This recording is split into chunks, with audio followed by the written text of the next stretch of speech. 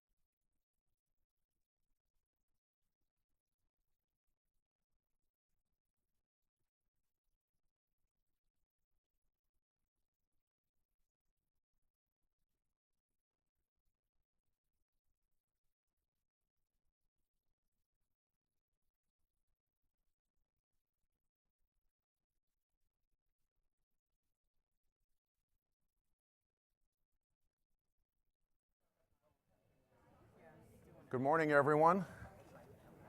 Welcome to the Washington Post.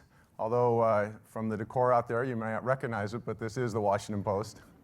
I'm Fred Ryan, publisher, and I want to say how happy we are to have you all here today. It's an exciting event. We'd like to thank all who are here in person and all of those who are joining us online. We have a great program planned, and we hope you will leave inspired and energized. I want to begin by thanking 1776 for partnering with us today. We've been fortunate to have this cutting-edge incubator as our neighbor just across the street, and I think you're going to love when you see the pitch competition that they've put together for us. I'd also like to thank Harvard's Institute of Politics and Fusion for collaborating with us on a special poll, which has just been posted on our website. Well, the Post, just like everybody else, is very interested in millennials. Politicians, advertisers, business executives, even publishers obsess over them. And we're very excited to say that 40% of the Post readership are millennials, readers aged 18 to 35. And we're always looking for new ways to engage content-hungry millennials with our content across multiple platforms. As you may have heard, there's a lot happening at the Washington Post lately. In addition to receiving our 61st Pulitzer Prize this year, we were named by Fast Company magazine as the world's most innovative media company. The past month, we've announced partnerships with some of the leading technology players on the planet, including Facebook, Amazon, Apple, Google, Twitter, and others. Last week, Digiday selected the Washington Post as the most innovative publisher of 2015. And as some of you may have heard, ComScore was just out with the results showing the Washington Post shattered all records in readership and surpassed every long-standing competitor. And I know you're not really supposed to mention competitors by name, but I won't. But one that we were pleased to pass was a certain newspaper based in New York that people say is kind of a regional publication now. But at the Washington Post, innovation and experimentation is at the core of everything we do. In fact, a great partnership exists between our world-class journalists and our superstar engineers, and that's driving this success. Tomorrow, we'll be moving into a new state-of-the-art headquarters where we've designed what we think will be the newsroom of the future. And in this new headquarters, our journalists and engineers and the entire team will collaborate to build upon the success that we're seeing. I think, as you all know, journalism is undergoing dramatic change, and the rate of change, I believe, is accelerating. In fact, I think over the past year, we've seen more change in the media landscape than in the 5 years that preceded that. And the Washington Post, what we're doing is embracing and seizing the opportunity to lead during this time of incredible change in journalism. And one important new initiative that we've launched is a focus on extending our journalism through major public events where thought leaders and newsmakers come together under the leadership of Washington Post Live. And today's event is part of that series. In fact, this is the final event we will hold in this building. And as you can tell by the decor out in the lobby, we wanted to blow the top off. But what better subject to address than the millennial entrepreneur?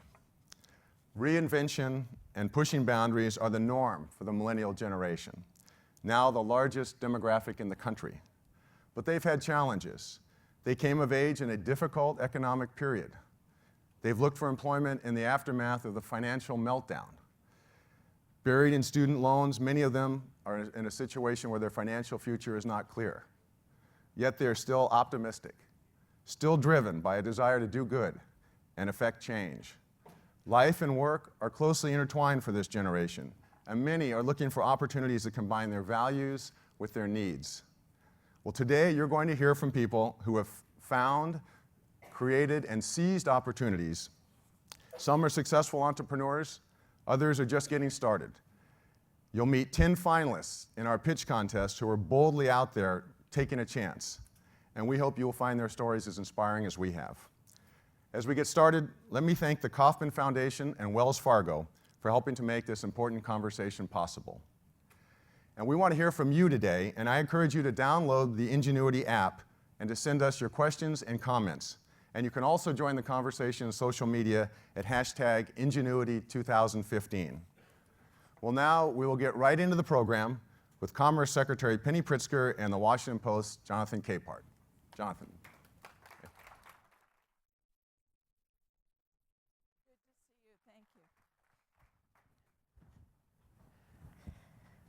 Thank you. Okay, thank you. As our publisher said, Fred Ryan, I'm Jonathan Capehart, Washington Post editorial board. And next to me is the Secretary of Commerce, Penny Pritzker. Thank you for being here. Thrilled to be here, thanks. So I'm going to start by doing something a little unconventional. You know, we here at the paper, we did a story earlier this year about the country's obsession with generational identity. And there are numerous "How Millennial Are You" quizzes out there. So I'm going to start the morning off by giving you one. Oh, great. You ready? I'm ready. Okay. Star Wars or Star Trek? Star Wars. I agree with you there. TV or Netflix? Oh, Netflix. Okay. Newspaper or tablet? Tablet. I think I'm newspaper. Okay. Landline, cell phone, or both? Both. I dropped my landline in 2003. Okay. I have, Bricks. You know, I have children. No, They okay. gotta. Bricks and mortar bank or online banking? Oh, both. Yeah. Okay, now here's some related to today's topic. Apple or Android? Apple. Android. Any Androids out there? Thank you. I'm sure lots. Uber or Lyft? That's a tough choice. I was going to ask, when was the last time you were actually able to Oh no, do I'm something an like that on your either. I'm an either. I travel with the entourage, Right. or UberX. Okay. Work-life balance or productivity? I try for work-life balance, but I fail regularly. An entrepreneur or intrapreneur? Oh, entrepreneur. And so, as you might have guessed, no matter how you answered those questions or those options, each one of them plays a role in our views of the American dream, or at least how we view achieving the American dream is. And as the options point out, you know, the pursuit of the American dream depends, varies from generation to generation and within generations. And in a recent Washington Post 1776 poll conducted with Harvard University and Fusion, 68% of people polled said a big part of the American dream is being able to start a business of one's own. And that leads to the question, how are these millennial values impacting the economy? Well, first of all, I'm more optimistic about millennials than because I think my experience of millennials is they're entrepreneurial, they're self-starters, and they have more tools available to them today than frankly I did when I was starting out in my career. If you think about the ability to use your phone or use your tablet and use your ingenuity to start a business. There's incubators, accelerators, there's all kinds of support structures that exist today. And I get the pleasure of going and visiting a lot of these places because we support them through our Economic Development Administration. And I work with entrepreneurs in a lot of different ways. And I see millennials out there starting businesses, and I think it is fantastic. And they're not afraid. That's the other thing. They're not afraid to move. I'm involved in, I'm in this company, and now I'm going to move to that, and I think I'm going to start my own business, or I'm going to move back to, the bigger, faster growing company. But I've got skills, and I'm taking them with me. And if I have to supplement my income because I'm going to work for Uber, 10 hours a week and supplement my income, there's just a lot of flexibility. It's different than it was in my generation, but I think it's an exciting time. Well, so there are a lot of tools available, but and millennials are optimistic, but funding is very hard for an entrepreneur to come by, and especially a young entrepreneur to come by. You mentioned that there's some things that Commerce is doing. Could you talk a little bit more about what your department is doing to push young millennial entrepreneurs along? Well, one of the things the Department of Commerce works on is, I feel it's our responsibility to try and create conditions where entrepreneurs of any age can be successful. And so what do? We work on expanding access to broadband, which is absolutely critical. We work on policies globally to make sure there's a free and open internet, which is something, frankly, I think I took for granted until I was in the government, and now realize there are a lot of threats to the free and open internet. We also collect and disseminate enormous amounts of data. We produce 20 to 40 terabytes of data a day just in the National Weather Service. And we're trying to make more, and that doesn't include what we collect at Census or patent and trademark in other parts of our organization. We want to make more of that available so you guys can think of creative things to do with it and build businesses around it. We also give you a patent or a trademark if you're going to start a business. Our Economic Development Administration is very much involved in supporting the creation of new incubators and accelerators, and we also work with communities to help them develop regional innovation strategies so that a community, and all communities are saying, how do we support more entrepreneurship? And so they're developing strategic plans, and we help them with that. We also have the President's Ambassadors for Global Entrepreneurship. Mm-hmm. These are folks who have been successful entrepreneurs, who are out there as mentors and examples as to how to go about starting a business. So whether it's Julie Hanna, who started Kiva, which is really crowdfunding, mm-hmm. if you will, to Tory Burch, who obviously started a retail firm that has now, worldwide well known. And then we have an effort called Startup Global, where we work with startups to help them be born global and access markets around the world. So those are just some of the examples of the way that we at the Department of Commerce are working with entrepreneurs. If you step back, Jonathan, for a minute, let's talk about innovation and entrepreneurship and how important it is to our economy. 65% of jobs created in this country over the last 20 years come from new enterprises. So it's critical. Innovation is critical. It's responsible for about a third of our economic growth. And so it's really, really important that we do what we can to nourish people and encourage and support folks who want to start a business. Your point about access to capital, that is a big challenge. The Small Business Administration has a number of programs that help new businesses. I think what's happening around crowdfunding is pretty exciting. I think that the Jobs Act was very useful in helping new businesses get started. So there's more and more sources of capital out there and enthusiasm for supporting entrepreneurs. And besides access to capital, are there any other big hurdles in the way of someone starting a small business? Well, there can be a lot of hurdles. I will tell you, in this country, we have, I have traveled probably to 35 countries around the world. Every single country around the world asks me, how do you guys do entrepreneurship and innovation? Because we need to be more like you. The most important asset we have is our culture. We have a culture where it's okay to start a business and it's okay to fail. That is not true in many, many, many countries around the world.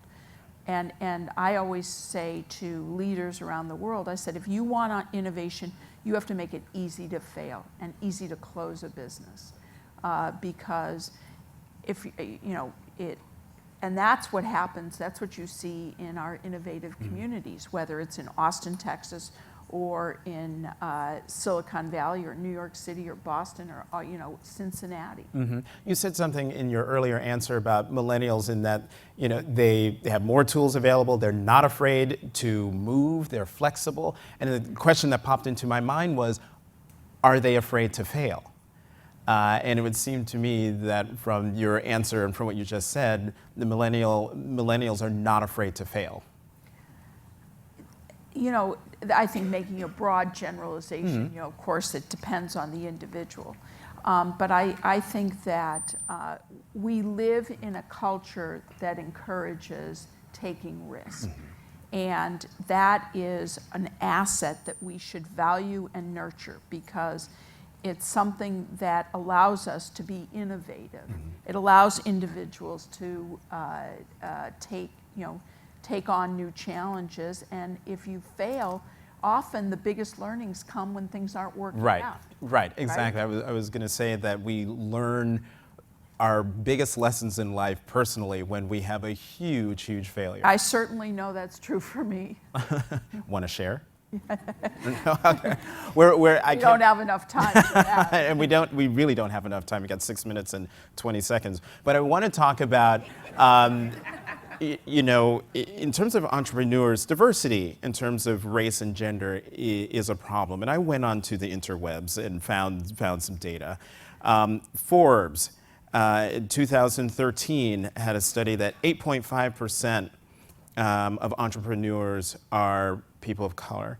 15% of firms owned by minorities received investment. The Kaufman Foundation in this year, a report using 2014 data, showed that 36.8% of new business in the United States was opened by a woman. And here's the flip side, which I found interesting. 50% of African Americans and 43% of Latinos say that starting their own business is personally important to them. And so you have a huge group of people of color who believe that starting their own business is hugely important to them, part of the American dream for them, and yet they make up such a small proportion of entrepreneurs or small businesses. Can you talk about why is that, and how can our culture, our government, your department improve those numbers? Well, I think first of all, that's got to change, and it will change, because look at the demographics of our country, which is changing.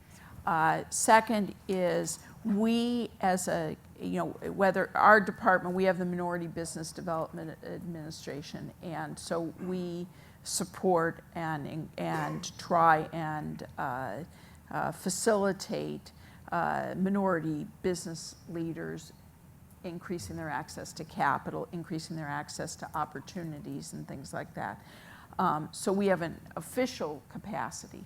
But we as a country have to do more to empower, let's say, women and minorities in terms of in the fields that support entrepreneurship, investment banking, venture capital, and where the money is. And, you know, one of my most amazing experiences in my 27 years in the private sector was actually, I started with a woman partner, a woman-owned real estate investment firm.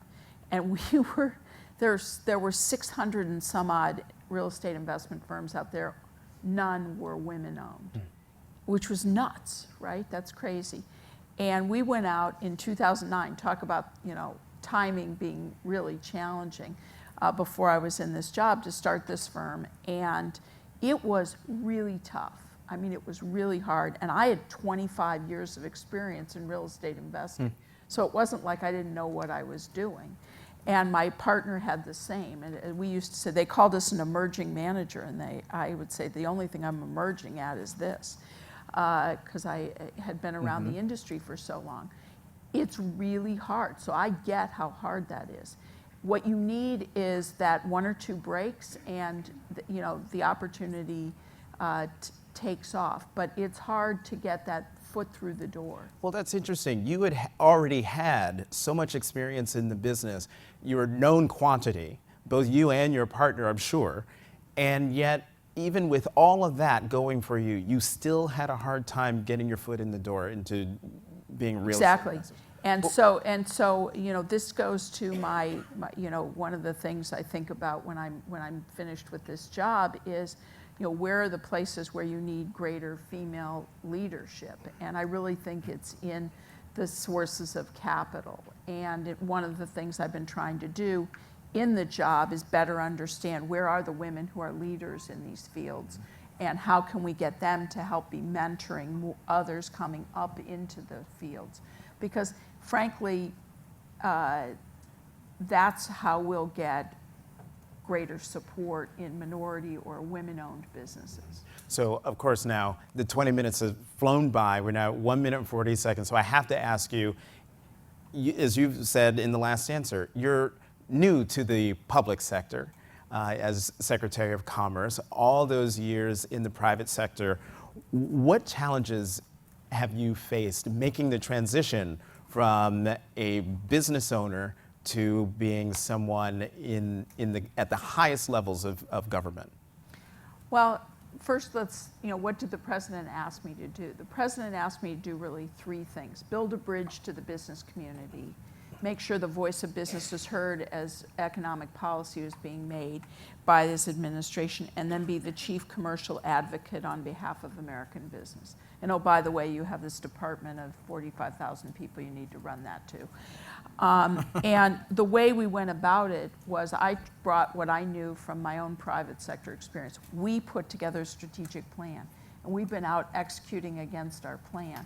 So what are the challenges? The challenges are, the difference is there are a lot more people you have to get on board if you're going to move forward with something than in the private sector. In the private sector, it may be your board of directors, it may be your management team. Here you have many more constituencies.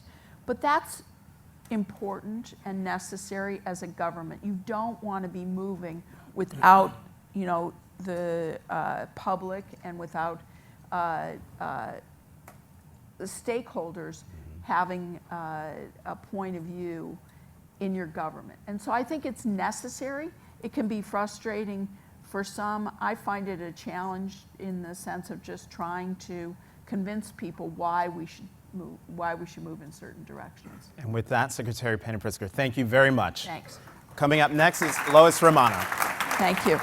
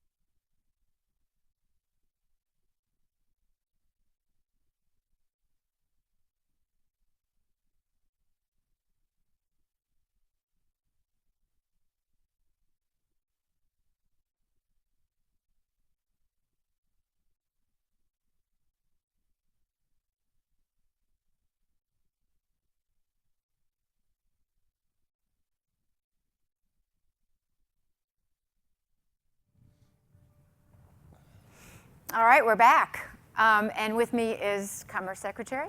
I'm sorry, that was really bad. Secretary of Transportation, Anthony Fox, welcome. I get confused with Penny all the time. I know. So I just want to repeat one thing that Fred Ryan said. This is our last day in this building. So if any of you had a secret fantasy of doodling on walls in an office building and not getting caught, this is your moment. All right, we will not stop you. All right, so I don't know if you heard, but Jonathan Capehart did the millennial test with Secretary Pritzker, Yes. and we are going to do that with you. We want to know how millennial are you?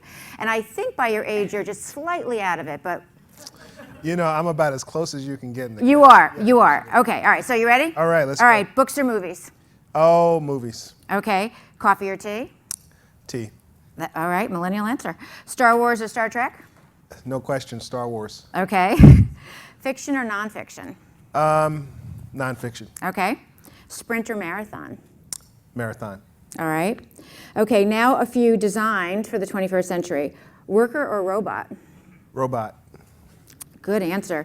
All right, now this one's going to be tough for you. Prius or Tesla? Ooh.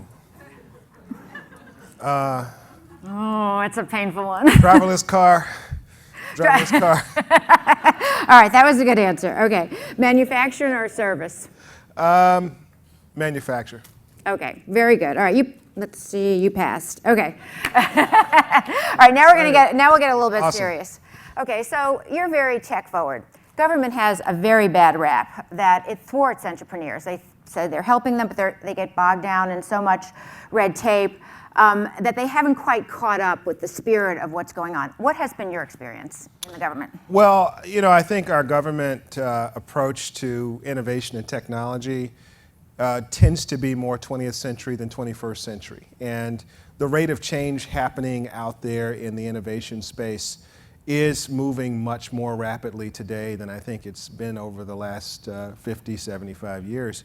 And in transportation, that's absolutely the case. And so what we're trying to do is to lean in, let folks know we're open for business in the sense that we want to help things get to the marketplace that enhance safety, like connected vehicles, like autonomous vehicles, and we're interested in helping to craft the rules of the road, so to speak, so those technologies can find their way into the marketplace and be safe.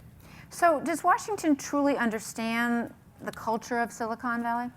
I think in this administration there's been more effort to lean into the innovation economy than we've seen in the past. I think it's going to take a lot of work to get the machinery of government down in the engine room, so to speak, to respond as quickly as we need, but I think we're making a lot of progress. So let me flip that question. Does Silicon Valley understand the culture of Washington? You know, there's the famous Microsoft story that they dug in for 20 years and got sued for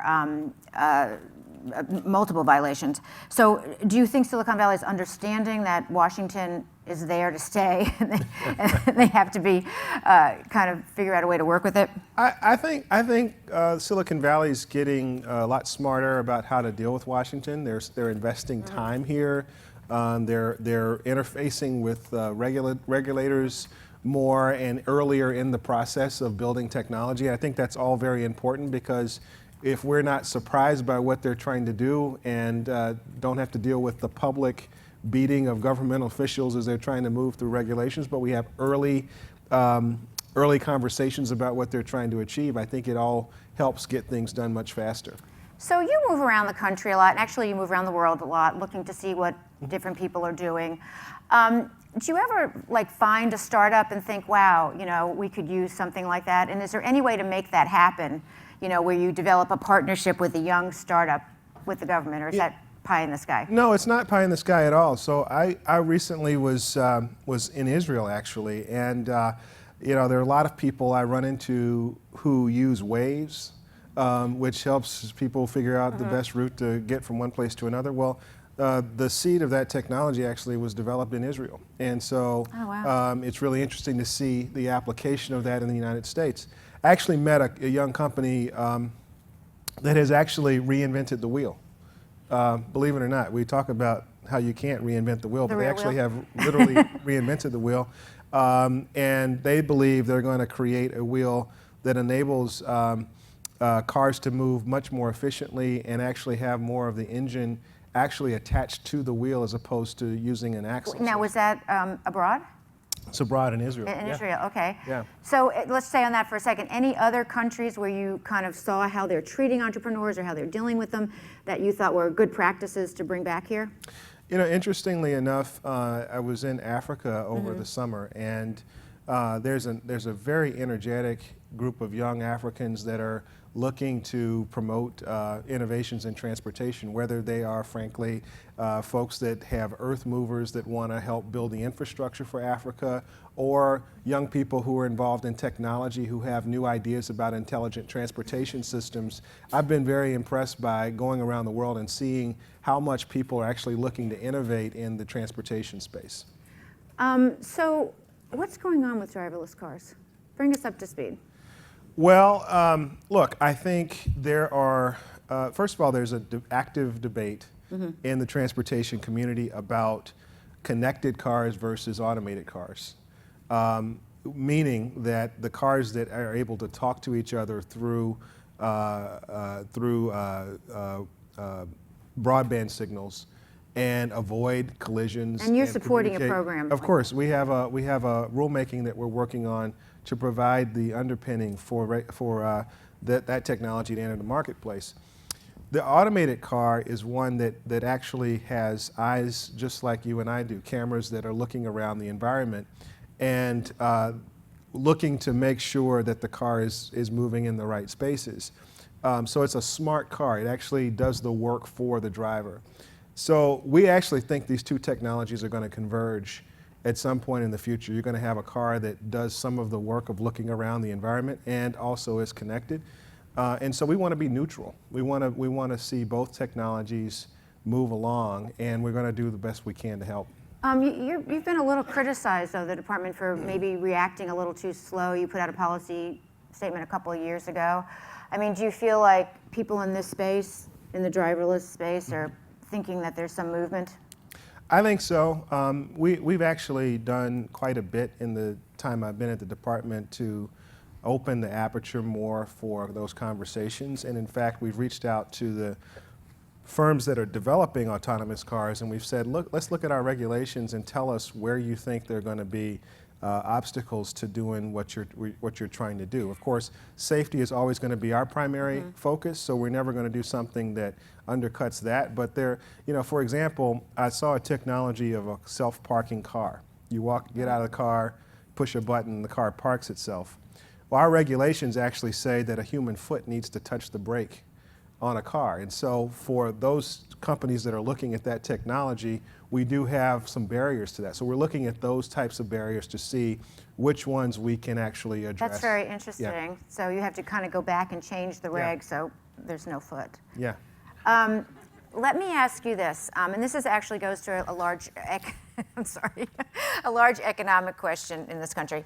How are millennials upending the transportation industry? And this goes to cars. Yeah. So talk a little bit about that and where that's heading. This is the really interesting thing that's happening is that millennials, 2/3 of them want to have transportation choices where they live, and they're making decisions about where they live based on transportation choices.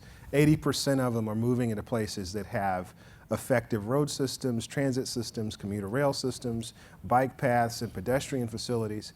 And if you don't have those, millennials are generally not going to be attracted to those areas. And you know, I think the challenge for our country is that we have a very road-heavy mindset when it comes to transportation. Out of the Highway Trust Fund, 80% of the dollars go to roads, 20% go to things like transit. And I think that millennials are looking for a different proportion of those investments to find good places to live. And so I think in many ways, the boomers have had sort of a road-heavy mentality. The millennials are going to have more of a transit-heavy, rail-heavy mentality. So that brings me to the question about the automobile industry. I mean, we just did a little bit ago a huge bailout of them, and they're worried. I mean, you can see the quotes everywhere. What's going to happen to the automobile industry? I mean, the millennials are now the largest segment of our population, and they are not buying cars. Yeah, so I was talking to a friend of mine from Nashville, Tennessee, and I had this conversation with him. He was saying, his son is about to turn 16, and he said, I'm trying to decide whether to buy my son a car or an Uber account. And it's really interesting. And I think cheaper that's to do Uber, yeah. I do think that's an active debate. Now, the reality is that even if you get an Uber account, there is a car moving That's true. that person from one place to another. And so, you know, I think that you will see the sharing economy taking on more of the load in terms of people making use of that rather than actually buying cars in the future. But I don't think we'll see the auto industry become obsolete, because we'll still need them for things like Uber and Lyft and other But companies. if people don't feel that they need 2 personal vehicles in their driveway, isn't that going to cut in a little bit to sales? It could. It could. And all these transportation choices that millennials are looking for also bear into that. But, you know, the reality is that we look forward. We have 70 million more people that we're going to have in this country over the next 30 years. So there's going to be increased demand just because of the growth in the country. And our road systems are going to become more congested because there's more competition for space. We're going to have 65% more trucks on the road over the next 30 years. So, you know, I do think we need these choices, because it's not like the system is static. It's not like we have the same amount of people moving around over the next 30 years. We're going to need to have more space for people to So will move. the auto industry need to just rethink a little bit about what they're providing? And, Sure. Yeah. I mean, but I think they are. They I think they're very, very conscious of these choice differences of generations, and I think they're actually taking stock of that. You are a big proponent of data-driven solutions. Yes. How do you address privacy concerns of millennials? I mean, we have a poll that just came out in the last day that shows that more than 60% are concerned with giving their data to the government and to tech companies. So it's a sharing of the data and also just breaches. So what do you say to them? You're collecting data to try to move things forward, but what about security? Well, you know, here's the reality. Like, you take something like accidents and deaths. We're at a point right now, we have north of 30,000 highway fatalities every year. And we believe data can help us reduce that by as much as 80%, data and technology. A lot of it is attributable to human causes today. And as we get more connected vehicles and the learnings of how those vehicles move in the current environment get stronger, I think we can expect to reduce highway fatalities by as much as 80%. But we have to have data to help us drive those decisions. So I think where we have beneficial uses of data, I think the public will be supportive of. But I think we have to do it in such a way that recognizes the overall privacy concerns and also recognizes the threats to any type of connected activity in terms of, you know, the car hacking and what have you. And so I think the industry is going to have to really pay attention to this, and we're going to do everything we can to help them build systems that are very safe. We're almost out of time, so I'm going to ask you, name the top 3 things that you did to modernize your own agency when you came in. Well, I think the first thing we did was we launched a 30-year survey of America's transportation needs. And I think that's become a bit of the blueprint for us in terms of thinking through how we do what we do. It's like starting with the end in mind and then working backwards. So as part of that, we have taken, secondly, a much more lean-in position on technology, whether it's unmanned aircraft, whether it's autonomous vehicles or connected vehicles. You're going to see our agency be a lot more proactive on that. And then third, data. We were the first agency to hire a chief data officer. Wow. And so we're going to continue trying to push the envelope. I will point out that our BTS, the Bureau of Transportation Statistics, is very good at telling us how traffic moved 2 years ago. We can have a study this year that tells us 2 years ago. But there's real-time information out there now that tells us how it's moving today. And one of the things I'd like to see us do is to move towards using more of the open source information out there that's just as good or perhaps better than the information we use and how we accumulate it, so that we can have more real-time information. So I just want to acknowledge one thing before we sign up. You are the man who got the airlines to let us use devices, right? I am the man. All right, all right. He gets a round of applause for that, okay, where they don't come around and, all right. Go Panthers and go Thank you Steph so much, Curry. Mr. Absolutely. Thank you. Secretary. Thank you.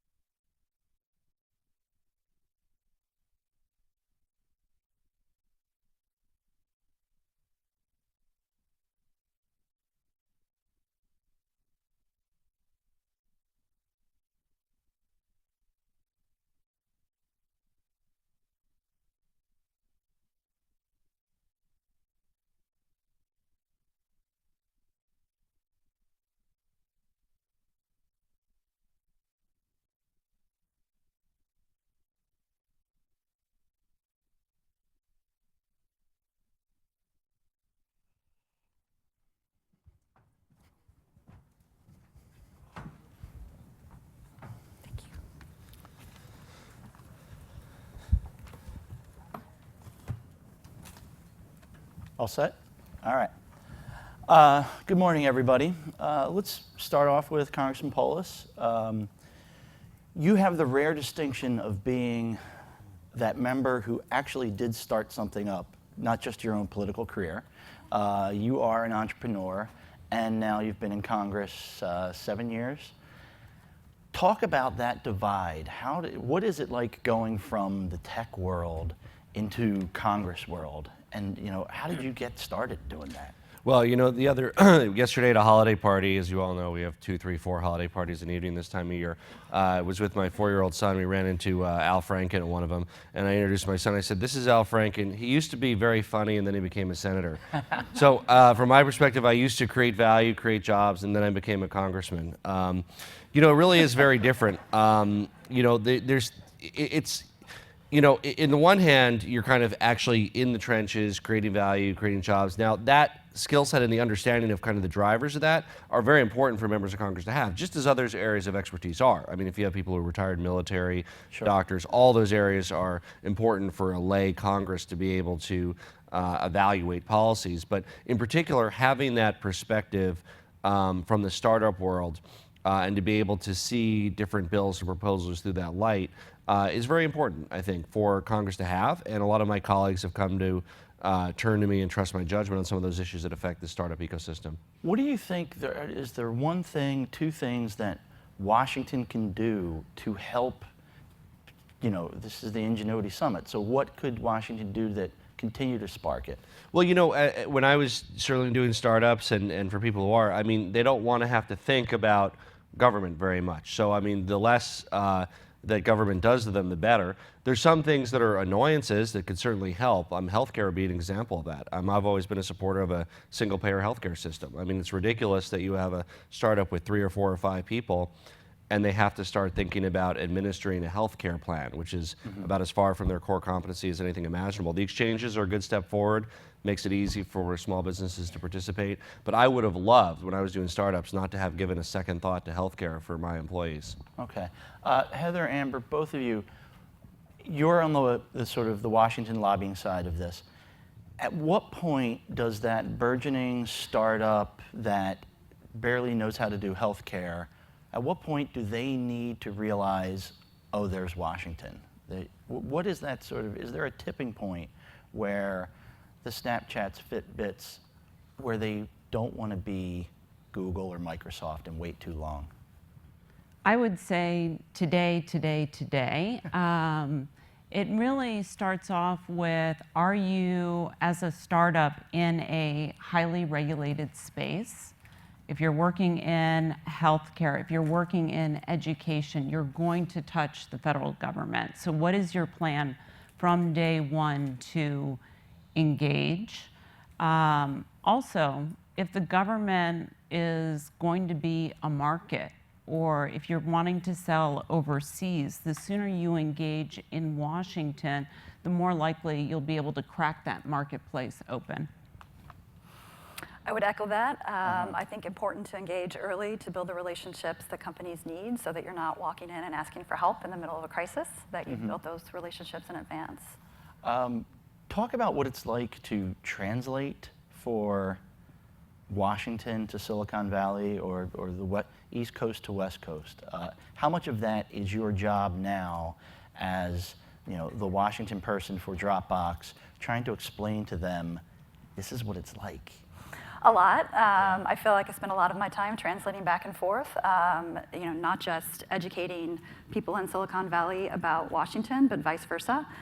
We put a big emphasis on bringing lawmakers out to our headquarters. I think it's great for lawmakers to see how their policies impact us on the ground, and having that free flow of information back and forth, I think, is critical.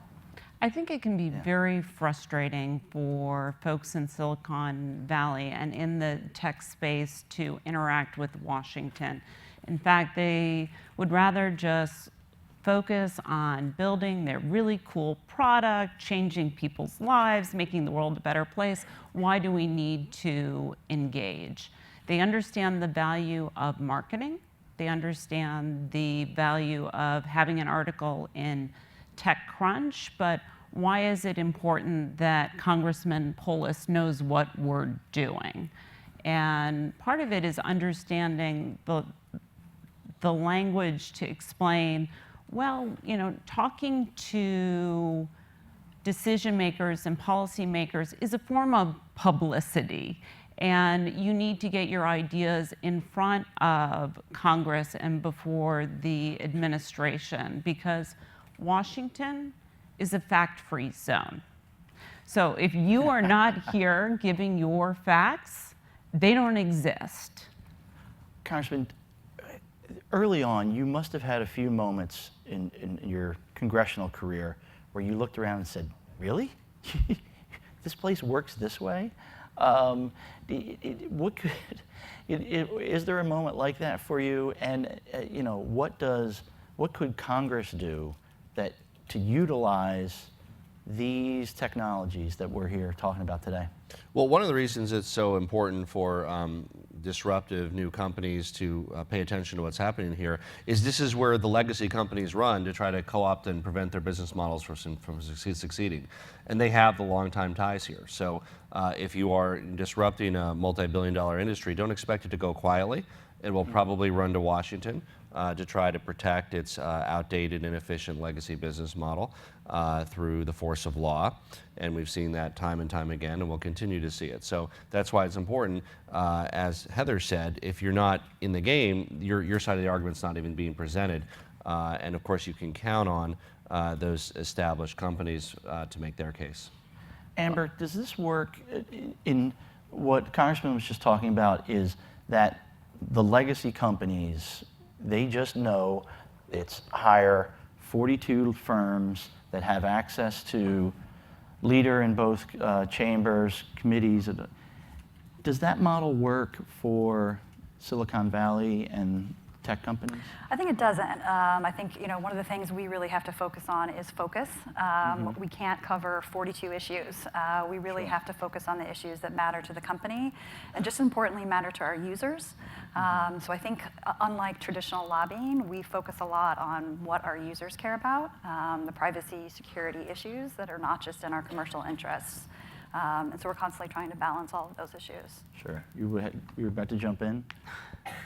I do think that when you're going up against an incumbent, you have to be smarter, faster, work harder, and you're doing it for clients that don't want to pay money for it. And so it is a David and Goliath battle each day. And so the companies that do well as they enter Washington have sort of smart, scrappy entrepreneur lobbyists as their lobbyists. Congressman, is that true? You're on the other end of this. When you look at companies like Uber and the way their lobbying model is, and it's generating grassroots and it's scaring the hell out of Mayor de Blasio, or the whole SOPA PIPA fight. Is that more frightening to a lawmaker to get 10,000 emails, calls, texts? Yeah, mobilizing consumers, as we saw in the SOPA PIPA debate, and I think we see the overwhelming desire for more choices around riding and you know, in case of Airbnb, renting extra capacity in your home. I mean, those are the most effective ways by far. I mean, it's one thing for a lawmaker to hear both sides and lobbyists from both sides. Okay, one side might have more lobbyists than the other, fine. But all of a sudden, if they're getting calls from their district, hundreds of them, about people that like this service, or by the way, maybe it's their grandkid that likes this service and can explain it to them, that I think can be even more impactful than just making the case here. As Heather said, there is a cultural gap. I mean, you're asking these companies to say, wait a minute, you want me to pay a lobbyist more than our CEO's making? I mean, our CEOs, you know, they just don't get that. They're trying to put all their capital in the rapid growth, and they potentially see this as a huge resource sink here because they just don't see that same kind of return that they would see by, you know, expanding more rapidly. Mm-hmm. For CEOs and the top executives, how much attention are they actually paying to what's happening here in DC, and how much is just devoted to their company? It really depends on the CEO and their appetite for public policy and engagement. We have CEOs that do not want to come to Washington, and it's our job to protect their interests and promote their ideas when they're not here. There are others who are really hungry to change our system, and you're going to hear from one of those later on this afternoon, Josh Hetrick with Hampton Creek, where very passionate about being engaged on public policy. Amber, you are the first hire for Dropbox, right? You are this is the first person. You are a startup yourself. Exactly. Talk about your company's engagement here, and you know, how often has your CEO been out here, and what really prompted them to know, hey, we got to get in the game here? I mean, I think it was very much an idea that we want to get engaged early on and build those relationships. I am very fortunate that I have executives who are very interested in policy, want to influence it, want to help shape it.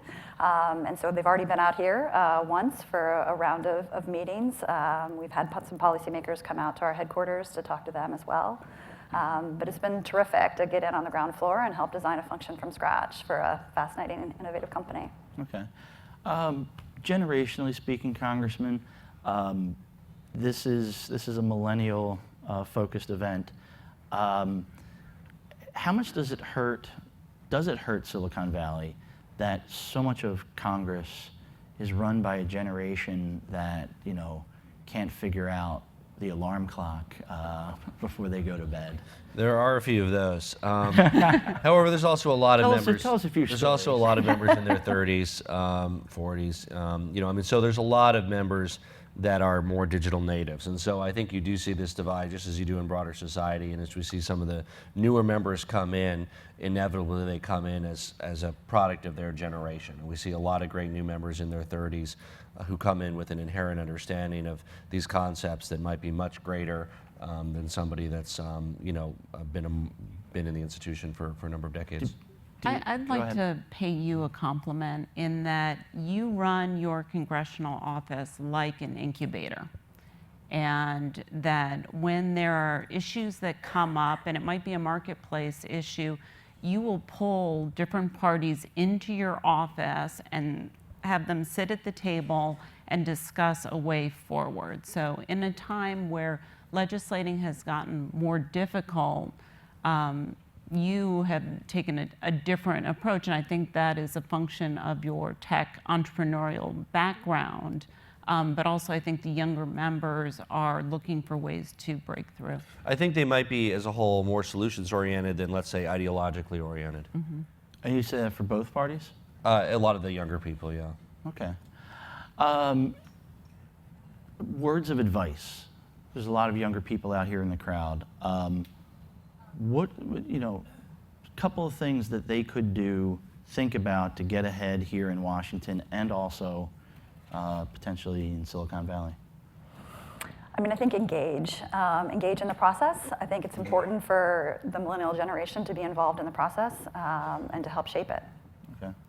So, I mean, at the very least, you can be members of associations. There's, an angel association. There's various groups like inGEN. There's venture capital associations. So, I mean, belong to the appropriate organization if that's all you do. If you can do more, if you have the resources to do more, you can certainly look at getting more involved in this town and what policy making. Know your member of Congress. They're here to work for you and to represent you, and there is nothing magical about sending an email, picking up the phone, and calling a member of Congress. The other thing is, in Washington, you can never have enough friends. And so take the time to be a good friend to others, to help people, and continue to grow that network. That I call that finding your patron saint, and don't always put your eggs in the basket of one patron saint. Of course, the flip side of that is if you want a friend in Washington, get a dog. That's the other thing to say. So and maybe, or a lobbyist. So maybe it means you can't have enough dogs. Is that what you're saying? A couple dogs. Let's go back to just a sort of serious note. Couple of the issues that seem to be running through tech issues, recurring again and again, seem to be privacy, and we're starting to constantly see national security because there's this fear of hacking, whether it's the Chinese or terrorists. What is sort of the biggest, for a company like Dropbox? This is about storing stuff in the cloud. How important is this issue going forward for your company, and what needs to be done? It's critically important. I mean, it's the biggest issue that we face. People put their information in Dropbox because they want to keep it safe, and they trust us that we're going to keep it safe, and we need to carry through on that promise. So we're very focused on the government surveillance debate in Washington. We're very involved in that. The encryption debate, also critically important. Anything privacy related. Okay. These debates are very delicate because just as people worry about their information being stolen by somebody because of lack of cybersecurity, they also worry about the government inappropriately seeing their information. And that can be very upsetting to the ecosystem as well if people don't have the confidence that their information is secure from government surveillance. So finding that balance has always been the challenge in areas like cybersecurity. Okay. This is a difficult question, and it will divide up the marketplace, and the government really needs to be careful to not disrupt a marketplace, to not get between companies and their customers while still respecting national security issues. And it is a very important debate, and one that great thought needs to be brought to fore. All right, final minute, just some real easy lightning round type stuff.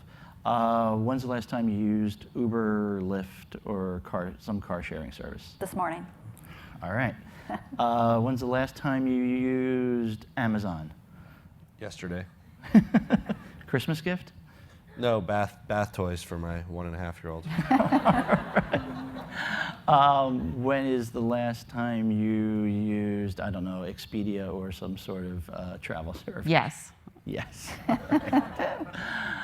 All right, we're going to end on that light note. We're into the final 30 seconds, so I'll just end it there and say thank you all for being here, and thank you to the Washington Post, Fred Ryan, and everybody else. Good luck with the rest of your day. Thank you. Thank you.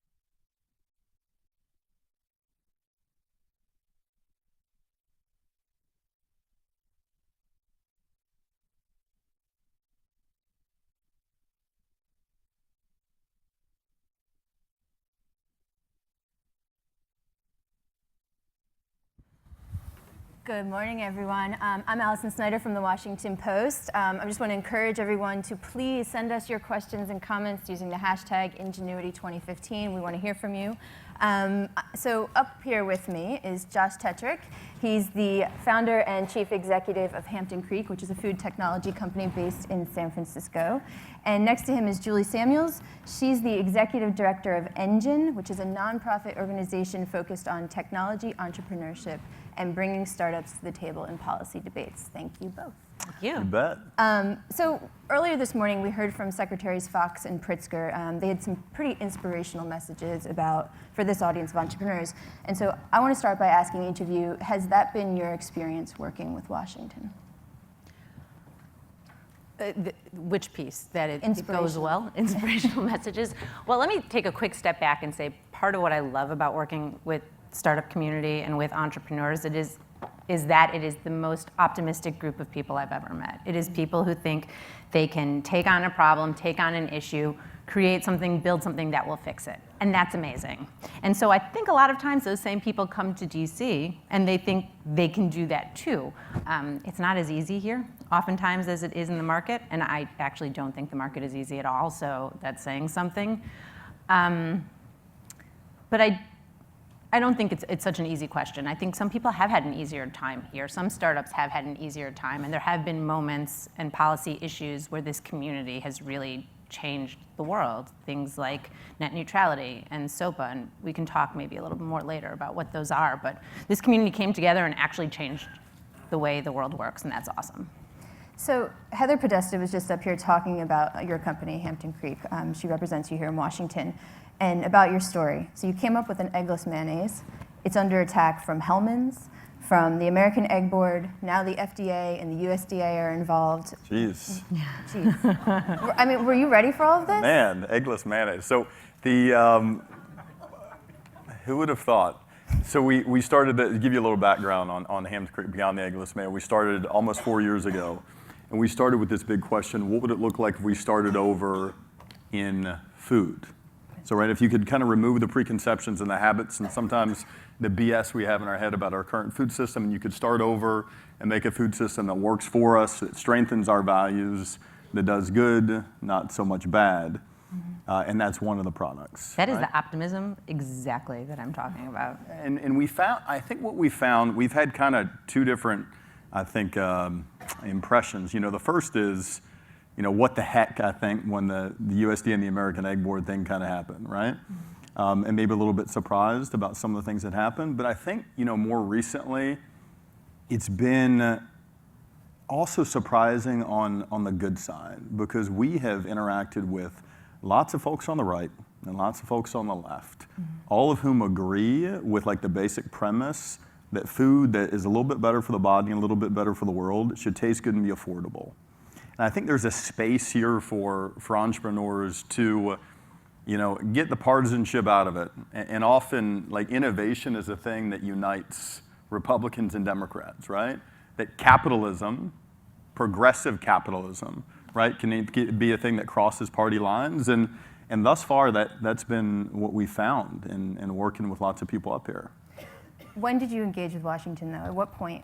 When did you start talking with people here? When did you hire a lobbyist? Well, so I knew in starting the company that eventually policy was going to be important to us, not just to like keep bad shit from happening, right? But also the point of the company is to use food as a mechanism for good. So we really started engaging about 6 months, 8 months ago, and we engaged through Heather and her group, and former Secretary Sebelius just joined our board. So that's been a big boost to how we think about things. But you've been around for you're coming up on 4 years, correct? Yep. So 6, but really not till 3 years into it. Yeah, no, that's right. So what would you have advised him to do? So I think this is a really tough question, because if you're a small startup, if you're growing, you have immediate concerns, like literally keeping the lights on, right? And making payroll and keeping the business moving. And at what point does it make sense to say, okay, but I also have to focus on policy? I think, as I think they talked about a little bit on the last panel too, for some companies it's really obvious. For you guys, it was really obvious when you had to engage in policy, right? Like something happened and you had no choice. Yeah. For a lot of other companies, that's not the case. It's kind of like, well, there's this thing, and it's kind of like an esoteric or an abstract threat. Do I need to get engaged? Do I need to kind of take my head out of the sand and draw attention to myself? And those are hard questions. What we found is that there are some startups, particularly when you're on the East Coast, particularly when you're in DC, who do engage earlier, and that's because there's a culture of engagement in the cities.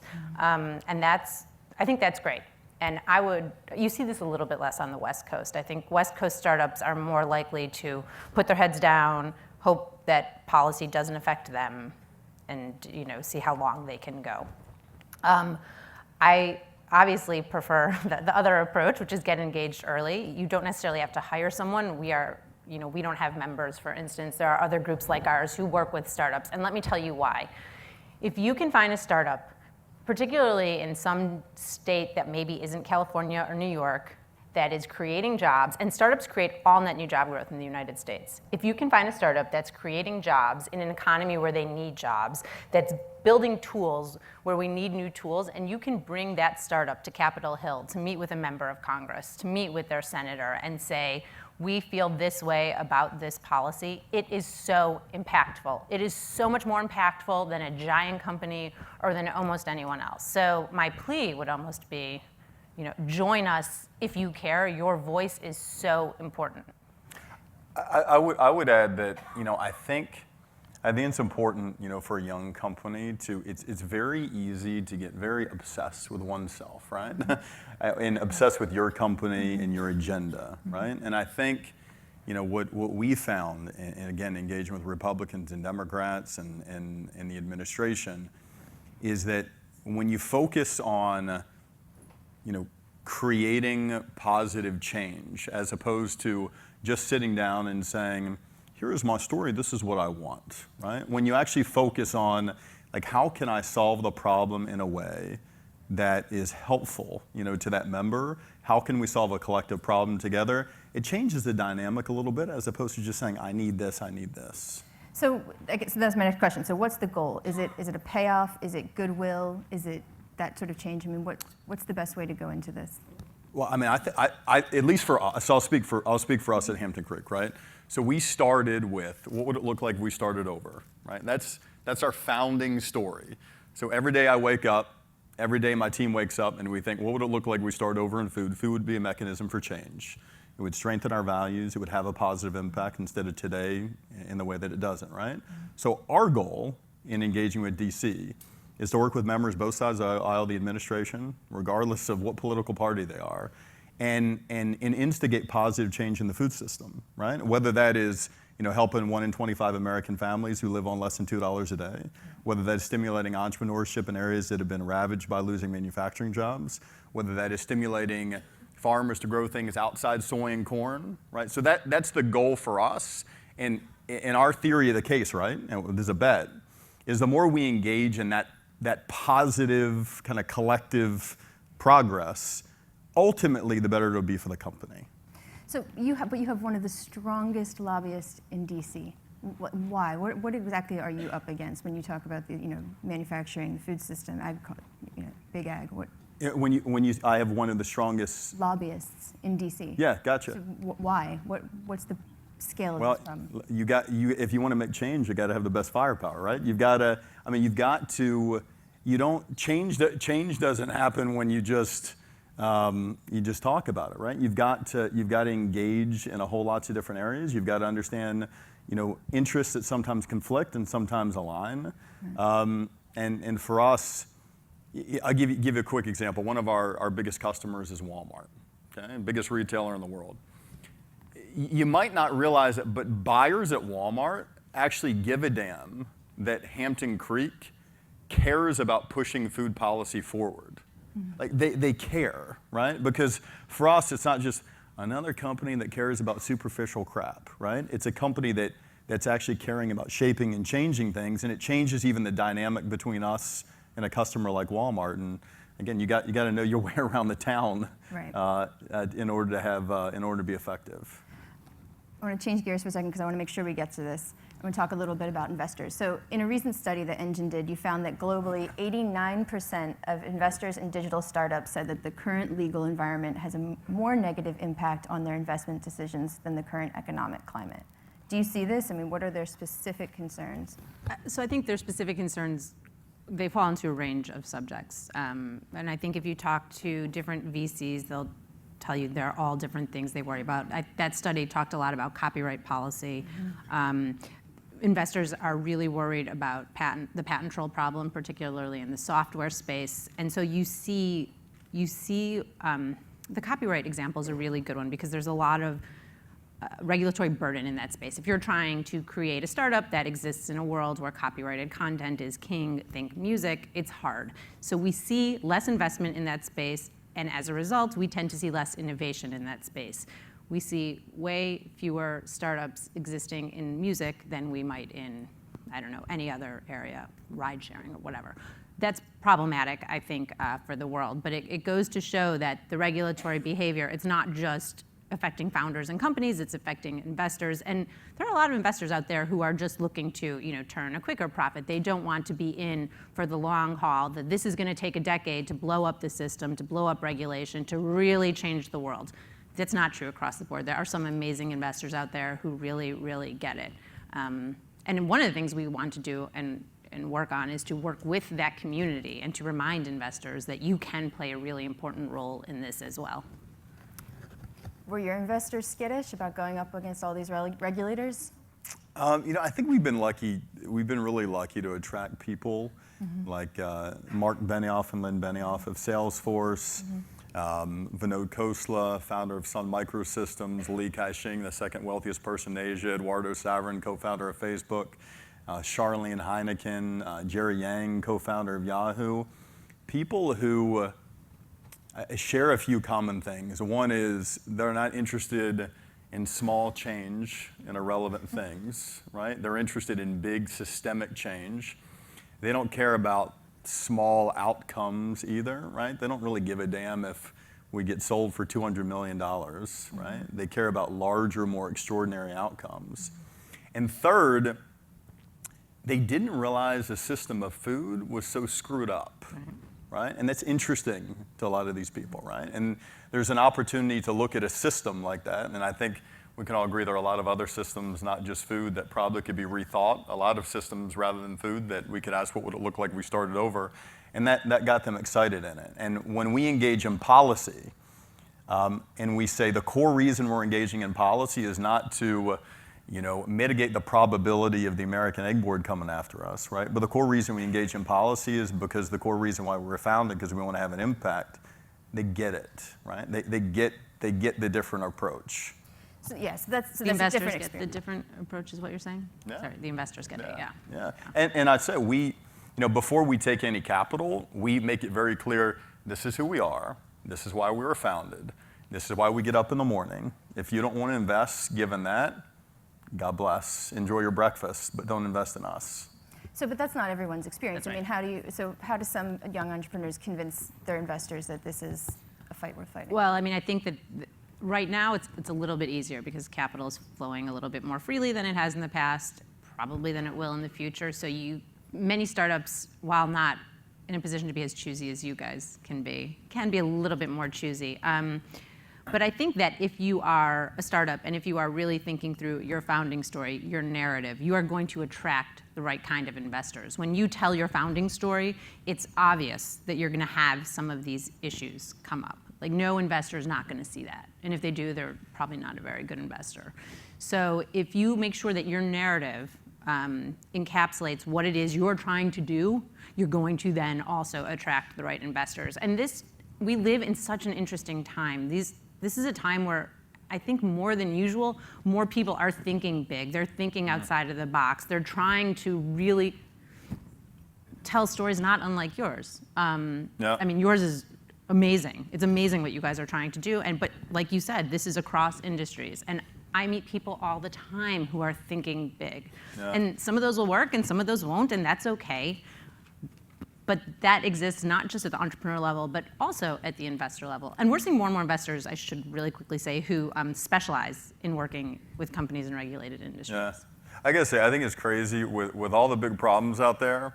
I think it's crazy for the entrepreneurs in this audience to work on small things. I agree. In fact, one of the ironic things is sometimes there's less competition when you actually work on bigger things that matter. Because all your other friends and other entrepreneurs are working on these small incremental things. And sometimes life is way too short for that. And often when you work on big systemic things, well, you might need to engage in DC a little bit more. This is a really millennial position, by the way. Speaking of, here we are. I mean, this is, and I'm apparently not a millennial, so I don't know if you are. But, I don't know anymore. you know, I think that you see that, again, it's this optimism, there's more than just turning around a quick app where I can make a bunch of money. There's more out there than that. There's like real fundamental things I can do. And that's really, really exciting and inspiring. And this is something we're going to talk about later today, about sort of why it's important to millennials, why they value social conscious so much. So how do you balance it? How do you balance, you know, being socially conscious with staying in business? And is that even the right form? I got to say, for all the entrepreneurs in the audience, I think one of the biggest fallacies that people will try to stuff in your brain is there's this massive trade-off between attempting to solve real, not imagined, but real urgent problems like hunger and homelessness and gender inequality and 1 billion people living under $1 a day and 67 million young kids without an education and all the issues in food, that there's a trade-off between attempting to use business to solve these problems and making money. Like in fact, like selflessness in a lot of ways can be profitable. We live in this world where we think, well, we do good, we make nothing, we're martyrs to the world, right? Or we do business and we don't care about anything, we make a lot of money. That is a false construction. That does not have to be the reality. That is a made-up reality, and we can approach it a lot differently. And we're starting to see too, for instance, both Etsy and Kickstarter recently elected to be B Corps, which is an actual corporate structure that allows you to, it's not maximize your profits, but it's to do it in a way that is you remain true to your values. And you're seeing more and more of this in the mainstream, which I think is probably helpful for young entrepreneurs. We have less than 2 minutes. I want to ask you a question, personal question about your experience as an entrepreneur. So This past summer, there was a report from Business Insider that sort of was talking about former Hampton Creek companies, employees, and some of the things they alleged about the leadership. Ignored science, stretched the truth. How did you survive that? Because I think that's a really important. Well, I think like is always the case, whether we deal with investors or customers, why did we start? What do we stand for? What's the deal about, right? Like headlines, good headlines, bad headlines, good days, bad days. Listen, like building a company is hard, right?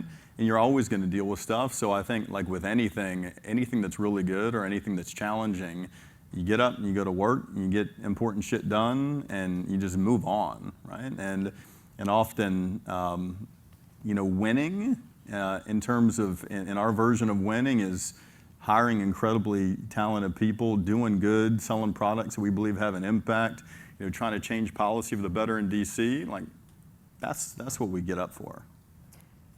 30 seconds. It's going to be a fun question. You ready? Mm-hmm. All right. Fill in the blank. Move blank, get out the way. I would say that there are certain entrenched industries who are here in DC and who've been playing in DC for a really long time, and those industries will stand in the way of progress, both technological progress and progress at the legal and regulatory level, in order to kind of keep their business model profitable, and that is really dangerous. I know we're running out of time. I have a lot of examples. If anyone wants to talk about that, you know where to find me. Move blank, get out of the way. I would say, again, to the entrepreneurs here, move this unnecessary, contorted view that, again, we're often served on a platter about, that says you can't solve the world's biggest needs and build a company. Move this idea, this false reality, that you cannot solve some of these problems and make a life, for yourself. Move the idea out of your head that you need to focus on small, irrelevant things. We got too many damn problems here. for the people in this audience that are thinking about starting a company, who have already started a company, not to do something that actually matters. And if we can move that out of people's heads, I think we'll end up having a big impact. That is the perfect segue to what we're going to do next, which is the first round of the pitch contest that we were holding. And so we'll turn it over to them. And thank you both. Awesome. So much. Thanks, Allison. Thanks. Thanks. Thanks. Let's go out.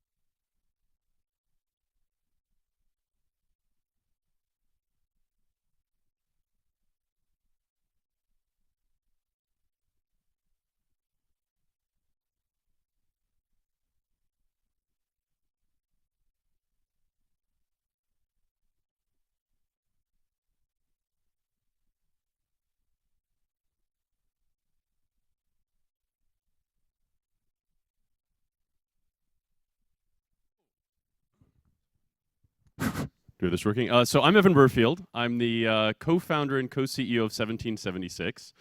And I'm here to kick off our pitch competition. For those of you who don't know, 1776 is a global incubator program and venture fund focused on startups that are addressing essential human need in areas like healthcare, education, energy, smart cities, financial services, and food.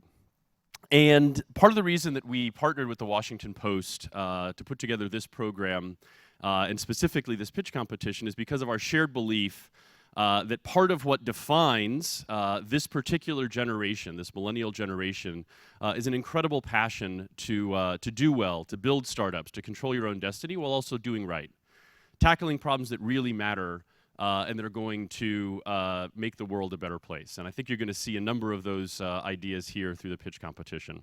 I hope you enjoyed the videos that you just saw, a little bit of a teaser for the pitches you're going to see here in a little bit.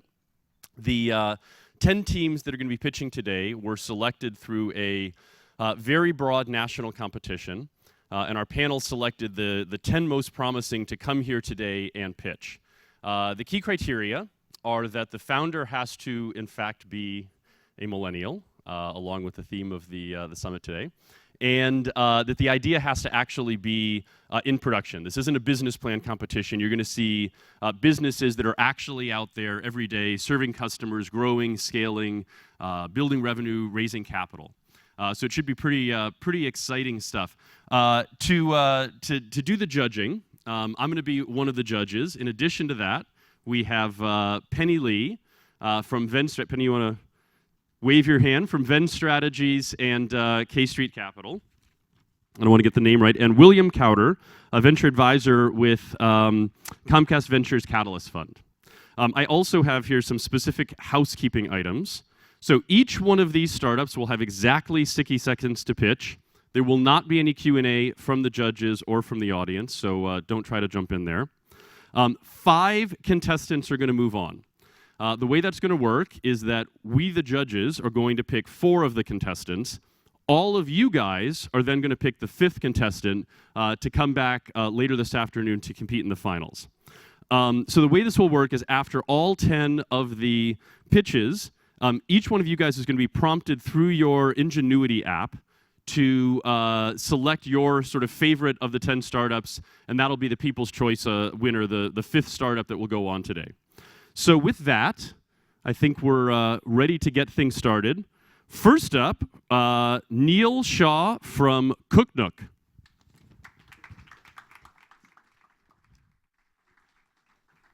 Hello. Busy professionals and families come home after a long day and don't have time to cook a healthy home-cooked meal anymore. Cooknook has the solution. We leverage excess capacity from local home cooks. So people like stay-at-home parents, people that love to cook and are cooking for their families anyway. And we deliver their meals to tap into the $70 billion takeout market. We are a peer-to-peer food sharing platform. And we're disrupting the food industry the same way Airbnb has disrupted the hotel industry. We have a great team of top-tier MBAs, food service professionals, and advisors that launched Cook Nook earlier this year, and we have over 150 cooks on our platform and served over 1,000 meals to date. We are delivering all over Washington, D.C. and Arlington, and our plan is to replicate this model nationwide. So we're Cook Nook, healthy, home-cooked meals delivered to your door, just like Mom used to make, but without the nagging.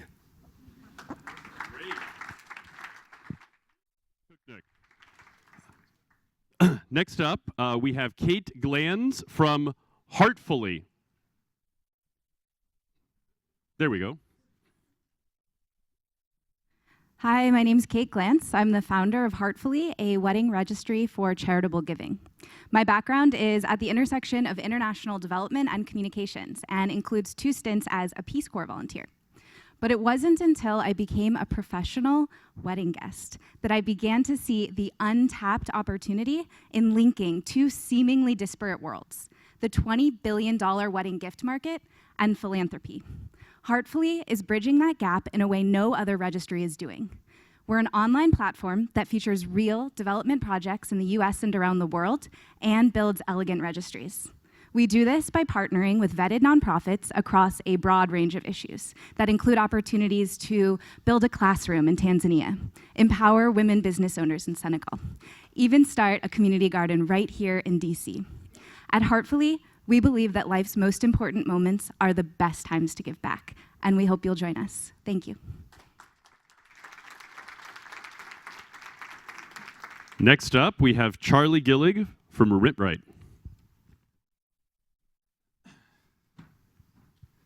Hello, I'm Charlie, and we are the kayak of remittances.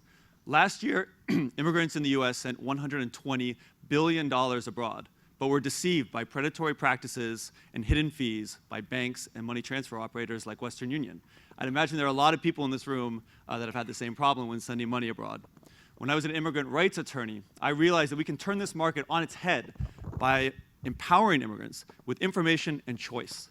So our 5-person team built a groundbreaking comparison tool that provides up-to-date information on all remittance options.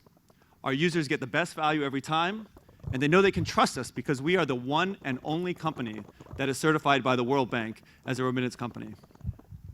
The impact is staggering. With RemitRight and remittance market transparency, billions of dollars goes where it should be, in the hands of hardworking immigrants in the US and to life's essential needs in developing nations, and not to the Western Unions of the world. Thank you. All right. Next up, from Major Clarity, we have Joe Belsterling.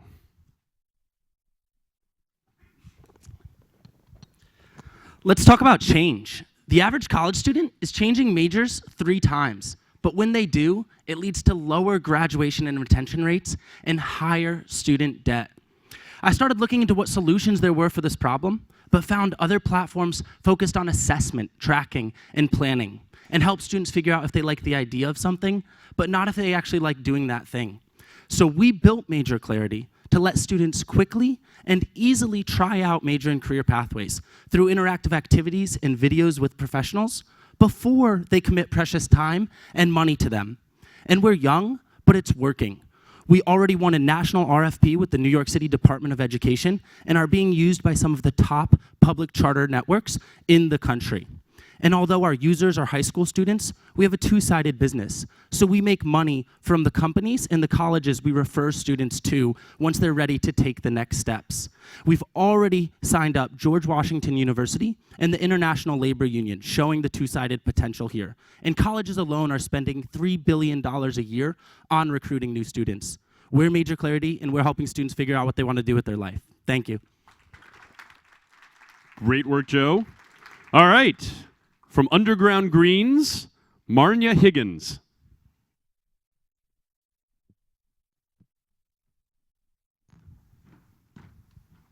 Good morning, everyone.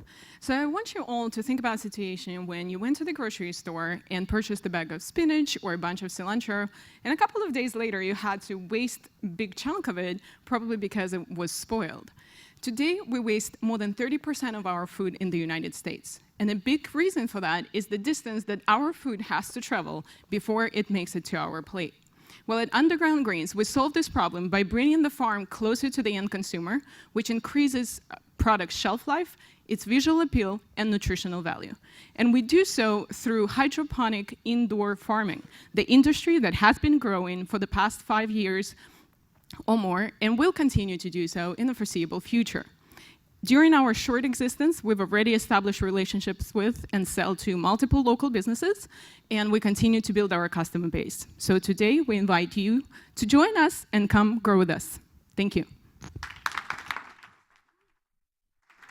All right, so we're halfway through our 10 pitches. Let's hear a really energetic cheer for the first 5. Let's get the second half fired up.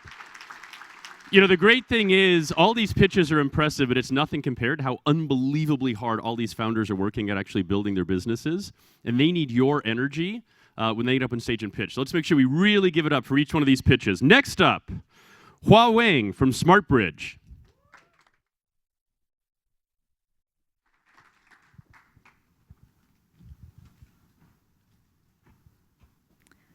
SmartBridge is an online platform that connects businesses with top health and life science experts on a freelance basis. All prospective professionals, including doctors, scientists, healthcare lawyers, and consultants, are vetted to ensure valid credentials and deep healthcare expertise. Clients include insurance companies, healthcare investment funds, lobbying, and consulting firms. We manage the back-end processes, including contracts, payments, and protection from liability and conflicts of interest. My co-founders are physicians on Johns Hopkins, and I was a global scholar at the Kauffman Foundation and a healthcare strategy consultant.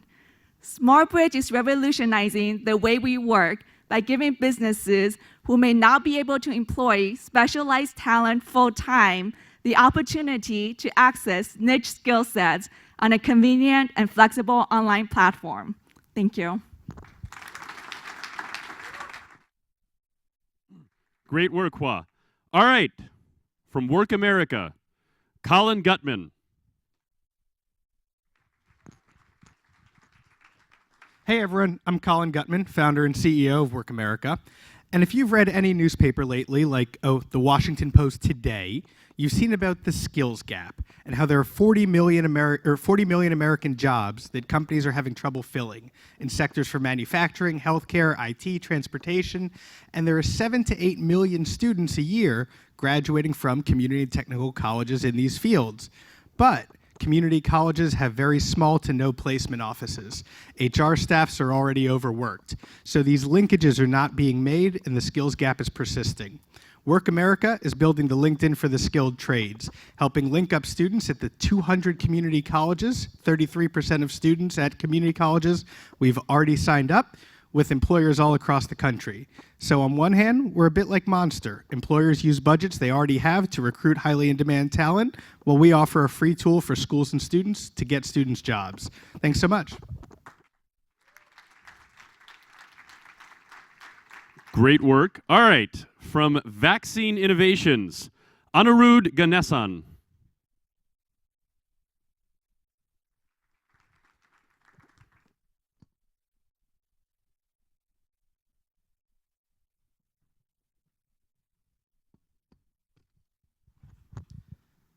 I was personally impacted by the problem of last leg vaccine transportation.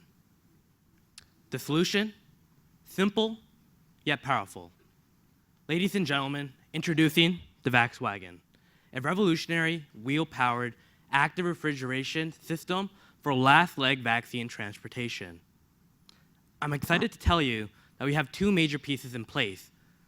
First, a talented and experienced team made up of directors in the pharmaceutical industry and a well-renowned research scientist. Second, a patent-pending design.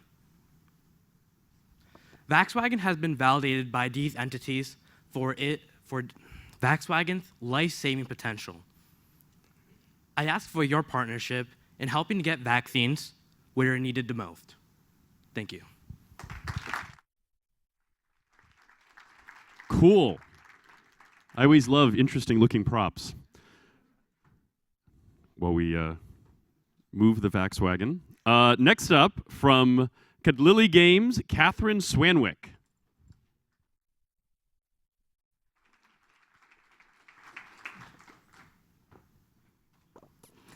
Hi, we have a STEM education crisis in the US. Jobs related to science, technology, engineering, and math are projected to increase dramatically. But international test scores indicate that American students lack the skills to meet these needs. We want to create educational games to fill this knowledge gap and excite students about STEM. We can do this because I'm a neurobiologist and my co-founder is a civil engineer, and we are now both teachers. We create tabletop games targeted for grades pre-K through 12, and instead of just using trivia, our 4 games incorporate fun game mechanics that make students learn key STEM concepts without realizing it. We were recently asked to join George Mason University at the Virginia Serious Game Institute, which is a business incubator for gaming companies. And as part of this community, we hope to continue to innovate game mechanics to transform STEM education. Excellent. And now, last but not least, our final pitch from Lima, Scott Levy. How's it going, everyone? My name's actually Mark Squire. Scott's my co-founder. He's over there, so I'm giving the pitch. But my name's Mark, and our company's called Lima. We're an online marketplace for handcrafted treats delivered direct to your doorstep. So all across the United States, there are entrepreneurial food makers brimming with excitement about their products, right? So our mission is to help these people share their products and share the stories behind them.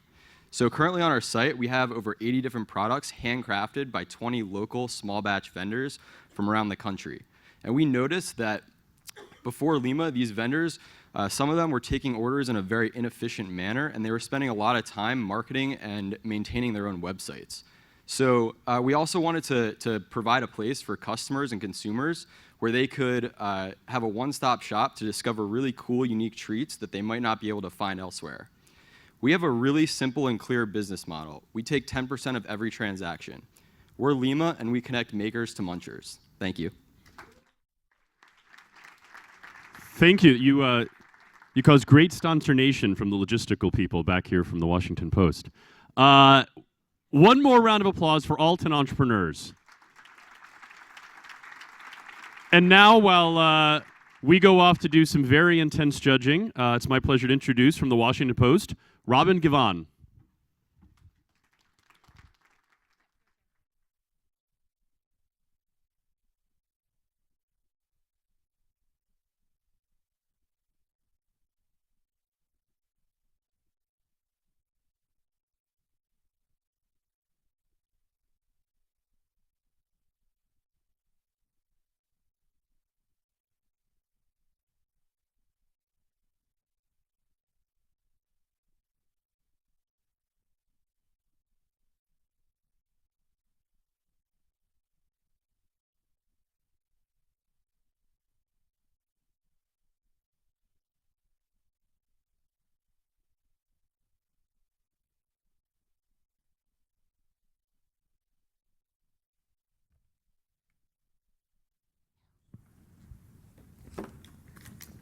Hello, everyone. I'm Robin Givhan, and I cover the fashion industry for the Washington Post.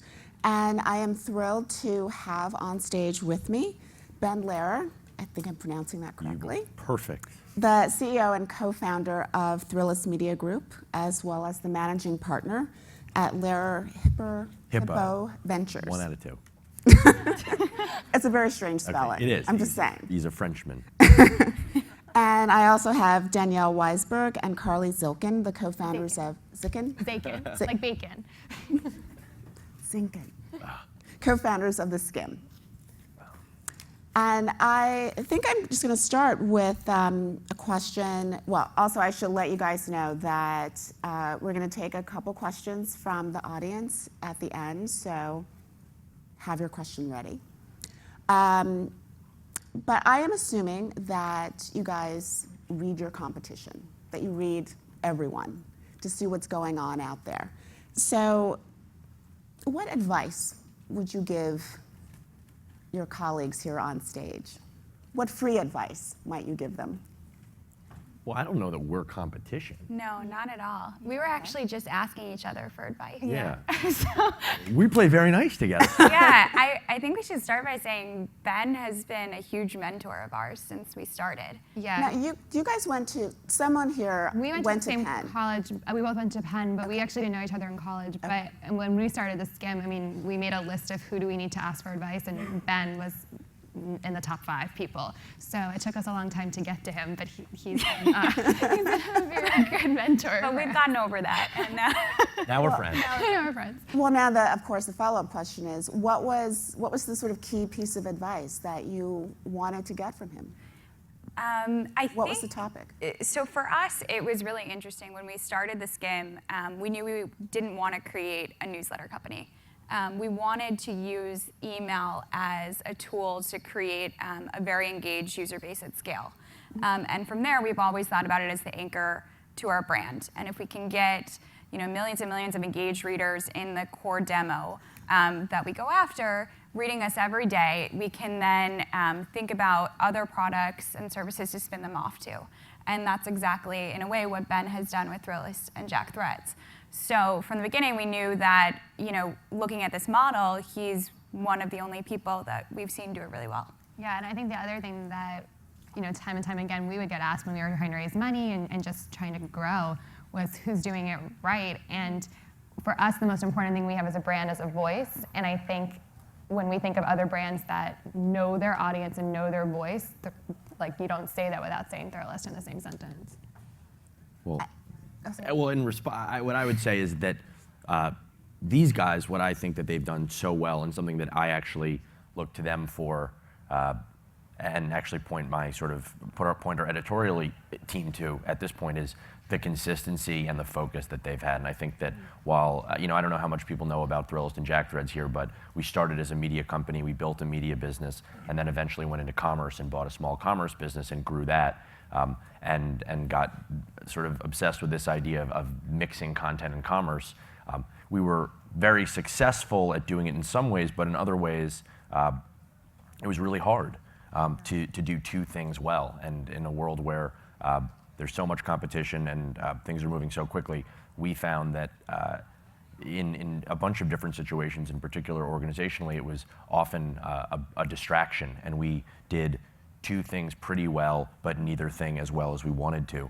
And actually recently, as part of a fundraise, we spun Jack Threads into a separate company that sits beside Thrillist, partially because of that. And I think, as I've hung out with these guys, I've always, early on, I think I was like, more monetization, find new ways to sell things to the audience and all this stuff. And what I love about what they're doing, and I think as you look at the market, the best businesses out there right now are the ones with the most focus, who really know what they stand for, know the audience that they want to speak to, and they don't waver from that commitment. And so that's something that we're trying to retrench on at Thrillist, actually, and refocus on service and really making sure that our content is top-notch and truly differentiated from the rest of the market. I think these guys are doing as good a job, if not a better job, than literally anybody else right now in knowing exactly who they're talking to and not getting out over their skis and trying too many different things. I mean, when you bring up the audience, it's a good question, a good point.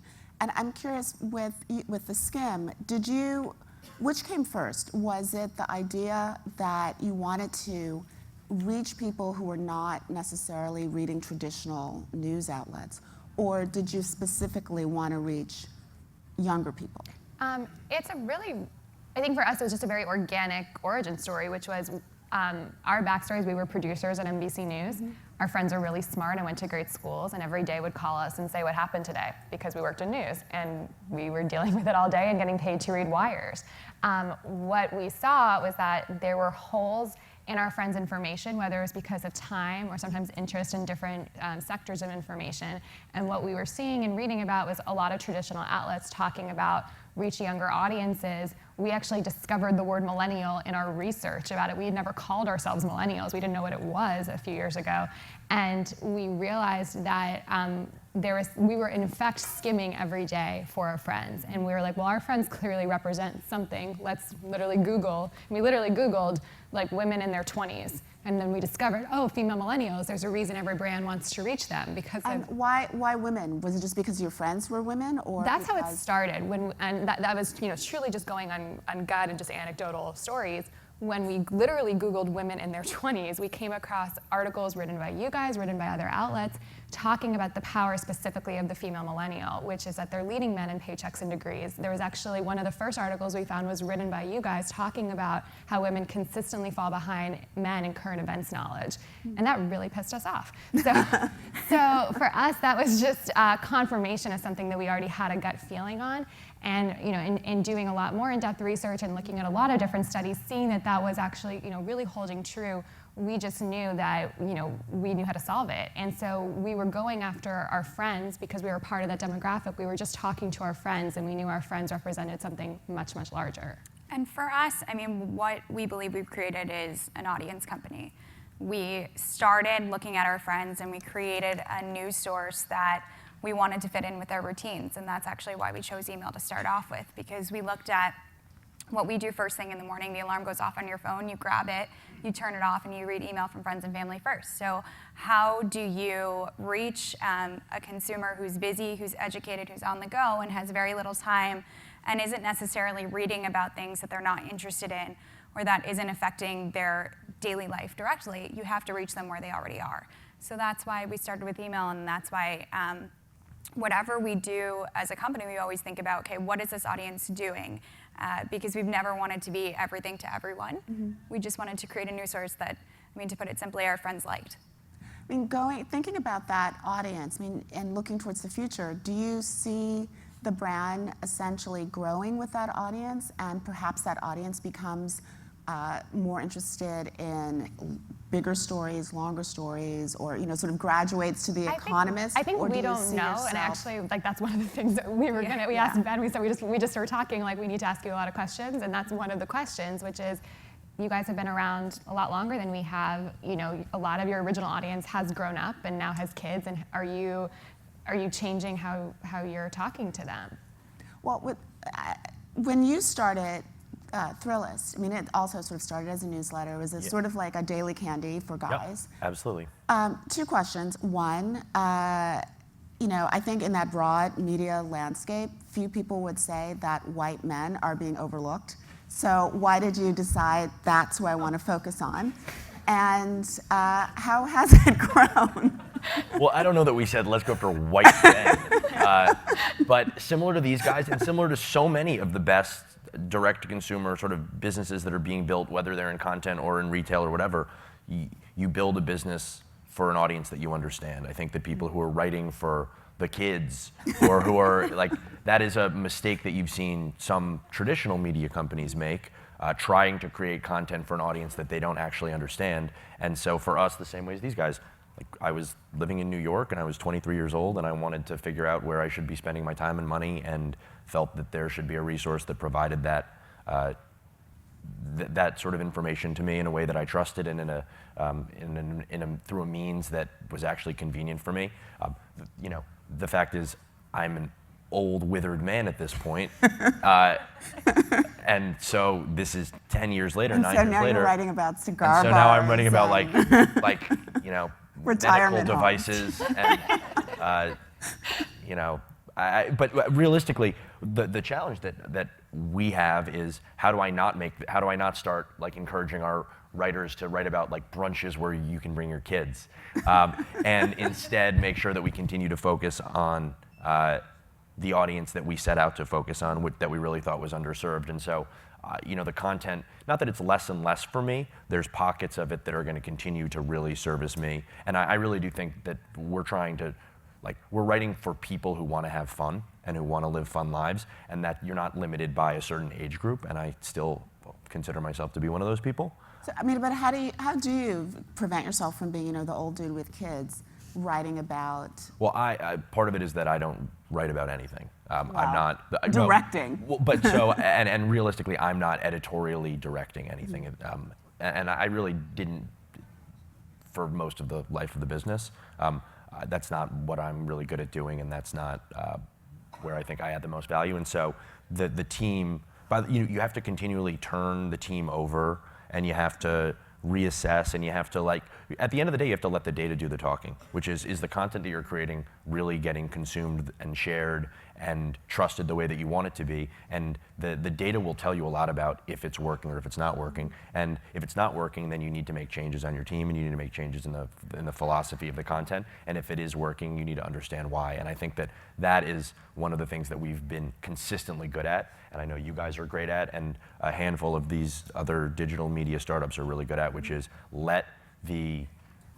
there is an art and a science, but you really do have to let the science shine through, and not only, it can't be that sort of top-down editorial approach that I think existed at Condé Nast 25 years ago. Speaking of Condé Nast, why did you make the decision to purchase Jack Threads? I mean, that whole combination, which you do well, of combining media with commerce, is the holy grail of Condé Nast. And it's also, being directed at men, it's something that men's magazines have tried to do and have failed miserably. Yeah. Maxim being the last one to. Yeah, and look, it's really, it's a very difficult thing to do, but the idea that you're reaching a demographic of people who you understand, who trust you. I mean, what is the media company's core asset? It's access to and trust of an audience. Mm-hmm. That is what you have. That is really all you have. And advertisers pay you lots and lots of money, hopefully, to rent that audience. What we figured was, we have this audience, we have this trust, we have this understanding. How do we take our advertising space and build our own biggest advertiser? How do we really put our money where our mouth is and prove the value of this audience by using our influence to build another business through being totally transparent and using advertising space? And we did that with Jack Threads, and we were successful at doing it. As it grew over time, it got actually so big that it became unwieldy for a media management team to operate, and realized that it needed to have its own infrastructure, and we sort of had to set it free. But the majority of the revenue was coming from via Jack Yeah, Threads. I mean, granted, it's easier to build revenue in a retail business than it is in a media business. Yeah, talk to me. We'll talk later.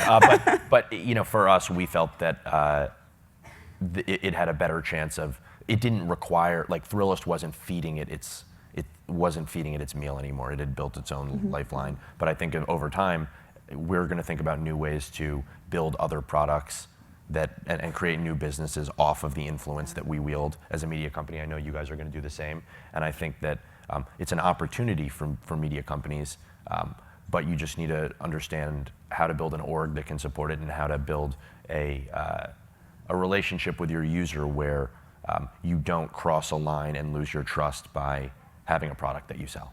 Well, you guys talk a lot about the connection with your readers as well, and that sense of trust.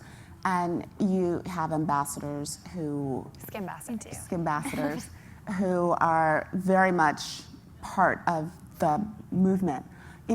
How do you feel like you've been able to build that kind of trust?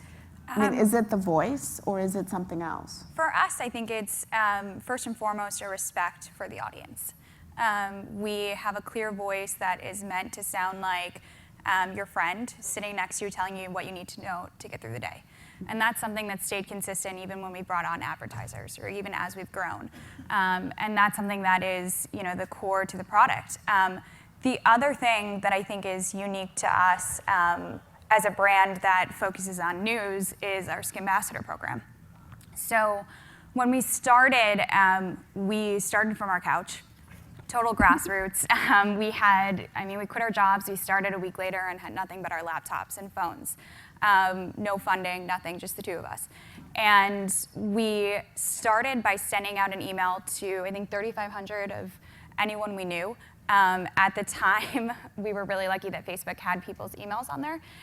So we literally just sent out an email to everyone saying, hey, we quit our jobs to do this. Would you mind just checking it out? And we didn't sign them up, but we asked them to sign up and tell a friend. That's a slight air of pathetic.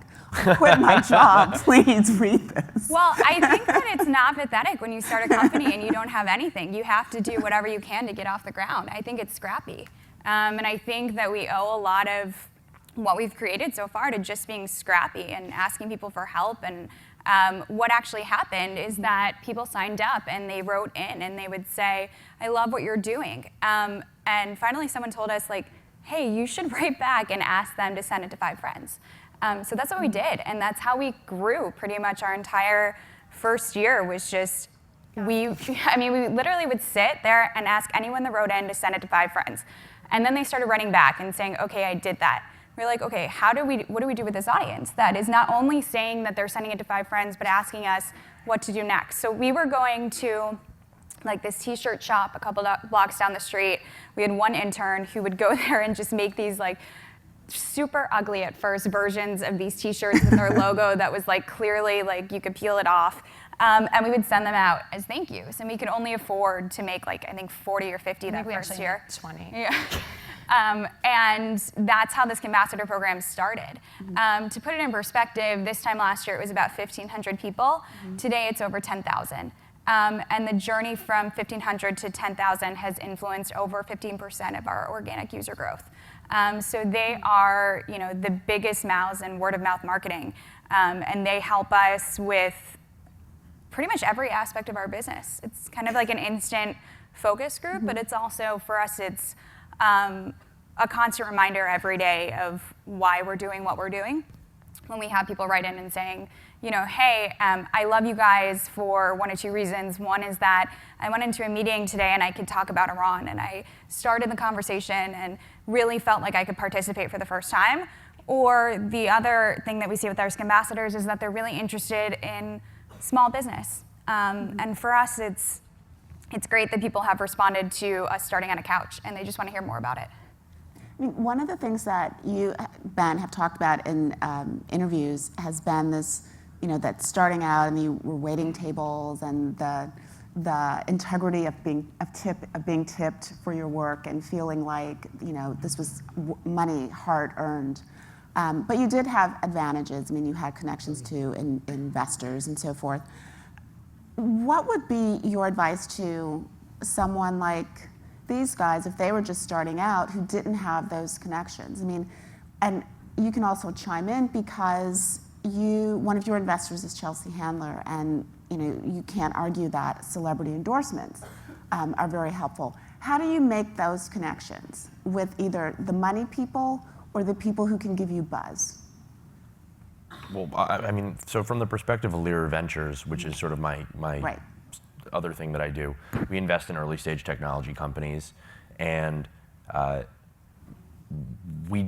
a vast majority of the investments that we've made have been from people who we had no prior relationship with, have been from people who didn't have some, great career beforehand or some amazing leg up per se. They're people who had a great idea.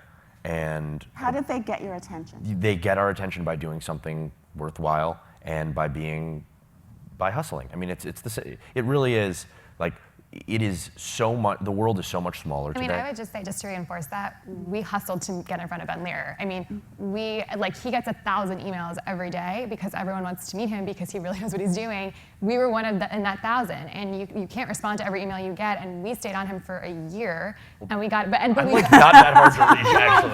To be clear, I'm not very hard to reach. These guys were like a little not great at this. No, but I think that it's just like you guys are really good at like finding, I think, we think talent and identifying like companies that are about to take off. And I think for us on the other side, like we were really aggressive. I mean, we really did our homework of who do we need to meet, and we did everything we could to get in front of those people. Meaning sending emails, making phone calls, I mean, delivering care for packages. Us, like the Chelsea Handler example, I mean, I think some there's 3 celebrity endorsements that I think are like important to mention. One, we've never paid for PR. We have never put money towards that. All of the celebrities that have endorsed us, which we're really grateful for, happened completely organically. Chelsea Handler, one day we got an email from one of her producers, said, Chelsea loves reading The Skim, do you guys want to talk to her? One day we heard from someone on Oprah's team, and it turned out one of our Skimbassadors, because year 1 we were emailing viewers coming in, her mom worked with Oprah. And her mom, she said this girl really loved it. She sent it to her mom, who sent it to her other coworkers, and it worked its way up to Oprah, and Oprah endorsed The Skim. And I don't have to tell you that that was the greatest day of my life. And I think another example is, we worked at NBC, but we didn't know a lot of the talent, and one of the people we never knew when we were at NBC was Hoda Kotb. When we left, we emailed everyone we knew, everyone whose email address we had, and we just said, please sign up. She was lovely, and she wrote back and said, I'll check it out, girls. We followed up 2 more times, and she didn't respond. And then 4 days later, she named us as one of her favorite things. And that completely changed our business and our life. And I think that's because we were annoying and hustled, and there's obviously an art to not being too annoying. But we were really lucky that we got in front of those people, but I also think we were really aggressive. Well, I think, sadly, I have gone over time, so don't kill me. There's not time for questions. But as you just heard them say, email them, pester them, if you want to ask them questions. And I really appreciate you guys. Thank you so sitting here. much. Thank you for having us. And I think next up is my colleague, David Cho.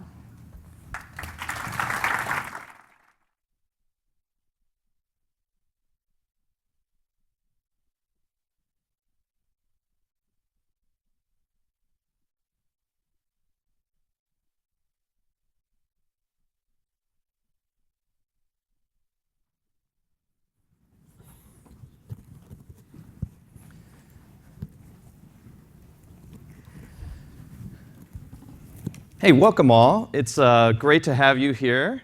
We have a special treat for you now. There's been a lot of news and writing about some of the gender issues that are going on in the tech industry today.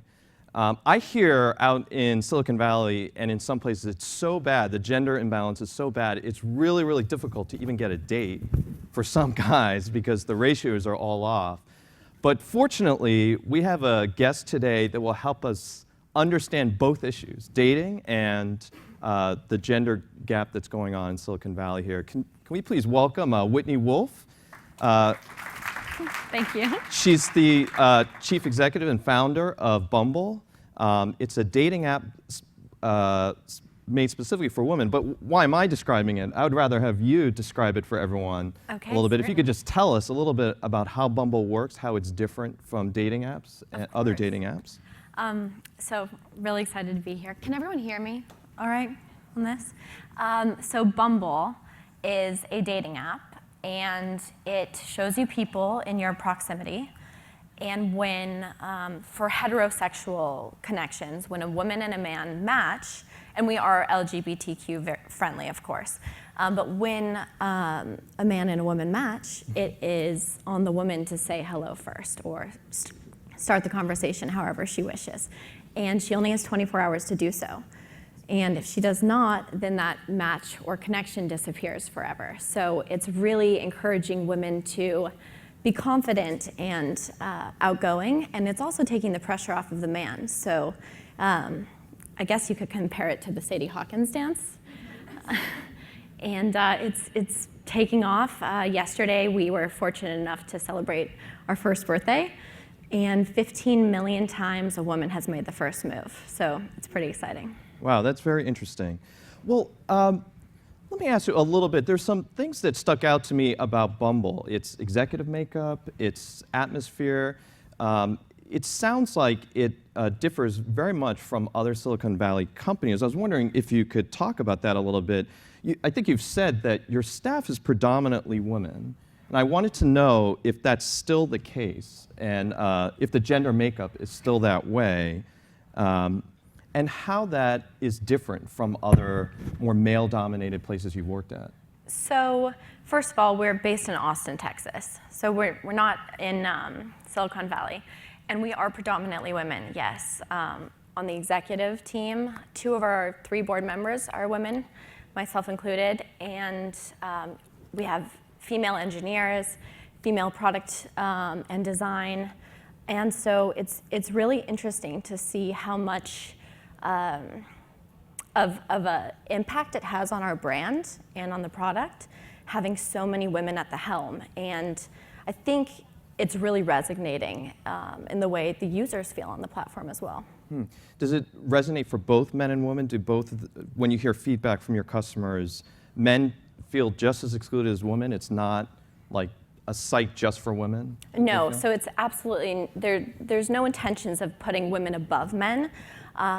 If you look at our current landscape of dating, women are expected to wait or be the non-aggressor, if you will. And men, on the flip side, are really expected to always make the first move. Men, in general, have that expectation on them. And so giving the man a break while empowering the woman, it's actually a win-win for both parties. And we're seeing, men are thrilled. The feedback we get, they're very appreciative, and men don't want to be perceived as aggressive either, So this is just a nice shift to try to balance the playing field a bit. Right, so you've worked previously, as many of you may know, at Tinder, which is more just a general dating site. Can you compare in general what it's like to work in a more male-dominated office versus a female-dominated office, what the differences are, and how that's played out in the product that you put out? So, I will say we do have males that work at Bumble as well, of course. And if a man or a woman walked into the room for an interview, I would never hire a woman because she's a woman, and I would take whoever's most qualified for the position. I will say that it's been interesting to see how much of a voice the young women in our office have in terms of actual product features and bringing things into, actually from start to finish. It's fascinating. I think in a lot of companies, not speaking particularly about anyone in general, I think oftentimes women are providing perspective or input, oh, hey, well, here's my 2 cents, and then oftentimes they're not really part of the entire process, if that makes any sense. I see. So it's interesting. One thing I hear out of some of the big companies is they say it is hard to find talented women coders and programmers. Did you face the same kind of recruitment challenges? Do you agree with that? And what can Silicon Valley do to, or the tech industry more broadly, to overcome these obstacles they say they have? So I'm a firm believer that this is all an education situation. I don't think it starts at the office when someone goes to apply for a job. If people are not educated or not encouraged to go into a certain sector and learn a certain skill, how can you expect them to be able to do a job, correct? So I know personally growing up, I was never encouraged to take coding classes or science classes. Actually, I was turned off by the fact that it was extremely masculine. Even the classrooms, there were Star Wars posters in the classroom. Whoever loves Star Wars, I've heard amazing things. It's just not for me. But that being said, I think it's the gender issues that start really in the classroom, right? And so I think having young women and men alike now start to encourage young women to enter that space, I think there'll be less of an issue when it comes to the workforce. So will this just take time then, if we're addressing things on the educational level? It sounds like it'll take a decade or more to get some of these. To see a very balanced shift, I don't think it's going to happen overnight. However, there are a lot of really talented women out there that might walk in to apply for an engineering position, and perhaps a man is taken because this perception exists that he's more qualified, or he's better fit for the job, or she's not going to want to do it because she's, hormonal, or whatever it is that people oftentimes jump to quickly. So I think it's just, there's going to be a lag in it, but I do think there are a lot of talented women in the space, and it's sometimes hard to stand out. So, one thing I wanted to ask is, you've been in the media spotlight at times, and there was a sort of a public blow up at Tinder, and your own personal life spilled out. Do you, from being a subject of that coverage, how do you think the media treats women differently that are in the spotlight? Are there any differences? Do women experience media coverage any differently?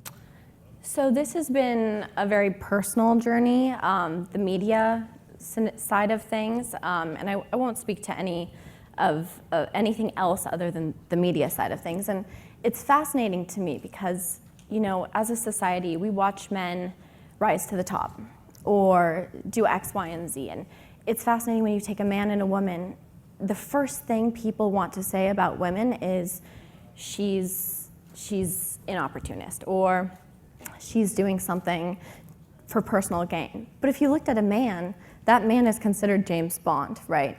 Sure. A man getting to the top. It's like, wow, he's that. So it's funny to see, you know, in the media, perception of women involved in things that men are involved in every single day and otherwise looked past, right? So when it's a woman, it's fascinating to see how the media can hone in on certain things.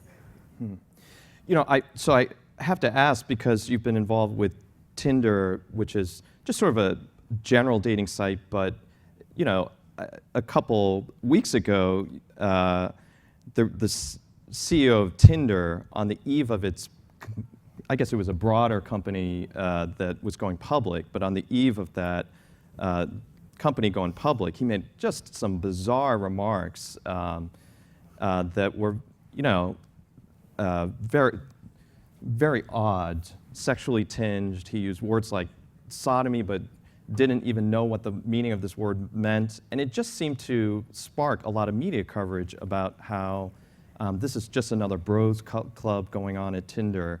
So I have to ask you, you know, did you have any reaction when you saw that? And what does that, I guess, say about some of these companies that are growing up in Silicon Valley? So, yeah, I would say that, you know, it was an interview he himself did, and he chose to speak how he chose to speak, I guess. But I think the word he was looking for was sapiosexual. I think That's right. I think that was the right word. But other than that, you know, I really don't have much comment on that. I see. I mean, are comments like that, more broadly speaking, indicative of something wrong with the culture in Silicon Valley and the tech industry more broadly? Is that beyond just Tinder's own walls? Is that something from being part of the industry that you see going on commonly? So I don't know if this is necessarily a tech bro situation or however you phrase that. I do think that in our society, it is oftentimes, and maybe we're seeing a shift, which I hope we see a shift, oftentimes a man that is very active with many women and is out there and is a man about town is regarded or has been regarded as very cool or socially desirable, correct? Had that been, you know, if a woman were to speak that way, I don't know if it would get the same acclaim, but I think it's fascinating to see the reactions to certain comments that are similar to the ones you just referenced, and you know, I think that it's something that everyone should be aware of, and you know, both men and women want to be treated with respect, and nobody likes to be objectified. Well, And that's not pertaining to those comments. Sure, sure. Broadly speaking. I mean, some say Tinder and other similar sites have a creep factor. There are too many, you know, pushy or degrading male users, and Instagram accounts like Tinder Nightmares and that kind of thing. What do you think it will take to make women feel safer on the web, at least less criticized? I mean, do you still first agree that that sort of is going on? And what do you think it'll take for women to feel safer on the web? Download Bumble. Download Bumble? We are really trying to show that, you know, what's interesting about products, especially consumer-facing products, it's just an extension of our behavior, right? So no product can make you do something or make you act a certain way. It just gives you access beyond what you have in front of you. So with Bumble, what we're trying to encourage is take away that expectation of how to react when rejected, right? So oftentimes, if humans are rejected, they react with aggression or aggressive behavior, unwanted behavior as a means to defend themselves, and it's terrible. And we see a lot of this in the cyberspace, not only on dating apps, but there's a lot of issues with online bullying and sure, Gamergate. I mean, there's all sorts of issues. So I think by trying to put in place a couple small changes, like on Bumble, we really have very small changes, but they make a huge impact. So can you give me like an example? yeah, so by having the woman make the first move, if a man is reached out to by a woman, he automatically feels flattery versus this waiting on the sidelines to be rejected, right? So if a man reaches out first, and I don't like to generalize, I'm not speaking on behalf of all men or all women anywhere, but if a man does reach out and say she doesn't respond, and this is in real life as well, not just online dating, sometimes that can be perceived as a letdown, right? Sure. And that letdown can have aggressive reactions. So when the woman makes the first move on Bumble, we're really trying to say, hey, you are a confident, modern woman. It's okay to make the first move. It's not desperate. It's not wrong. And then we're also trying to show that the interactions will be much, much kinder and more polite. What are some of the other safety protocols you have in place to prevent, just trolling and that kind of thing from going on? So we have a zero tolerance for harassment or ugly behaviors of all sorts. So if someone is reported on our app, they're out. We take it very, very seriously. And I think that oftentimes, bad behavior, when you can hide behind a username or a photo or an application, bad behavior can be a major issue. And so we really are taking it very seriously. I see.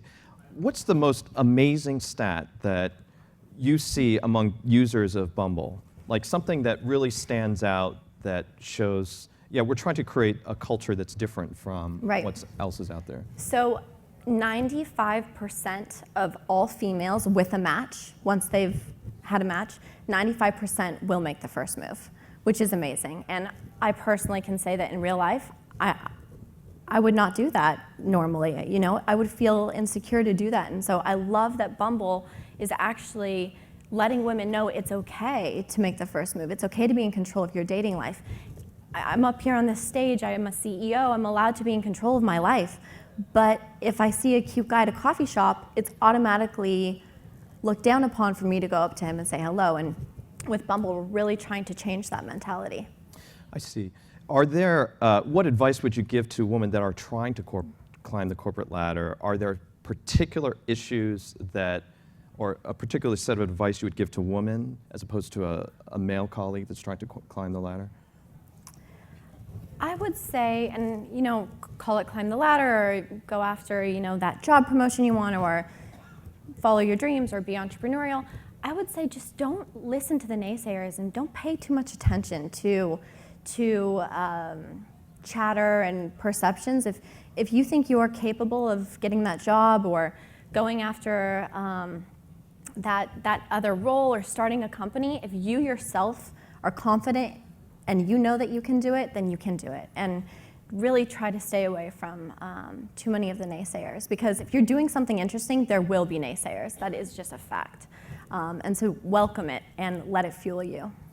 Are there women CEOs you feel that are doing it right, and others that you feel like, those aren't necessarily the people that I would emulate right now? Well, the two lovely ladies that were just on stage, I really admire them. I think they're doing a phenomenal job with the skim. That's very impressive stuff. I think there's a lot of amazing female CEOs. I meet all sorts of amazing female CEOs, but I think it's very important to not assume that every female is this perfect CEO or perfect executive either. We're all human beings, right? Mm-hmm. So feminism, of course, is about equality, but it's more about being, about being a good person, no matter if you're a man or a woman, and treating people the same and equally and with respect. So I think while women's rights are really in the news a lot right now, it's important not to just assume because you're a woman, you can cut corners or you can behave differently or get away with more than somebody else can. I think we all need to just learn to be good people and treat each other with respect no matter who we are, man or woman. Last question, I just wanted to ask something. It's more frivolous, but it's where I started. Is the dating scene very difficult in Silicon Valley, given the gender ratios? Is that a live issue over there? I'm the worst person to ask this question to because I've never really been buried in the Silicon Valley world. I stay kind of out of it. I live in Texas. There's lots of singles running around in Texas, guys, girls, whatever. You should all move to Texas if you're having a hard time anywhere else. And I think that it's probably hard everywhere. Dating is tough. But again, self-promotion, download Bumble. Hopefully that helps. Well, listen, I really appreciate you coming here. Is there anything else that you would want to put out there on this topic of gender issues in the tech industry? I just think women should feel confident and men should really realize that, a qualified man and a qualified woman, no one is better than the other, and I think it's just really learning how to treat one another as equals, and I hope to see more of that. Equality is going to be a huge thing for all of us to work on in the coming days and years and everything. Okay. Well, Whitney, thanks so much for being here. We really appreciate it. It's great insights. And can we just give her a quick round of applause? Thank you. Thank you so much. Thank you. I appreciate it.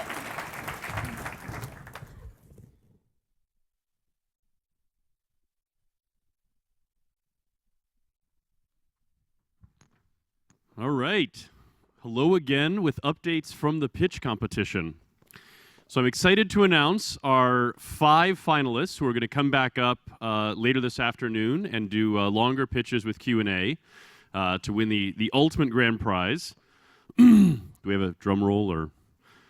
So our 5 finalists, the judges' selections are Underground Greens in the urban farming space,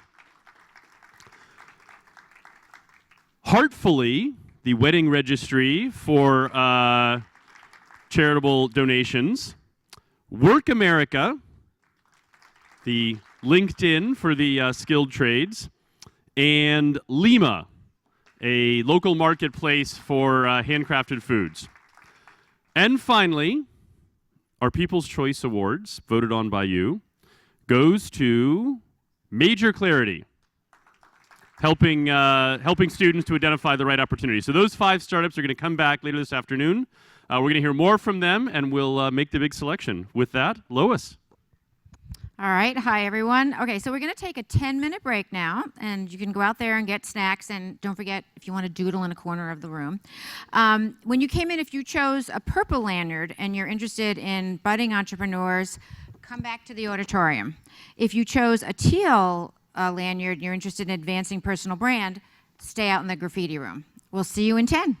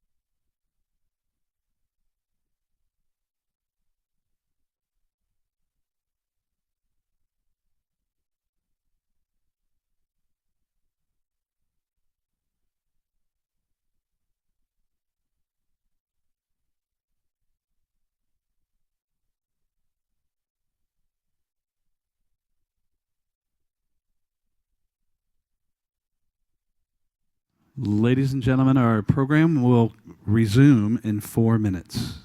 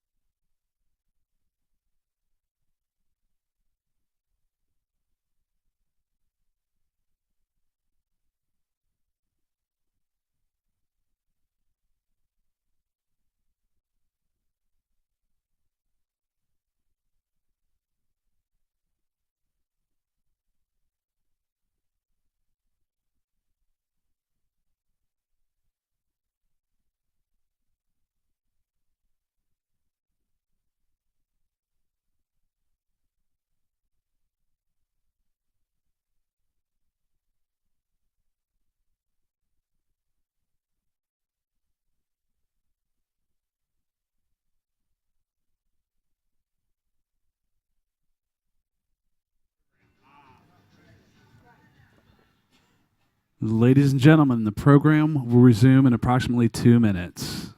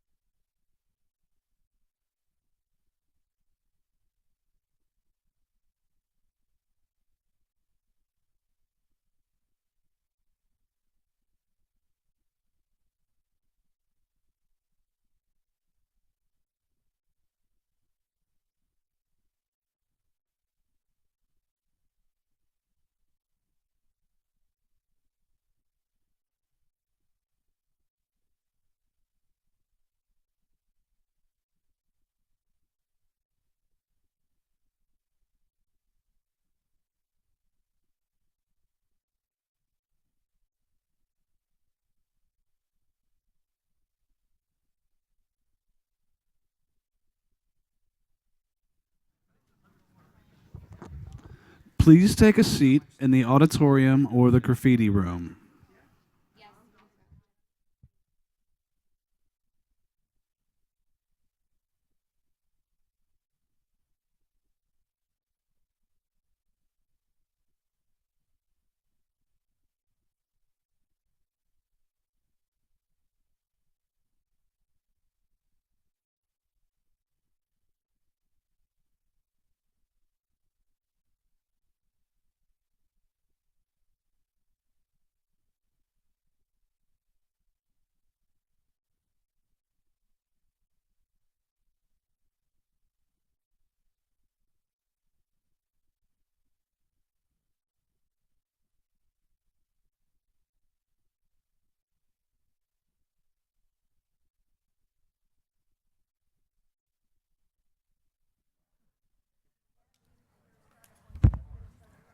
Great. Well, we'll get started with the next panel.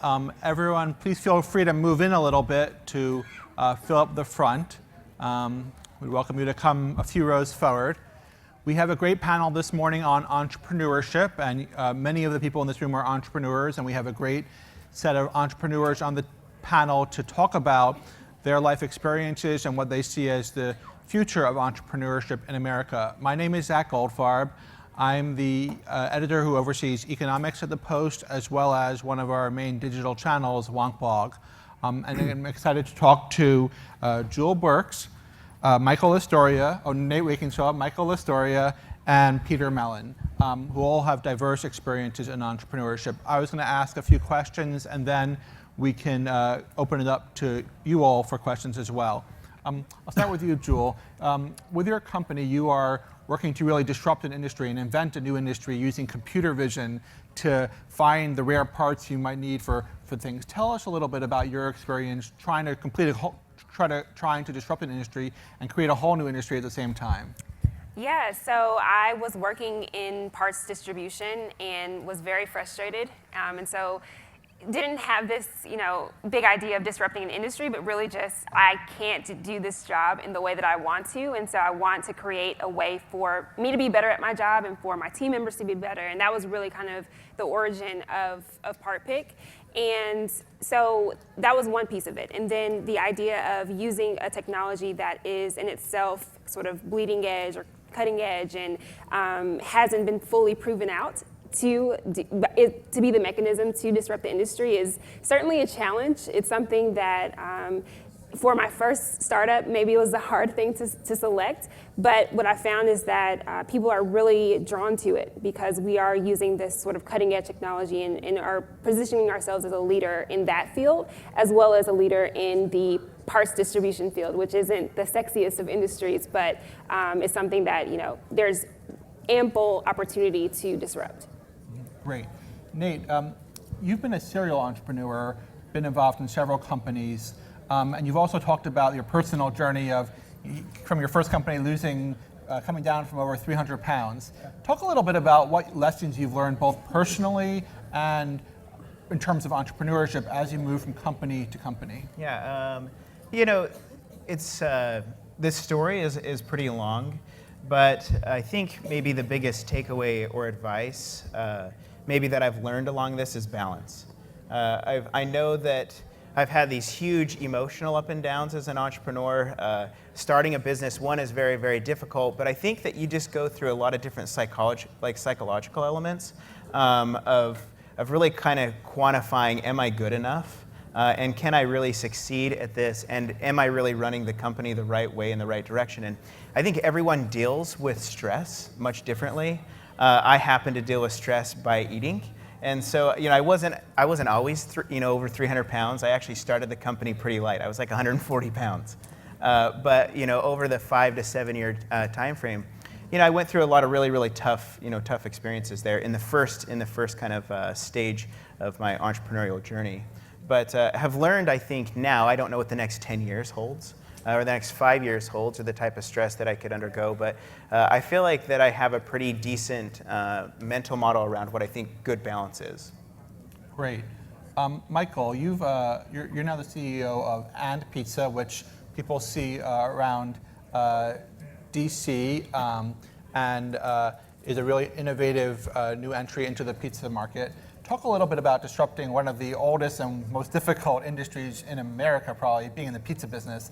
But also, is it now a business of food, or is it a business of technology and logistics?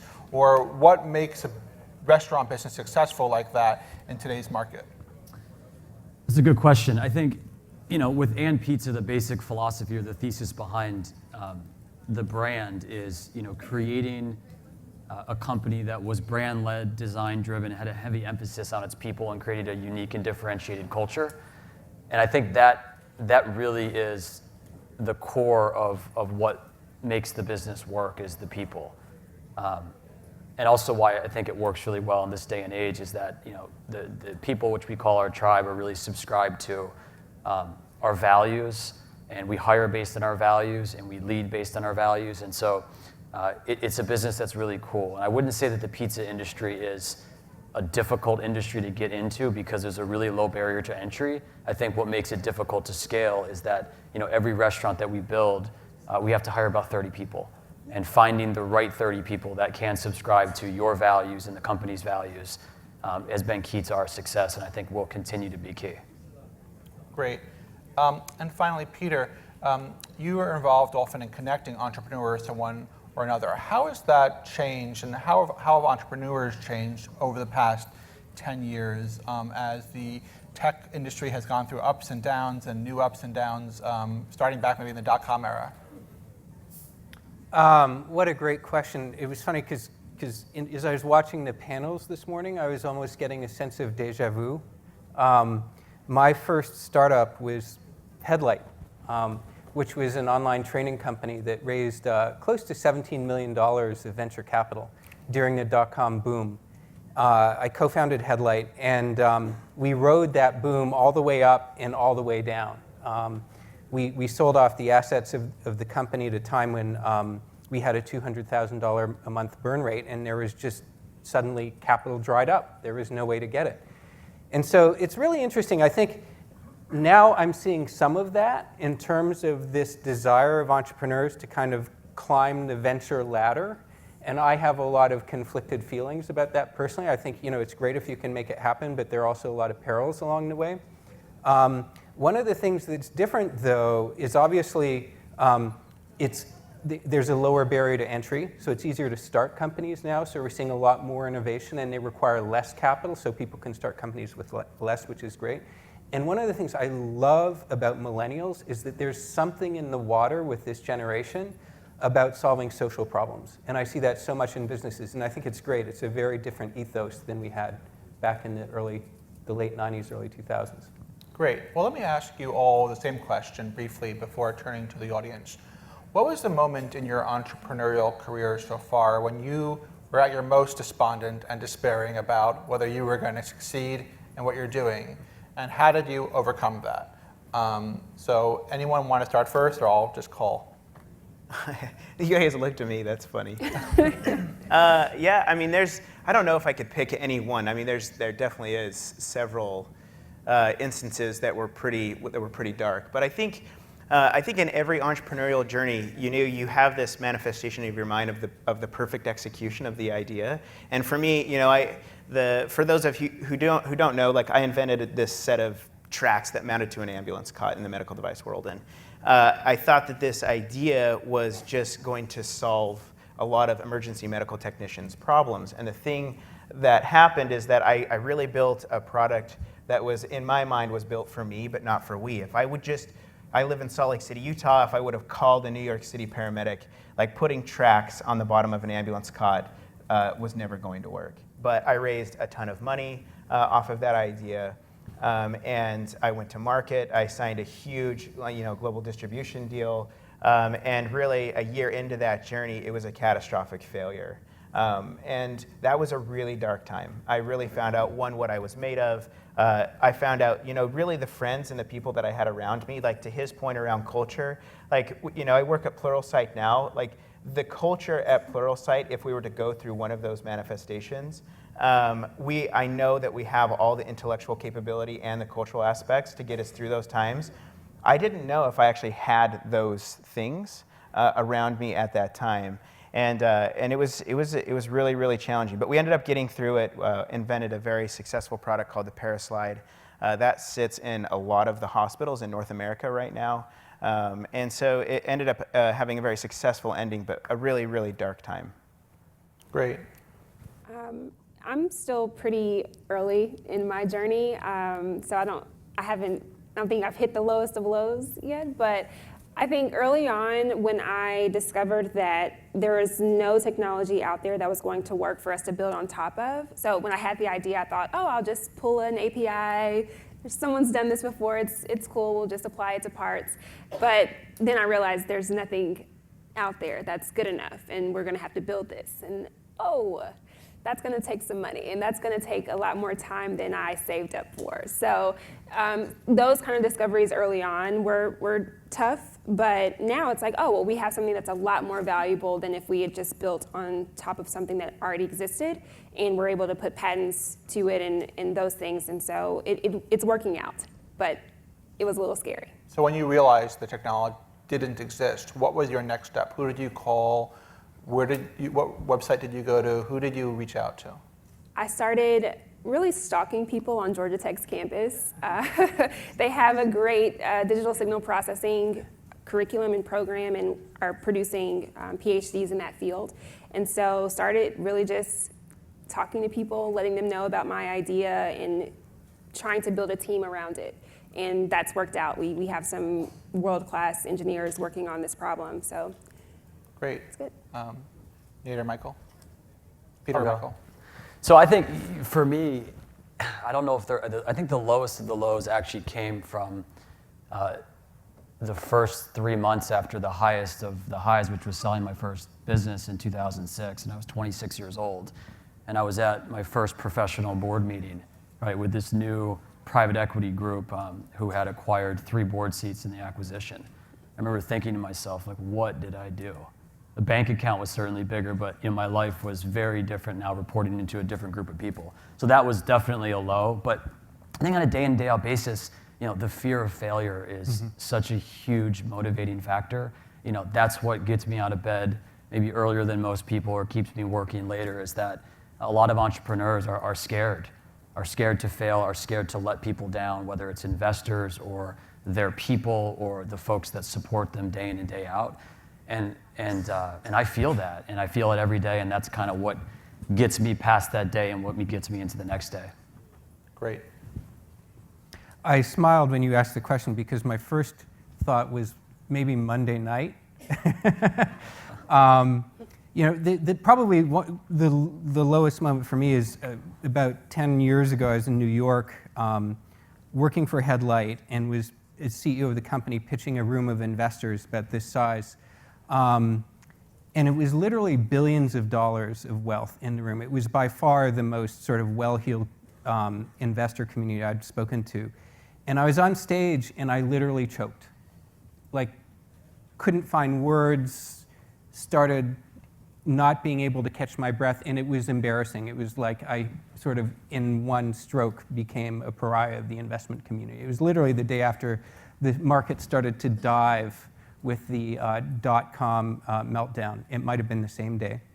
But I think both are relevant in the sense that running a startup is filled with these moments of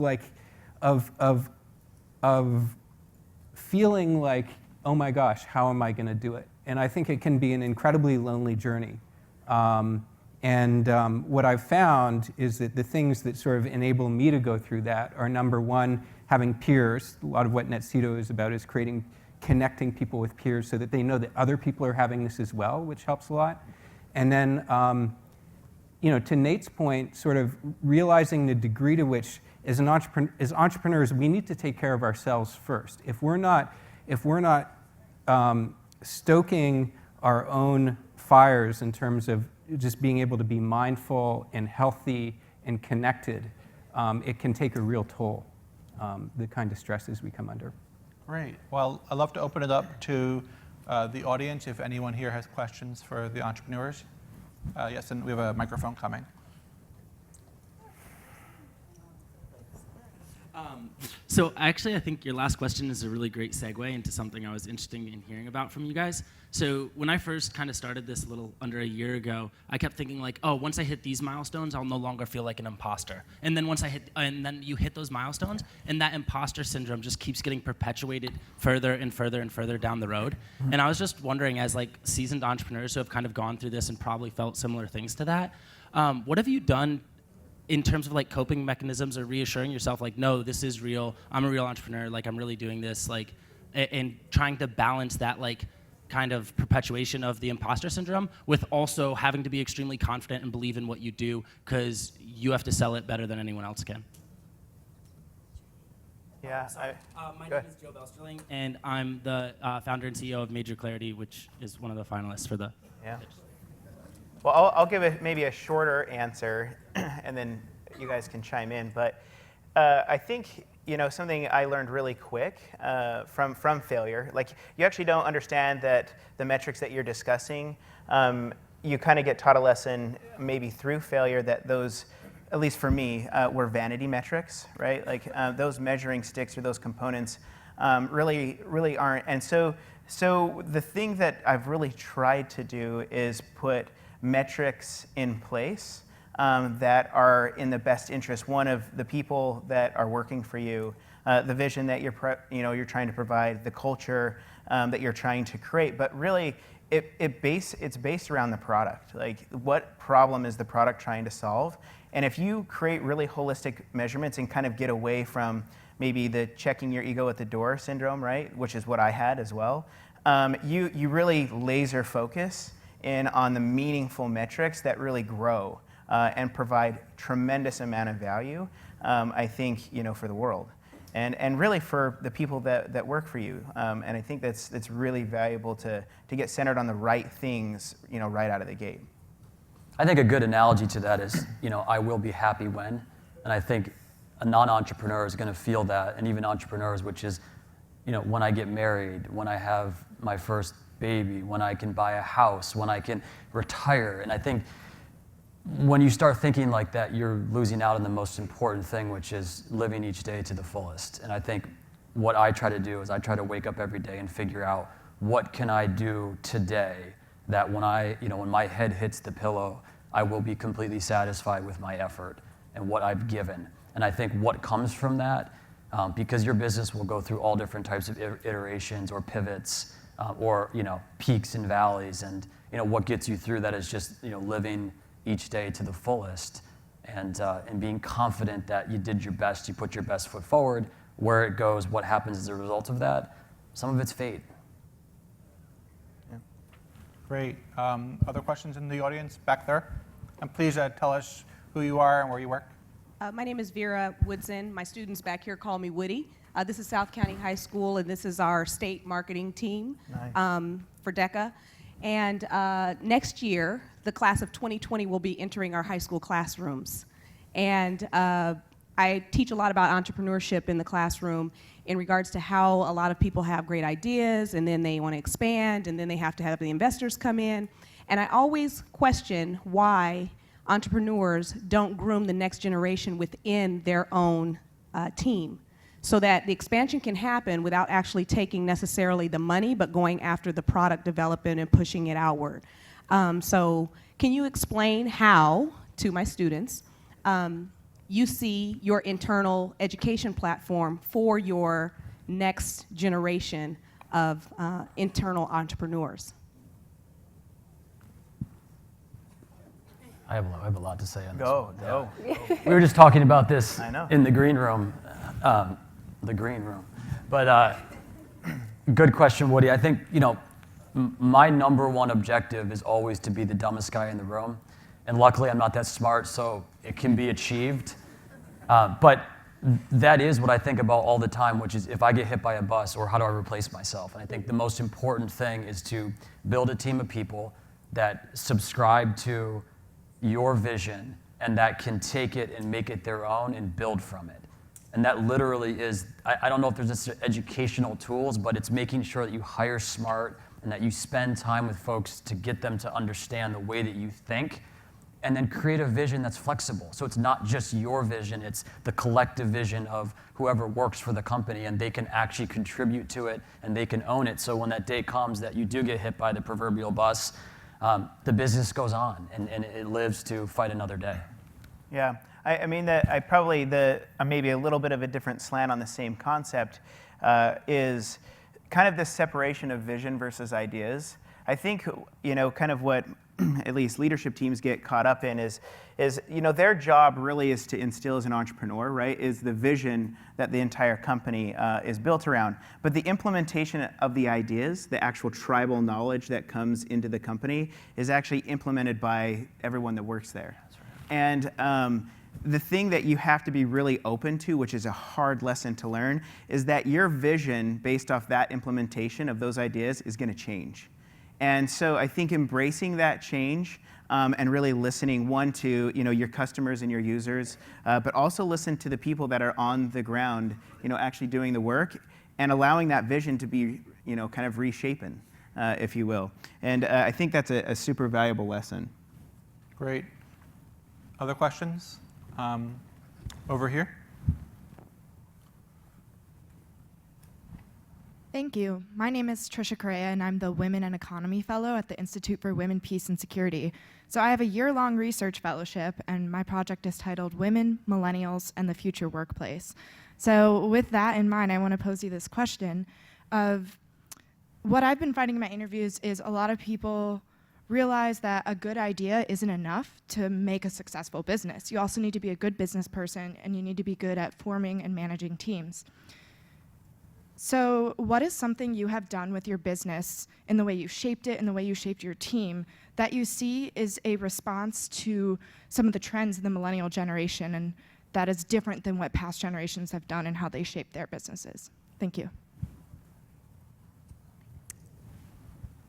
I'll take a stab at that as I guess millennial in running a business where most of my team members are also millennials. This is a daily sort of conflict or thing that I'm trying to figure out, which is I started my career at a tech company that was pretty flexible. And so I went into building this company thinking we're going to have very flexible sort of work hours and people can work from where they want to work and all of these very sort of nice and feel good things. And now it comes to the reality of we have a lot of work to get done and I actually want to see people doing it. It can't be that flexible. So trying to find this balance of the type of culture I want to build and also the fact that we are always up against a deadline and it's really crunch time all the time. And so it matters to have people in one place collaborating and working together. That's a sort of a management issue that I'm facing right now. And what I've landed on is that at some point in the future, perhaps we can do some of the sort of distributed workforce and all of these things, but right now it actually makes us all a lot more productive and able to get through tasks when we're in the same place and we are kind of just vibing off of each other. And so that's just a decision I've made is like, actually, no, people need to be in the office at a certain time and we're gonna work here and we're gonna hammer it out. And then maybe down the line, we can sort of change that up. I would say one of the biggest things that I'm seeing, particularly from millennials, is that the why matters probably a lot more than it used to. Viktor Frankl, once said, to your point, Jewel, about having people really engaged. Once you have a why, any how becomes possible. And so I think this idea of animating workplaces with a sense of purpose around why we're here, what's our culture, what is it that we're trying to impact, as it relates to our customers, as it relates to society at large. I'm seeing a lot more startups that are investing in that earlier on in the game and building their sense around it. And when that happens, we tend to get more engaged people, teams, to make it happen. Great. Over here, please.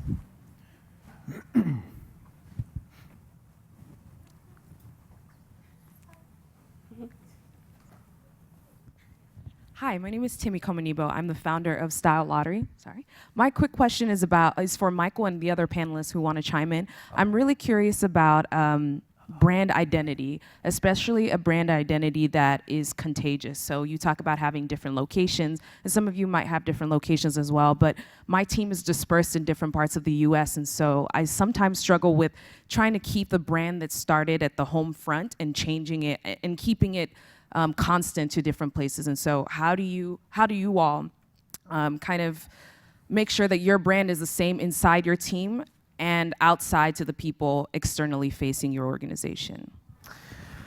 That's a good question. I think that's a really hard thing to do.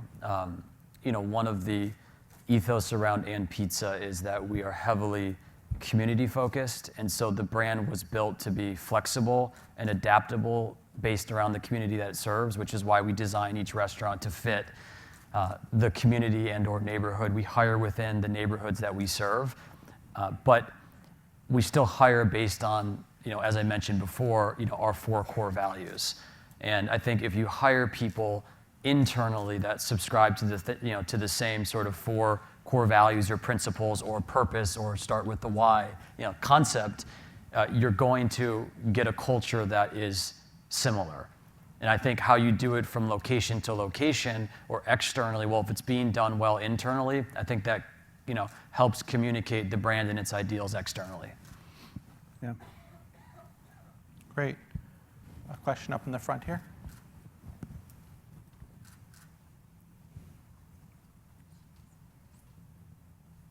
Thank you. My name is Almala, and I'm the president of Washington Analytical Group. Am I allowed to ask 2 questions? Sure. That's first. One more to go. Okay. So then 3 questions. Okay. So the first question is, we have already talked about it's obvious you guys have been really successful and how to be successful. My question is about something else. Like, when do you know you should quit? When should you? Because I hear a lot about don't get married to your first idea or second idea. So how do you know that a divorce is necessary? And the second question is, I hear a lot about lean startup, design thinking, and there are so many courses right now in many colleges educating people about a process. Did you inherently follow that process? And I'd like to hear your thoughts about these new notions. Thank you so much. Yeah. So the quit question is such a good question. It comes back to that thing of, what's your most challenging point? Because those are the points where you want to quit. And we run into that, I run into that often with people in our NetCedar groups. And one of the resources that's emerged, which is super helpful, is a book by Seth Godin called The Dip, a little book about when to quit and when to keep going. And the essence of The Dip is, if it's not building towards something, you probably need to let it go. But it ties so perfectly into this lean startup thing as well, which is that entrepreneurs often fall in love with their vision or their sense of how the world should look like. And sort of in the process of business building almost becomes a process of them trying to impose their vision onto the world. And that tends not to end well. And the beauty of the lean startup is sort of tells us we need to be listening to our customers. Where's the pull? And the function of our success is not so much about the degree to which we perfect our solution, it's the degree to which we understand the customer's problem, and we're constantly pivoting to make sure that we've got product market fit, that our solution fits that product perfectly. And so very often the question isn't so much of should I quit or not, is really should I pivot, either in terms of my customer base or my solution. And typically entrepreneurs don't do that quickly enough. You need to have a lot of cycles typically before you're going to click onto a business model that works. Great. A few questions in the back corner. Why don't we go starting on the left, to my left, clockwise.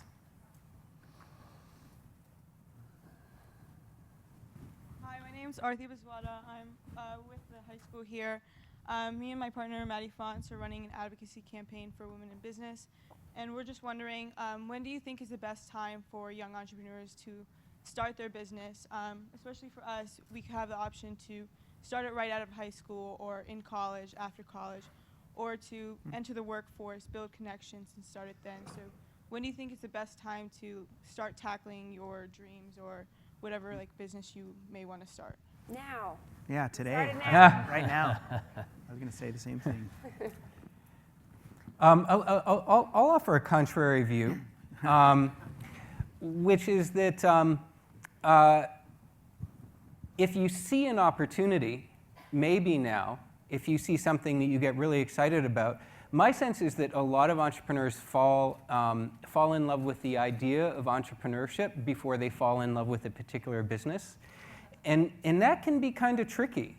And the interesting thing is that what I've found is that entrepreneurs who really develop a sense of something that they're good at and they love doing, if you can develop something that's a relatively hard to acquire skill, for example, medical training or becoming a computer scientist, suddenly the field of competition that you're facing as an entrepreneur narrows drastically because you can do something that few other people can do. And it becomes a lot easier to be successful, given that you're focused more narrowly and you're bringing that much of a body of knowledge to it. So I think there's actually a lot to be said for training your compass on what is it that I love, what is the expertise I want to build, and then having your business become a natural outgrowth of that. Yeah, I mean, I'll probably give a little bit of a contrary view to that. When I started my first company, I was really young. But the thing is it was rooted in passion, so in discovery. So I started out as an EMT, emergency medical technician in Salt Lake. I didn't ever think that I would invent medical devices. This came from a true love of patient care, and really a true observation of really what maybe should have happened in EMS to protect caregivers' backs over time. And so I think you should always discover, and if it's rooted around your passions, I think the point that he's making is that sometimes those passions can drive to ill decision, which I think is absolutely correct, but that shouldn't ever stop you from discovery. I mean, you should just get right into it, and I think you'll find out pretty quickly, the market will tell you pretty quickly that it's either going to work or not. Great, we have time. I was going to add, and it doesn't have to be big. When I was in high school, I loved to paint and I sold paintings, and that was my business when I was your age. So you can start where you are and discover things that we don't know about high school students. There's tons of market opportunity there, so that's why I say start now. So we have time for one last question, maybe so from the high school group over there. Thank you very much. My name is Ben Bornstein. I go to South County High School. Woody is one of my favorite teachers. She's a really amazing teacher. Nice.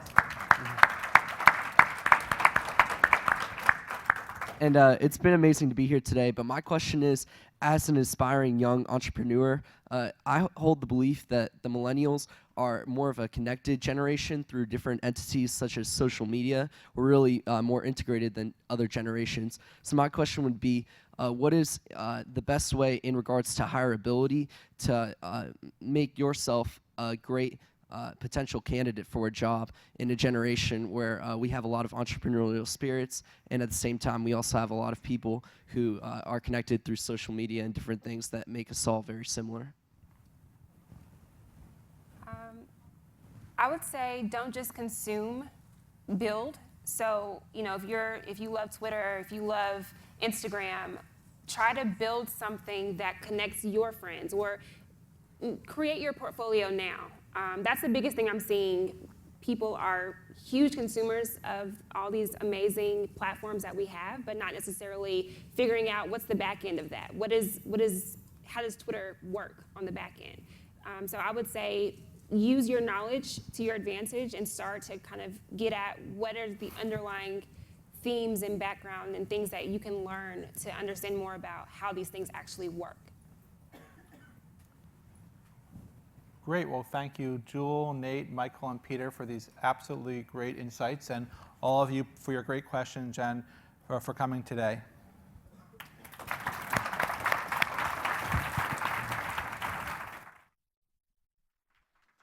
Really quickly, everyone, we hope you're planning on staying for the afternoon program. Lunch is being served in the Washington Post cafeteria. You know, you're all very excited. There are guides on the other side of the hallway to lead you there. Thanks.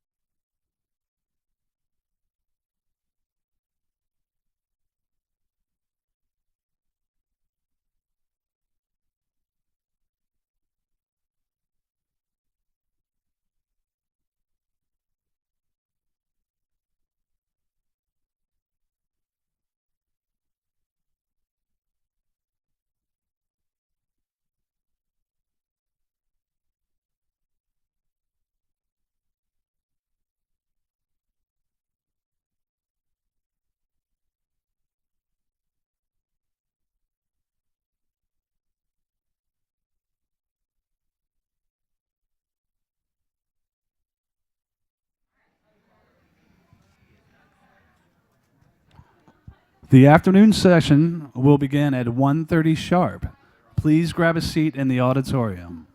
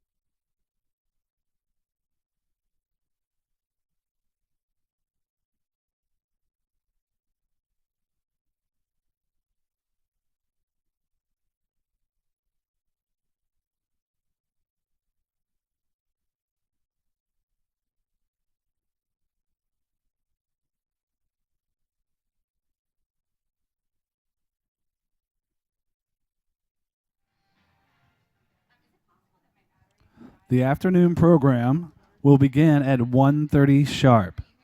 Please grab a seat in the auditorium.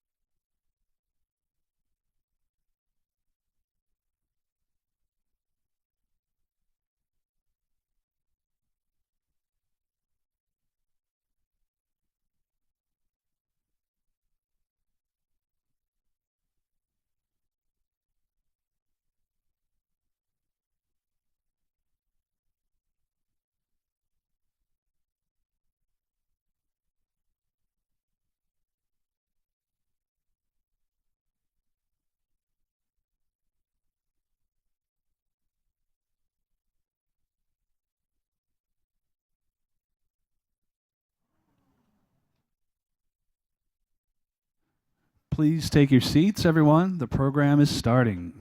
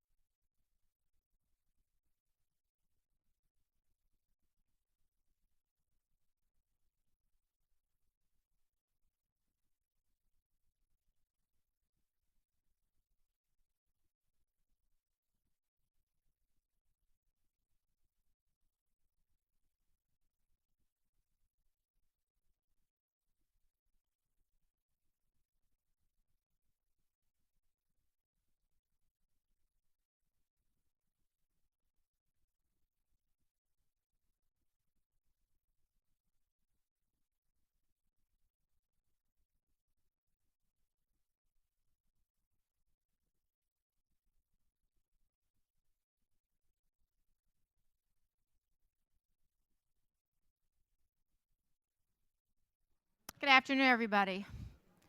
I'm Lois Romano. I am the editor of Washington Post Live. If you are just coming back from lunch and we're here this morning, welcome back.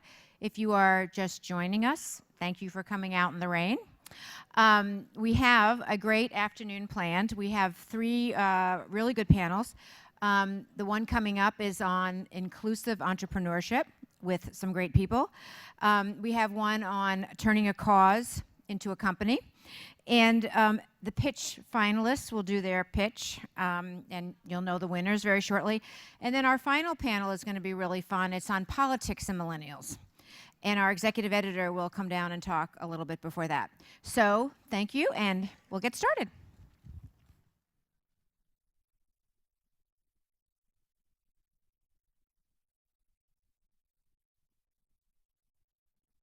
My name is Brian Fung. I'm a tech reporter here at the Washington Post. Thanks for coming. This is our panel on inclusive entrepreneurship, and joining me today are some very distinguished guests.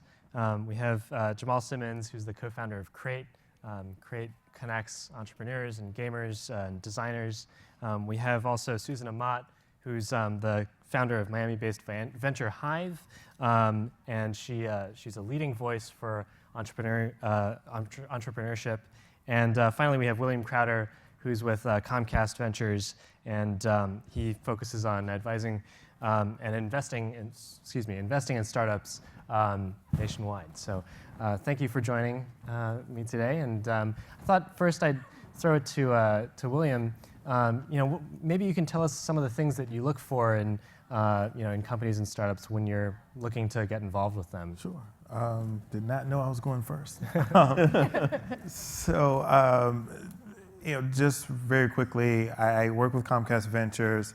I'm the lead investor on a fund which we call the Catalyst Fund, which is focused on investing in a more diverse set of entrepreneurs, in particular looking at making seed stage investments in African American and Hispanic American founders of tech companies. So from the perspective of what we're looking for, much like everyone else, we're looking for the next big thing. We're looking for the types of ventures that can scale very quickly, get really big, and ideally make a lot of money for everyone involved. I mean, that's at the most simple way of saying that. But I think that the thing that I look for personally is I have a strong desire, because this business is so hard. It's so hard to do a startup.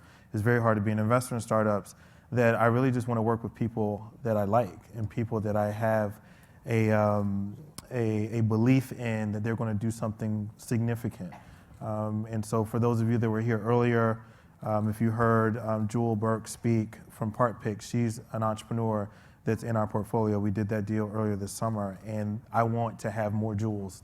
If I had any choice, it would be more people like her, as opposed to some of the jerks of the world. That's serendipitous name. Jewel, come on. There you go. Well, Susan, so you're a practitioner.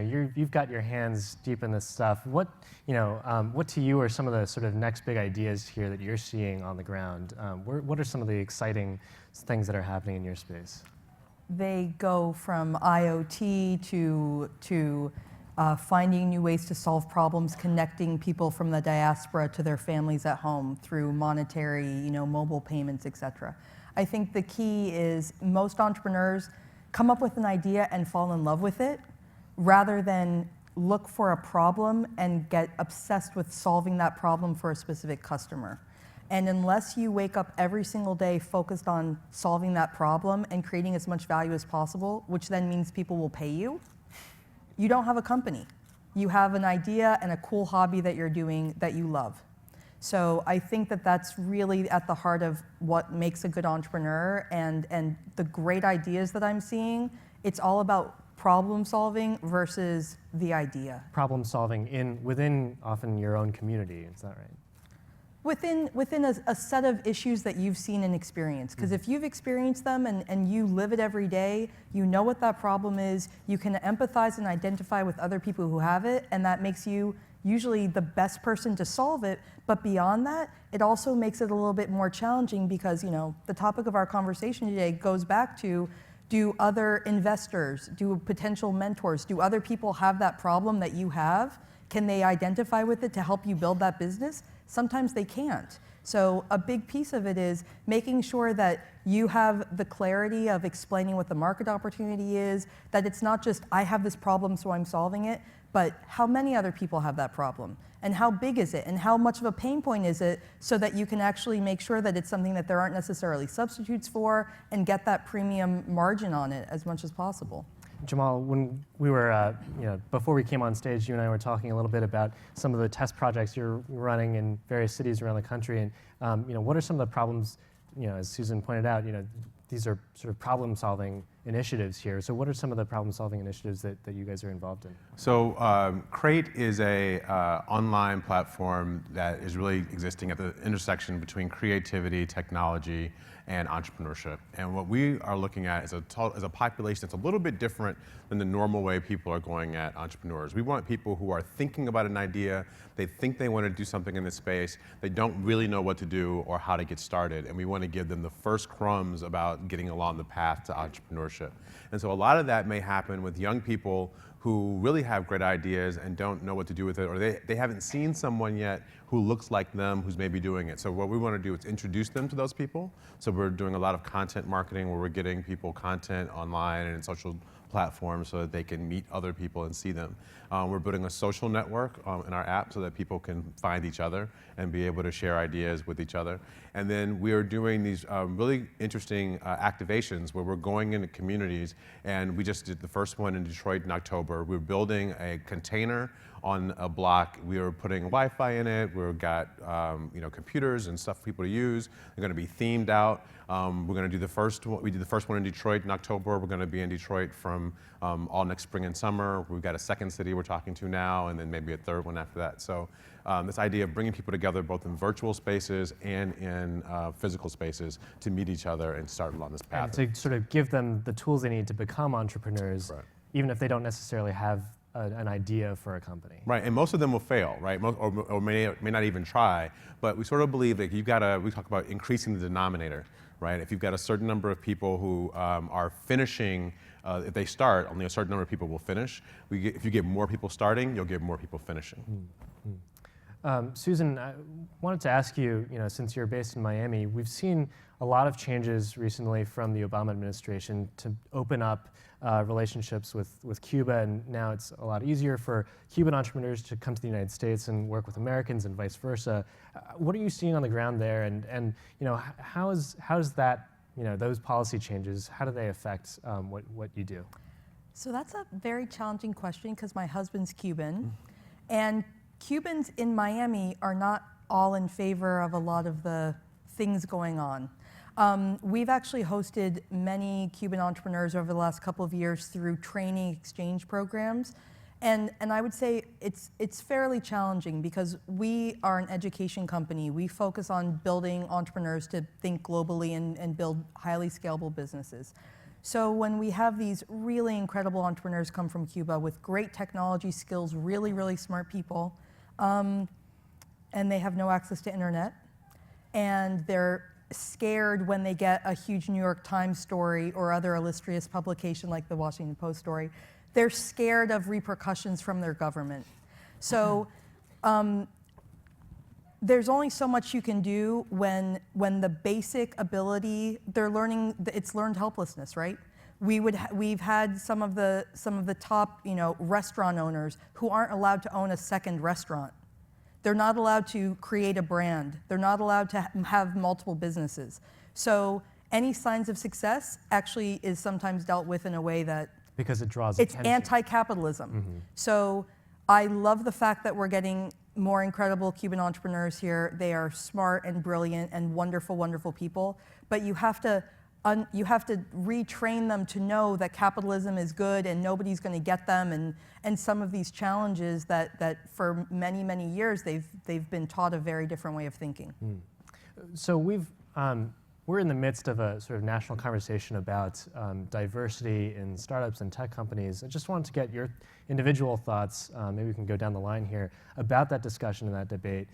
What needs to happen? What, if any, problems or challenges we face there? And what are some policy levers you think would be appropriate for addressing it? Why is everybody looking at me? Because we already talked. So, I mean, that's a Big question. I think that the national dialogue has been fascinating because 4 years ago we weren't having it at all. 4 years ago I started working on this fund with Comcast, and no one really wanted to talk about diversity in tech. There's just no conversation to be had. And the assumption was that there weren't entrepreneurs that looked like me and others that even existed or that were worthy of venture investment. And fast forward literally 4 years, and really in the last 18 months or so, maybe 2 years, and it's now the national conversation is all about what in effect amounts to a 2% rule, which is basically 2% of all tech companies in Silicon Valley, the ones that everyone can relate to and can identify, about 2% of their populations are African American or Hispanic. Of their workforce. Of the workforce. Yeah. And I think that everyone has put a big focus on STEM and getting more people into the pipeline and those types of things. I think all those things are valid, but I don't really believe or subscribe to the idea that there's a pipeline problem. I think that what we have right now is a spotlight problem because no one wants to show what other people are doing as an example of what other people can do. So yes, we can spend a lot of time, we can always find the story about the person that feels like they should be working at Twitter and they're not, and that's been the case forever. Take out Twitter and insert some other older media company or tech company from 10, 15, 20 years ago. They had the same problem. But we also have this issue that nationally no one's really talking about the fact that we have entrepreneurs that are doing very interesting businesses that are raising money or that should be able to raise money. And what really happens is that when these people get a chance to get to the seed, get to the Series A, B, and beyond, they're hiring a different type of individual because they are a different type of individual. And you're not going to have anyone coming to them saying, hey, we need you to hire a new head of diversity and inclusion after the fact, because that's just the way that they were built.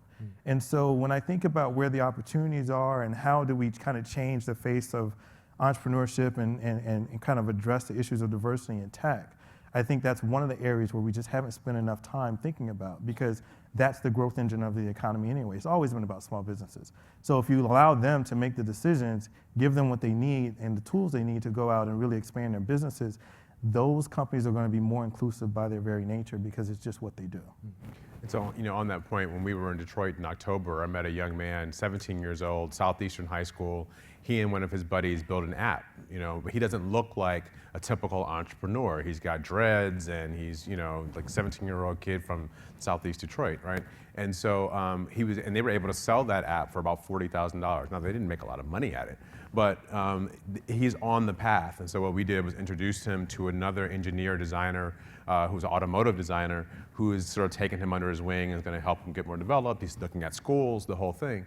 And I think this is the path, I think, to kind of piggyback on what William was, more people starting more companies will begin to change the math of what happens in this industry. It may not be necessarily about people getting jobs at the big companies, but some kid out of Wayne County Community College or Montgomery College who would never get looked at by Twitter, but he or she may be able to start their own company and build it in a way that's successful for people who are like them. Increasing the denominator. Right. Yeah. I live in one of the most diverse cities in the world, highest foreign-born population, et cetera. And I was at a conference in San Francisco a few months ago, and a woman was up on stage talking about her experience fundraising. And I'll never forget what she was saying. She said that when she sits across from Silicon Valley VCs, they don't see a younger them, they see their ex-wife. And so many, on the funding side of the equation, if there aren't people who can relate to your story and your struggle in whatever facet that may be, it's hard for them to then put themselves in the shoes of understanding that customer experience and what the need is. I think that one of the biggest challenges going forward is going to be making sure people who do have success, because I know many, many very successful Hispanic and Black and female entrepreneurs, they need to then take the lead on being those investors, those early seed investors, and endorsing people who they can relate to in a way that many of the investment field may not, because they just don't have that shared experience. The other piece of it, of course, you mentioned earlier, is that accessibility and having someone who looks like you, who walked before you, feeling like, that could be me, I can do that. I saw that, before I started Venture Hive, I ran a program called the Launchpad at the University of Miami, which was replicated as Blackstone Launchpads. So we work with university students all over the country. And for so many of them, even kids whose parents were very, very successful immigrant entrepreneurs, minority students, their parents didn't want them to be entrepreneurs. Their parents wanted them to have nice, stable, steady, professional jobs. And so when you have everyone around you either saying, no, go get a job, or you just have a family that aren't entrepreneurs, they're here, with wonderful professional jobs. And so when you don't have that support system around you, not only giving you role modeling behavior, but cheering you on, entrepreneurship is probably, it's sadomasochistic for some of us, So how do you get people to try things that they've never tried before and think bigger and go further when everyone around them is saying, why are you putting you through, get a real job, why are you doing this? You are so smart, you have this degree. Why aren't you a doctor or a lawyer? Exactly. It makes it a lot harder. So it really comes back to role modeling behavior and making sure that the support system is there. That's why programs like yours are so important, because it's giving them an ability to find people who can really relate to them and understand what they're doing, and then helping them put the rest of the funding around them when there really may not be other options. So I want to come back to that point in just a second, but I wanted first, William, to address the first point you raised, Susan, which was about putting entrepreneurs into positions where they're able to give money back to other entrepreneurs who are interested in solving the problems of people who, like you said, look like me. So, William, what are some of the things that we can do to put people in those positions of opportunity? Well, I mean, excuse me. I think that one of the things that's not covered nearly enough is this idea that if you look across the landscape of technology, there's a very important component to that whole system, which is venture capital. And that particular part of that system is one of the least diverse parts of the system. It's 90+%, if not, maybe it's even closer to 97 and 98% of it is not diverse. And we talked about this earlier, it's not just about what you see as being diversity. We're talking about, the vast majority of the money going to people who went to a very small number of schools. We're talking about the geography concentration, most of the money going to Silicon Valley, New York, or Boston. So this idea of having a more inclusive system is going to require a complete change in mindset about who can actually be an entrepreneur, who has an idea that's worthy of investment, and changing the perspective that the investors have about, yes, I want to make this decision, I want to invest with this group. So I think one of the biggest things that could be done to kind of have a significant impact across the industry is to see more funds with more diverse managers. And is that a matter of changing the culture of the existing VC crowd, or is it getting more people into? It's all of it. It's the people who are investors today have to kind of change their mindset about who else they want to have involved with their particular funds. They've got to be much more open about the type of people they want to work with and surround themselves with. You've got large pension funds, perfect example. No one's putting pressure on them to say, hey, where are you putting your money in? What types of individuals are you backing? What types of strategies are you backing? It doesn't even have to be about, oh, I want to back these diverse managers because they are the ones that are only going to invest in diverse entrepreneurs. It's about, hey, we have raised money and we manage money on behalf of the state of, insert your home state. And our state has a very different makeup, and we need to respect the fact that we know where we're getting our money from, and we want to make sure that who we're putting the money into, they reflect that perspective as well. And so how diverse are you going to be in the way that you think about deploying your capital? Where are you going to look? Who are you going to engage with? What kind of people do you employ? All of that stuff matters. And I think that we have a tendency to gravitate to the things that everyone can relate to because they see them all the time. But for something like this, where you're trying to have this significant shift in the overall look, feel, and the way this industry operates, it requires all of this stuff to work together. So you have a lot of different things that need to get attention, need to get focused. And that's true on the policy side. I mean, I think the greatest impact that this city, this district can have on national issues is bringing them to the attention of everybody to say, look, this is very important. Something has to be done here. And sometimes it's not, well, we're in DC. In a lot of cases, it doesn't get done here, but the spotlight gets raised here. And what happens is that other people get involved and everyone starts to say, you know what, this cannot stand anymore. You know, this money point is really important because I think this is a place where a lot of people like hit a barrier that's very hard to get over. When we were starting our company, we went out to try to talk to people about money. It's hard to fund an idea. So people said, get us a product, but you've got to have the money to get to a product, right? So we were able to do that mostly because of resources of me and some of my friends. The question, though, becomes for a lot of young people, if you don't have money to do startup costs, I mean, literally like $5,000 just to, file your paperwork, figure out what else you have to do. And so we've got, particularly if you think about the African American community, if you want to go away to college, churches will take up a fund to send you to college. They'll buy you a ticket, they'll get you book money, they'll put some money together. Community groups will do that. We've got to change the attitude inside of many of these communities so that people are helping young people who say, I've got an idea, okay, we're going to help put some resources behind that to help you get up and going. Well, that's the beauty of crowdfunding. So what's happened since the SEC ruling and as these rules come into effect, I think it's really important to understand that's exactly why the power of crowdfunding is so empowering specifically for those kind of people. Because it's not just about I have an idea. And everybody has ideas. Ideas have no value. It's about doing something. And in order to do a successful crowdfunding campaign, it's not just throwing an idea up there. It's actually organizing yourself and explaining what it is and convincing people that what you have should have value to them, so they'll invest, they'll purchase it, they'll pre-order, and they're not expecting anything for a year, but they're basically voting with their dollars that what you think is a good idea is real. So not only does it provide capital, but more importantly, it validates whether or not you should pursue that thing. But it all comes back to your ability to execute on it, just like a business. So if that's done properly and the education that's supposed to be there is there to support it, that will be a game changer, not only for minorities, but tapping into the diaspora, tapping into so many other areas where people who may come from other countries and minorities and young people, et cetera.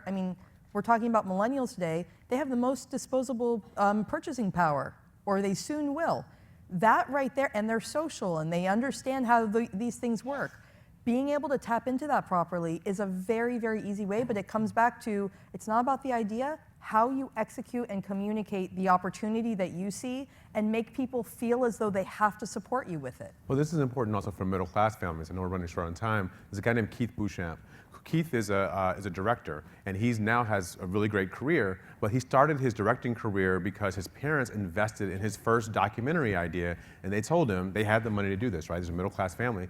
And they said, instead of going to law school, I want to become a director. They gave him the money they were going to give him for law school. They gave it to him as an investment in his first film, and he was able to do that. Without having those resources of his family and that confidence, he would have never been able to do this. The support is really important, but the other piece of it really does come down to making sure that what you're doing actually is going to lead to something. And with crowdfunding and some of these other areas, entrepreneurs need to actually show that there's something of value that they're creating.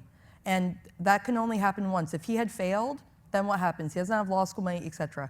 Not having money is actually a wonderful thing because it shows how resourceful you are. You have to bootstrap. And the better way to build a company is finding customers, finding people who will then say, yes, I need what you have, versus finding investors who are taking a bet and if you can find people willing to pay you, you really have something potentially. So we've got time for just one more question. So I wanted to bring it back to Susan, your point about that family sort of support network, or that social group that enables you to become an entrepreneur if you don't have, say, the tools that you need from the outside. And that's kind of an issue that I hadn't really thought about before, but certainly, in my own life, I've definitely seen that. And I just wonder, what tools can we give parents and families to give their children sort of the support that they need, or to change the way that they think about entrepreneurship as not a risky thing primarily, but an opportunistic thing. Are there any high school students in the audience? I think they went back to school. All right, good. I dropped out at the beginning of 11th grade. I was in the IB program, and I dropped out of school because I had a business. My parents let me fail. And I didn't fail. I had a successful business. I sold it when I was 25. But they let me take chances like that because that's the only way you can figure out who you are and what you're capable of, right? And I think that, my advice to we run a high school program where we have these high school kids spend half of their school day, every day of the school year, in our accelerator, where we do training with them every day. The best piece of advice is let people figure out who they are and what they're good at and not good at, because so many kids just think they're good at everything. And I see this even with adult entrepreneurs. If you don't really know yourself and your strengths and weaknesses, you're not going to hire the right team, you're not going to bring on the right people, you're not going to spend the time developing yourself, because, as I mentioned before, you have to be a sadomasochist to go through the entrepreneurial journey. It's hard every single day, and it's lonely no matter how big a team and support system you have. And if parents don't instill in kids that confidence that they can do things, but also know that if you fail, if the business fails, that doesn't mean you're a failure. It's a learning opportunity. And you mentioned earlier the STEM education. Everybody's focused on STEM. The reason why STEM is so important is because it teaches people that even when you find something that works, it doesn't mean it's the optimal answer. So it's that trial and failure and learning from each step of it that's the power of real STEM education, and learning about yourself through that process. I would only add design is also important. Yeah. And I think when you're talking particularly about communities that don't have a lot of access to a lot of resources, you've got kids who are leading the world in terms of their tastes, right? And so you can shorten the pathway into the technology field. We call design the gateway drug, right? So if you get kids along that path, they'll then start to discover other things in the technology space, and they'll go back and learn more, or some other kid will see them and learn after them. Yep. Yeah, I think that's a good point. Everyone kind of talks about, kind of going back to this pipeline problem, everyone says, oh, everyone's got to learn how to code. It's like, no, they don't, because everyone shouldn't code. I've seen that because I have a computer science degree. I know everyone should not be programming. But it doesn't mean that you can't be involved in what's happening from a tech perspective. Everyone can have a place to play. And I think that we have to kind of get that notion in the heads of everyone that's kind of involved in this. As much as you want to go directly at the millennial entrepreneur, okay, that's one way to do it, but you can also do that at the younger levels and get people comfortable with that and thinking about that, kids thinking about that earlier, but you can also do that with older people who actually have kids and have an influence over what they think about. And the more that people can start to open up doors and show, look, this particular individual, like I had one of my sons, we were in California, we stopped into a bookstore, it turns out that the guy that's there that day as a comic book store was actually going to kind of give a talk about a book he was working on. And it turns out that he's actually an animator for the Avatar series and Superman and a bunch of other stuff. So my son likes to draw a lot, he hates to read. And so now he just met this guy that loves to draw and loved computers when he was a kid and didn't want to do anything else. And so now my son's like, oh, well, maybe I can do that. And that only happened because we happened to put him in a situation where he came in direct contact with someone who was doing something a little bit different, and it was okay in that environment to actually consider maybe that's something I want to do. And I think we have to do more of that. I know we're over time, but I'm going to say one last thing. Sorry. 80% of the jobs that the current kindergarten class will have not yet been created. So there's no more job career training anymore. If you don't give kids the ability to really figure out who they are and what they're good at and let them know that they don't have to figure out a career path, but just expose them to a lot of stuff, it's the only way to really prepare them. Well, guys, thanks so much for joining me today. Appreciate it. Thank you to our panelists. I'm going to hand it over to Colby Ickowitz for our next panel.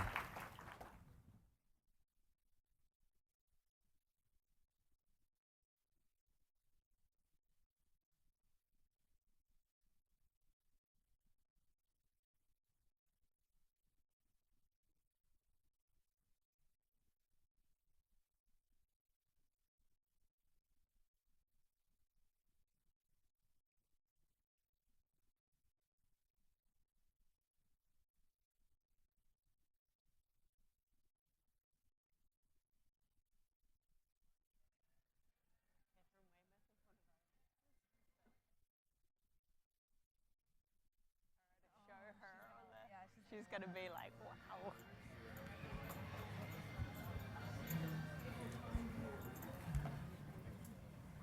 All right. Hello, everyone. My name is Colby Ickowitz. I'm a staff writer here at the Washington Post. I write about inspirational news, and we have some inspirational panelists with us today. So I'll do some quick introductions. Next to me here is Dale Pfeiffer. She's the chief executive and founder of Good World, which makes it easier to donate to charities and other groups using a hashtag donate. And speaking of hashtag, we encourage you to send questions to the panel using our hashtag inGENuitY, what is it, inGENuitY 2015. Next we have Sheila Herling. She's the Senior Vice President for Social Innovation at the Case Foundation. And down here we have James Winden. He's the co-founder and president of Brigade, a network and tool for users to compare opinions about issues with friends and their connections. Dale, I'm gonna start with you. As I said, I cover inspirational news, and so what inspired Good World?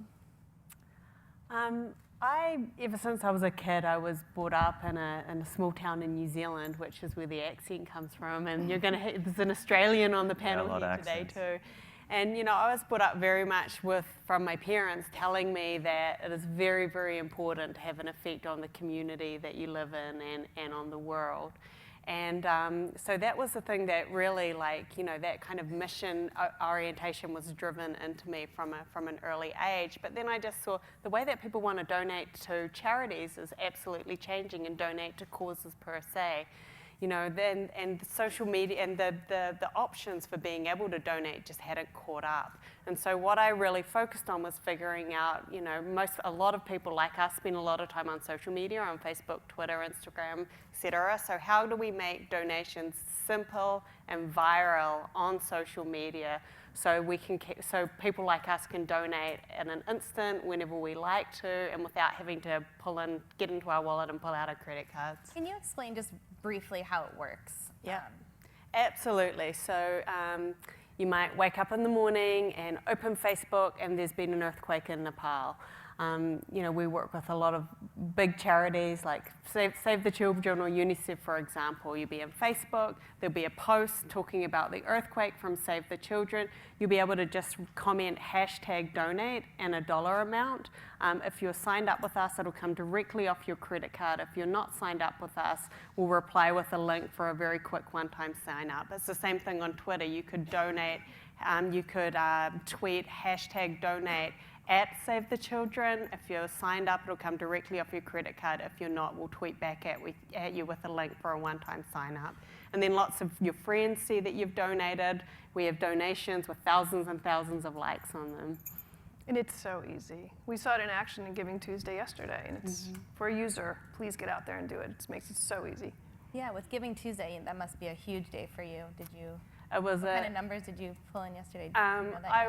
We're not the final numbers haven't come in, but we processed, and we're very young. We just came out of beta in April, so we're very, very young. We had a lot of influencers fundraising with us, from singers like Sia to we just launched our big $1 million challenge, where we're giving away $1 million to charity over Giving Tuesday, and we had Whitney Cummings, who was the first Wonder Woman, ran a hashtag donate campaign, and I'll need to talk to Lauren about exactly how much it is, but I think we processed very close to $500,000 worth of donations in just one day. That's great.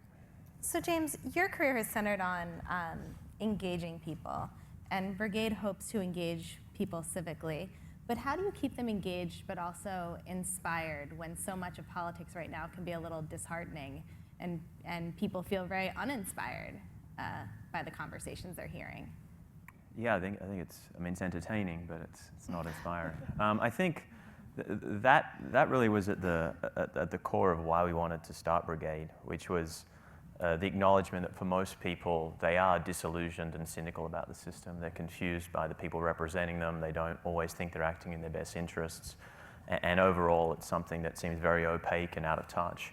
But beneath this acknowledgement that most people don't want to engage in the system, there's another acknowledgement, which is most people still care about stuff. Particularly, I think, Generation Y and the millennial generation. People have an issue or issues that are really important to them.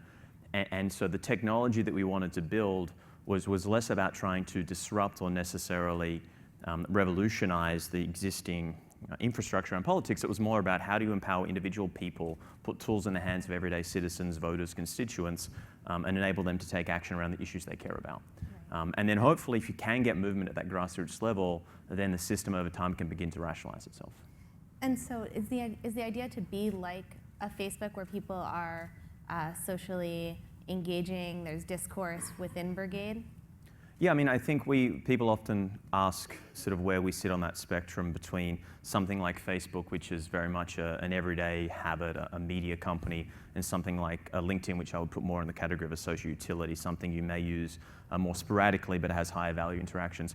We're somewhere in the middle. I think that the product at the moment, Brigade, if you don't have it, I'd encourage you all to check it out. It's just Brigade in the App Store or Google Play.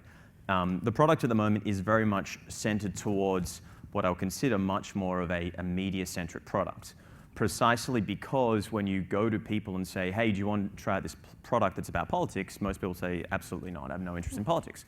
But if you say there's a place where you can weigh in on today's issues, where you can find people who think like you, where you can engage in discourse that's both political and civil, because there aren't a lot of places online where you can have civil political discourse at the moment, that's an interesting value proposition. So we've started from what we think is the most approachable component of politics, which is opinions, beliefs, often centered around what's happening in the world. But over time, we hope that we can ladder up and turn into more valuable, heavier weight actions that are traditionally considered political, things like voting, things like donating, things like advocacy. Do you monitor the civility? No. No. I mean, we have terms of service, so you can't be, there are certain things that we don't allow on the product. But it's actually been very interesting. When we started building the product, I think people assumed that the technology that was required to facilitate civil political discourse online hadn't existed yet. Someone needed to come up with something way out there and create a brand new model of discussion. In fact, what we've actually done in the product, you can see, is actually devolved certain components, removed certain components from existing technology out there. If you think about a comment board on the internet, that's very, very open-ended, and that probably isn't the best way to have a political discussion. So what we've tried to do is we've created very atomic units of political expression. We call them positions. They're short statements of belief. You can take a side on them, and then you can leave a reason why someone else should take that side. That piece of technology, coupled with the fact that we've got a growing community of people who I think acknowledge that they want to talk about politics online, but there hasn't been a place to do that to date. And so I think people are pretty good at self-moderating. Mm-hmm. So Sheila, we're talking a lot about social conscience and how it's so important to this generation, to the millennial generation. And you have examples like Tom's or Warby Parker. Mm-hmm. Do you think that model is going to become the norm, or are they unique? I mean, are more business models going to be focused around social conscience? I think so. I mean, first, let me start by saying I feel a little bit like an imposter up here. I'm neither a millennial nor an entrepreneur, but I do happen to work for this organization, this great foundation, founded by Gene and Steve Case, which basically sources innovation and entrepreneurship and thinks about the next generation of change makers, which this audience is filled with. And so one of the movements that we are running at and have with a lot of our partners is impact investing, where it right now is, sometimes called the third sector. So you've got your nonprofits and you have your for-profits, and this third sector trying to source social enterprises, which certainly have a financial return in mind, but also have a social return in mind. And so, it keeps getting categorized as this third sector, this third industry. If I had to bet, and maybe it's a little bit of aspiration and hope, I think there will be a world where basically all companies are social enterprises, that the problems that companies are going to be solving are going to be social problems, and they can make money by doing good. And so our hypothesis is that these worlds that right now feel very separate will very much come together, and these will be profitable businesses with talent just being put to work at social problems, which is what an entrepreneur does anyway. And Dale, since it does exist in this kind of in-between world between for-profits and nonprofits, and you're trying to do a social good, but you're also trying to make money, how do you balance that? I think it's really important to hold those two objectives up front and equal. And I'm from the nonprofit and foundation world originally, and I struggled for a long time as to whether Good World should be a nonprofit or a for-profit company. And at the end of the day, we decided to go to a for-profit model, and I've been very happy that we did that. A lot of that for the reason that we just have managed to get this incredible group of investors, from Matt Levkin, who was a co-founder at PayPal, through to the ex-president of Visa, a CFO of Microsoft. And what they've done is having those people involved in the company has brought a lot of gravitas to the company, but it's also brought a lot of discipline in terms of building the company. I can't get away with not, doing things in the very, very best way from the business world. And at the end of the day, I think that there's a huge opportunity for business to drive the social growth that we really need. Right. And James, a similar question to you. You've talked about this idea of consumerizing politics. So how do you kind of sustain growth and make money off of it? Yeah, I mean, I think we're still finalizing how we want to monetize the company. I think that's something that really needs to come after we're in a position where we scale the consumer piece of the product. But it's something. It's funny you had that sort of struggle thinking about Goodworld, and we had very much the same discussion with Brigade, and I know the last company I was at, Causes, Facebook Causes, had a similar discussion, and ultimately it's a decision you take very seriously. When we work in a space like politics, I think people rightfully are skeptical about the ability to build a platform focused on something as important and systemic as politics, and then not monetize it in a way that undermines its objective. So when we do sort of start to roll out revenue-based products, that really has to be the first core objective we think through. I know that sounds like I'm punting, and I guess I am. But for us, we want to see how the product grows. It's a consumer product, so the first thing we have to solve for is consumer needs. And once we're in a position where we feel like that's settled down and is solidified, then I think we want to think about what are the monetary products that can be laid on top of that at once help us achieve our corporate objectives, but don't undermine the product objectives. In 2016, obviously a presidential election year, that's like it's your moment, right? I mean, no one is. If you haven't heard, there's a presidential election next year. There's no better time when people are engaged or paying attention to politics than in the middle of a presidential election year. So do you foresee next year as kind of the make or break for Brigade, and how do you kind of capitalize on this moment? I mean, I think every company ultimately, you do have a moment in time where you have an opportunity to succeed, and if you miss that opportunity, then it's difficult for you to succeed long term. So next year certainly feels like that for this company. What I would say, however, I would caveat that with a big note, which is we are trying to build both a social network and a platform, neither of which can be built overnight. Right. Those are things that take time. We've released 2.5, potentially 3 tools, depending how you frame them, over the last 5 months since we rolled out our very first private beta.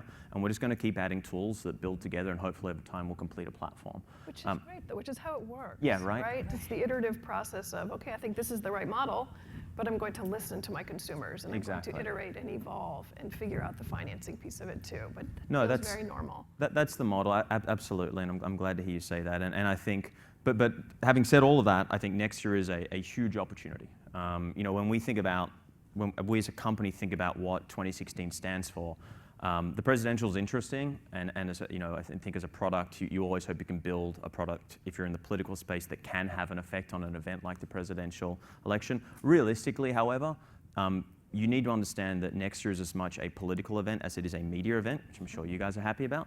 And what that means is that you have people's attention. And in an industry like politics, which, as you noted at the start, is not something that people are thinking about all the time, for me, the opportunity next year is as much that you have this opportunity once every 4 years. Potentially, given the state of social media, this may be the largest opportunity ever to actually engage people around politics. And for us, it's less about, let's talk to them about necessarily the presidential election.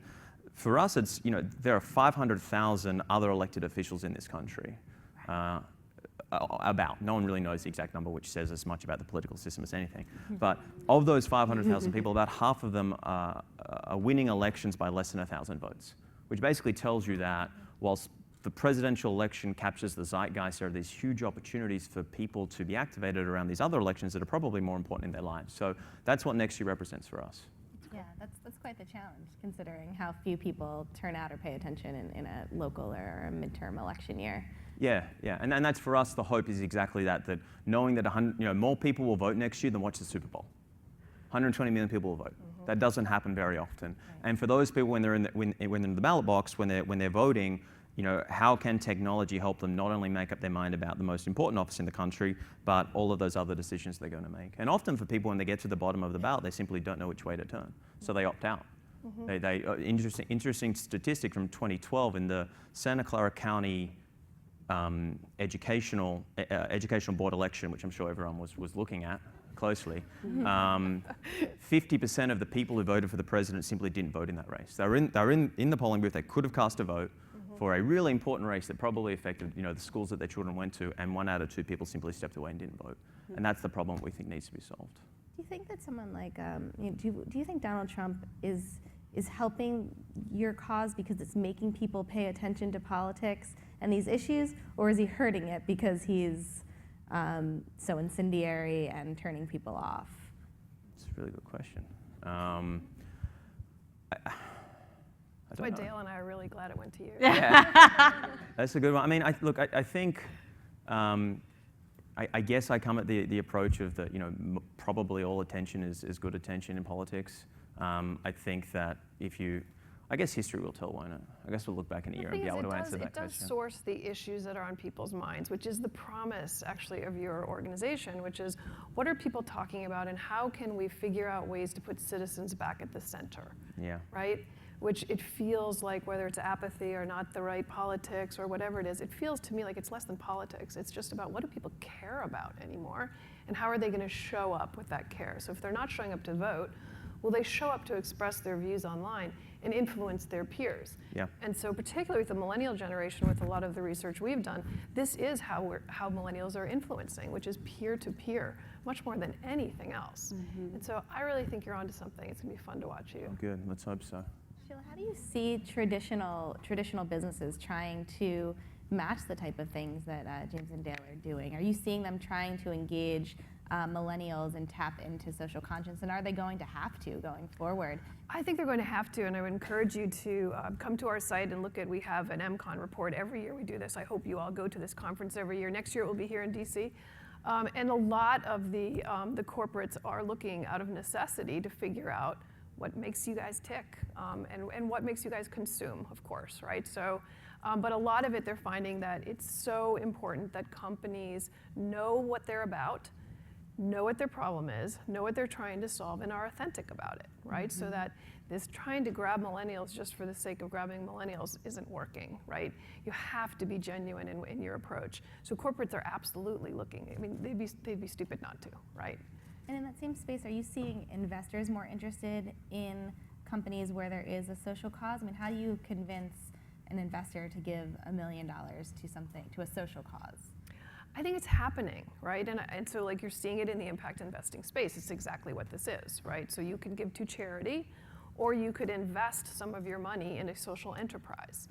And so it is happening. Are we at the tipping point yet? No. I think we need more social enterprises to basically close, right, and be bought, and we need to see that happening. But there are funds that are coming up, and if you look at most of the big major banks, they either have an initiative in impact investing or they are starting a fund.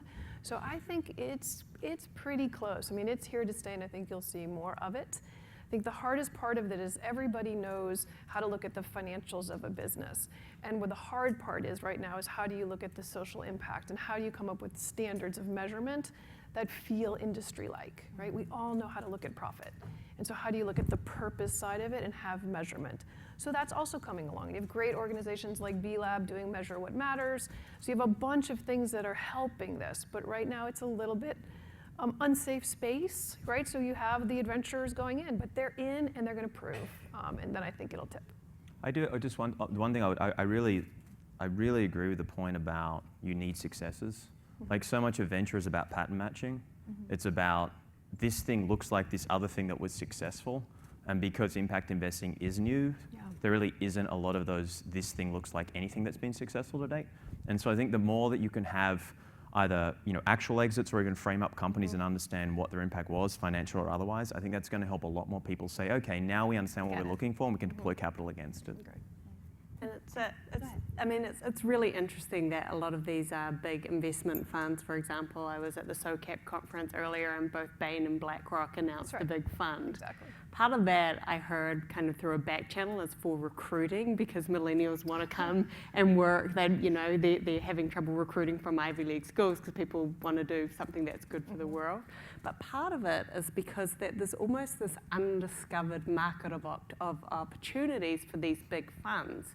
Because a lot of people, a lot of like traditional investment folks have kind of screwed up their nose before when they heard it was an impact opportunity because they thought, oh, double bottom line, that means at the expense of profit. Right. As it turns out, there's a big category of companies that prove that are infinitely scalable, are huge market opportunities, but have been overlooked because they had this impact or double bottom line attached to their story.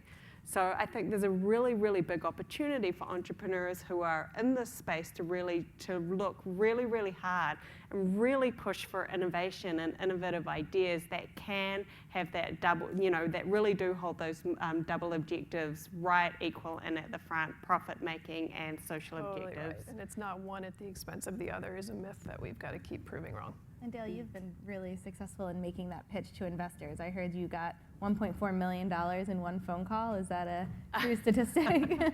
And what did you say to that person to convince them that this was a worthy investment? Well, the story is, it didn't quite happen like that. I was very, like a typical woman entrepreneur. I worked on this idea for literally 2 years, and I had a couple of very early investment conversations, but they really pushed back on my business model.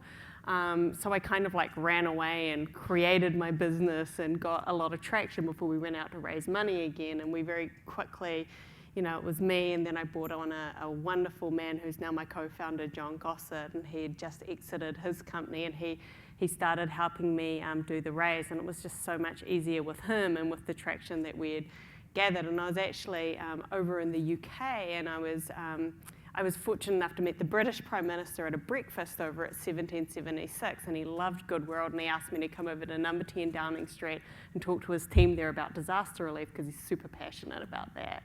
And so, while I was over there, I met these VCs at 1776 a couple of days before, and they were so excited about Good World. And I just, you meet people and they get excited and you don't know what's going to happen, but they were frantically emailing me while I was at number 10 Downing Street. So it was just this very strange situation. I came back and I went up to New York like that next week, and the VC firm, Nika Capital Partners, who's our lead VC, incredible, wonderful group of people who are very passionate and hold us very much to our mission, said that they wanted to take the round and that they would take a lot of it themselves, and then they would bring in their partners to fill the rest. So 3 more meetings and the round was tied up, $1.7 million. Really impressive.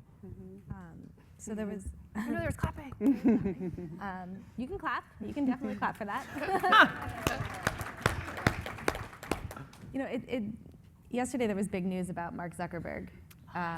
He's going to give most of his Facebook stock to charity. And I would throw this to all 3 of you, kind of what message that sends to the millennial generation and what that says about the millennial generation, that generosity and giving back is such a core part of their, that probably would have been unheard of even, 5-10 years ago, that a young entrepreneur, young billionaire would give away, 99% of their worth.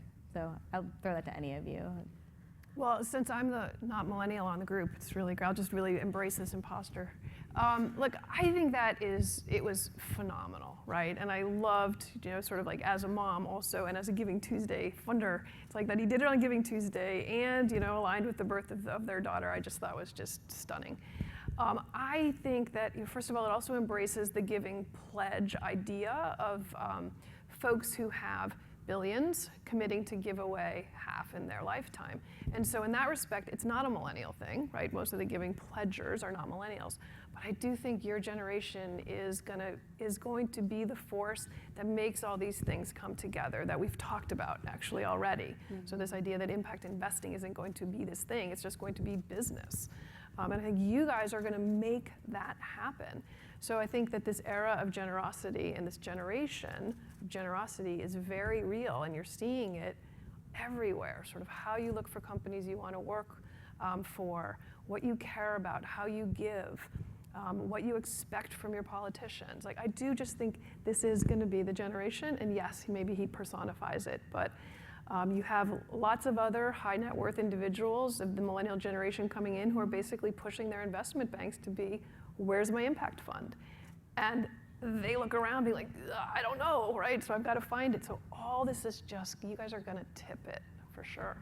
I think that's, have aligned with everything that you say. And I have a personal belief that generosity is a superpower. And this is like one of my major messages. There's a lot of research on the positive effects that giving and generosity has in your life. It makes you happy, makes you healthier. There is a lot of chemicals that are released when you give with an open heart, and it brings you status and meaning to your life.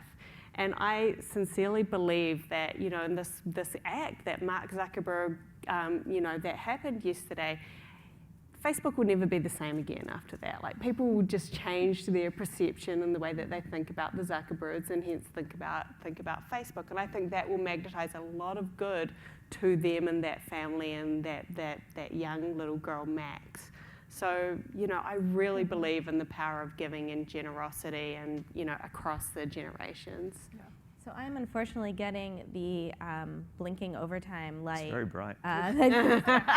They do not want you to go overtime. So I could have sat up here and talked to you guys for hours. This conversation was so compelling, and I didn't even get to my funny questions. So, and I'm sorry I didn't get to any of your questions, but thank you so much for being part of this conversation. Aren't they wonderful?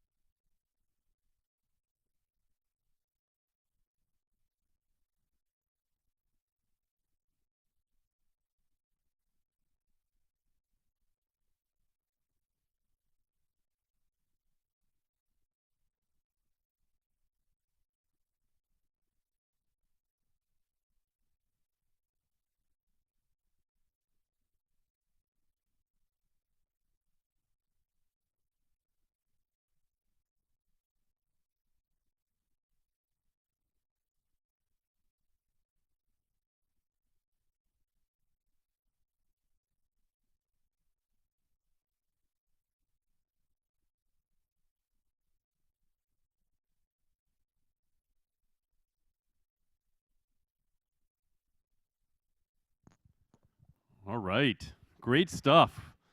Well, welcome back to the Washington Post 1776 pitch competition. For those of you who weren't here this morning, I'm Evan Burfield. I'm the co-founder of 1776.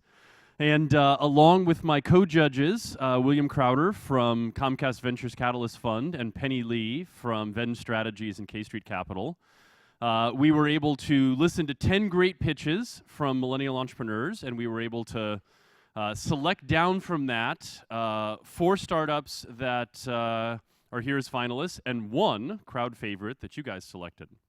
To give you a little bit of an update here on what we're going to hear in a little bit, each one of the startups is going to have 2 minutes to pitch now, so we'll get to hear a little bit more about their business, and then 3 minutes for questions and answers from myself, Penny, and William. And then once they've all pitched, we're going to go back, we're going to deliberate, and we're going to pick one big overall grand prize winner for the pitch competition here. I wanted to give a quick overview of the benefits that they'll receive. I wanted to have this right, because the stakes are pretty high for these winners. So the winning startup will receive $250,000 in Washington Post advertising credits, which is pretty significant for some of them that have launched in the last few days or weeks.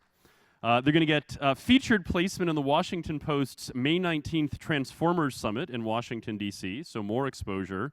And most importantly, they're going to get mentorship or membership to the 1776 program with all of the mentorship and access to support and expertise that entails. So pretty high stakes here. Just to recap for you guys, the finalists here are Lima Eats, Heartfully, Major Clarity, Underground Greens, and Work America. And without further ado, it is my pleasure to bring up Lima Eats.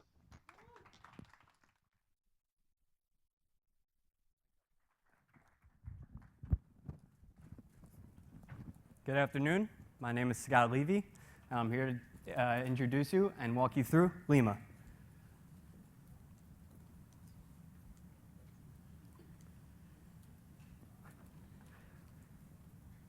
So Lima is an online marketplace that connects culinary artists and small batch craft food producers, high quality artisanal products to consumers. In addition, Lima is a platform that allows consumers to find inspiration for events and find products and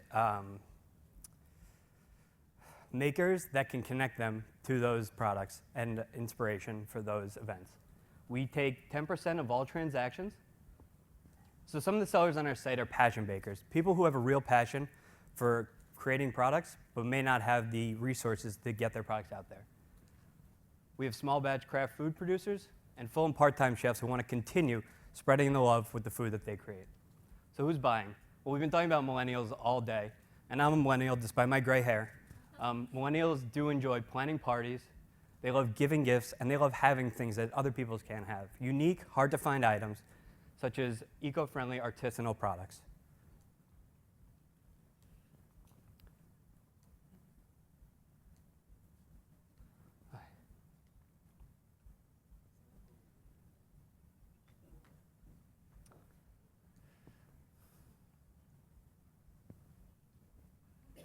Okay, so some technical difficulties, but the US specialty food market has seen sales of $109 billion in 2015.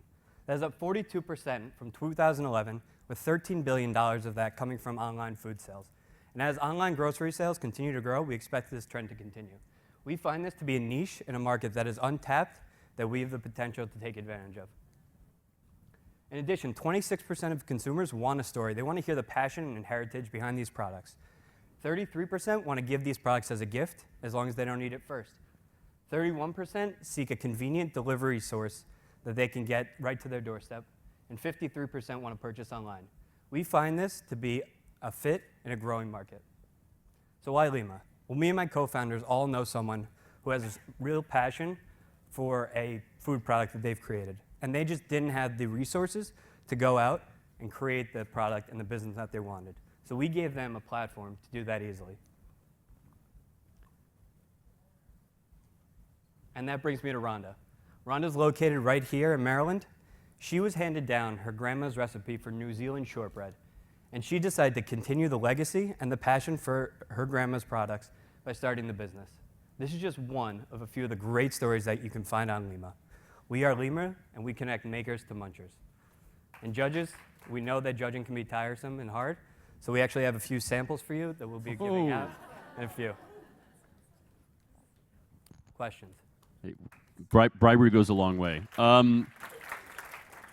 I'll just start with take us through, traction. When did you guys launch? How's the launch gone? What are you seeing in terms of transaction volume on the platform? Yeah, so we launched a beta in April 25th, and we've seen about $3,000 in sales and about 4,000 monthly active users. We know that traction is pretty slow, and we're still trying to find our market, which is why we're here, to expand our advertising and marketing. We've done a lot of building the product. 3 of us are technologists. So we've built a great product, and now we just need to market it and advertise it. And where do you go to source these artisans? And is there a quality control? They have to hit a certain standard of quality to be able to be put on? Or is it anybody who has a certain threshold? Yeah, so all the products are vetted by us 3, the co-founders. We've sourced these from farmers markets around the Northeast, events, Pinterest, Instagram, really scouring the internet to find these people. And we try all their products and make sure they're high quality. So we have a wait list that they can sign up for. We require that they send us samples, and we try the products. Are there any regulatory issues with sort of home bakers providing goods that you're selling through your platform? I mean, I assume that's generally on a city-by-city basis pretty regulated. So it's state by state. There are cottage food laws that prevent people from creating in their kitchen. Some states do allow you to sell online, but for the most part, all the vendors on our site are in commercial kitchens. So you made reference to Etsy and it's being analogous to that, but when I think about Etsy, I think about the fact that someone in the middle of Michigan can make some goods and they can sell that to anybody who may want that all over the country. But in these cases, you got perishable goods. So how do you think about scaling, the opportunity to scale this type of business and to distinguish it across a bunch of different markets versus having a national presence? Yeah, so we actually started with that big national presence like Etsy, and then we realized that due to the perishable nature of the products and that people want instant gratification, to roll out delivery. So we're working on now offering delivery in major metropolitan areas so that these vendors can offer delivery and get those products to them fast. Right now, we are integrated with a few shipping sources, and most of our shipping doesn't take longer than 2 days. So you said you need advertising to help grow your market, but in terms of the kind of customers you have developed, do you have any data on repeat transactions, virality, sort of evidence that shows that the product's at least compelling to those consumers you've already been able to reach? We do have people who come back and return and buy products from us. I would say the best indicator that it is a good product is that the attention that we've gotten from people at different festivals, such as the New York City Wine and Food Festival, Emporium Food Festival, where people come up to us and they say they love this idea. Converting on that is something we're still working on. And are the individual companies, are they the ones sending out, or how is the distribution happening? Is it going through your site as just a payment center, and then you're taking a certain portion, or are you becoming a distribution center in and of yourself? Yeah, so right now it works with drop shipping. So they get an order, the seller, and in their account, they'll see a little ship button under orders. They click it. We integrate it with USPS via an API so that they just print out a shipping label, and the buyer gets a tracking number, the shipper gets a label to put on a box, and they send it off. All right, I think that's time. Let's get a big round of applause here for Lima. Next up, Kate Glantz from Heartfully.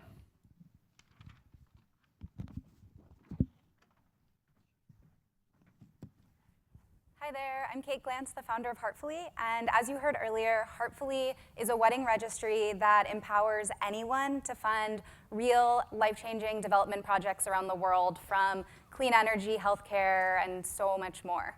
So there are over 2 million weddings in the United States every year, and 90% of couples create at least one wedding registry.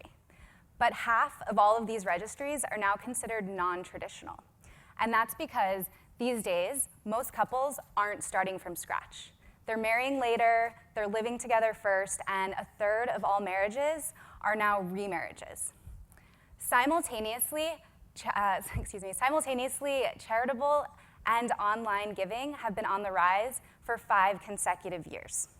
Heartfully is at the intersection of these trends. Our target demographic are socially minded millennials, same-sex couples, and second marriages. We just wrapped up a 6-month beta where we saw an average of $1,600 raised per registry. Heartfully is free for couples and nonprofits, which means there's essentially no barrier to getting started. Our model is a 9% service fee on each gift. We are currently partnered with 30 nonprofits on 5 continents, and we actually launched this morning. So it's been a really big and exciting day. We've seen 2 wedding registries. Thank you. We're a scrappy team of 2, myself and an incredible developer, and I'm a fellow at the Halcyon Incubator in DC. We're currently focused on acquisition in the DC metro area, and we'll be expanding to a 2nd city in Q2 of 2016. And by the end of 2016, we'll be in additional milestones from birthdays, bar and bat mitzvahs, even funerals. And to achieve all of these dreams, we are raising a $500,000 seed round. We're currently completely bootstrapped to date. Thank you.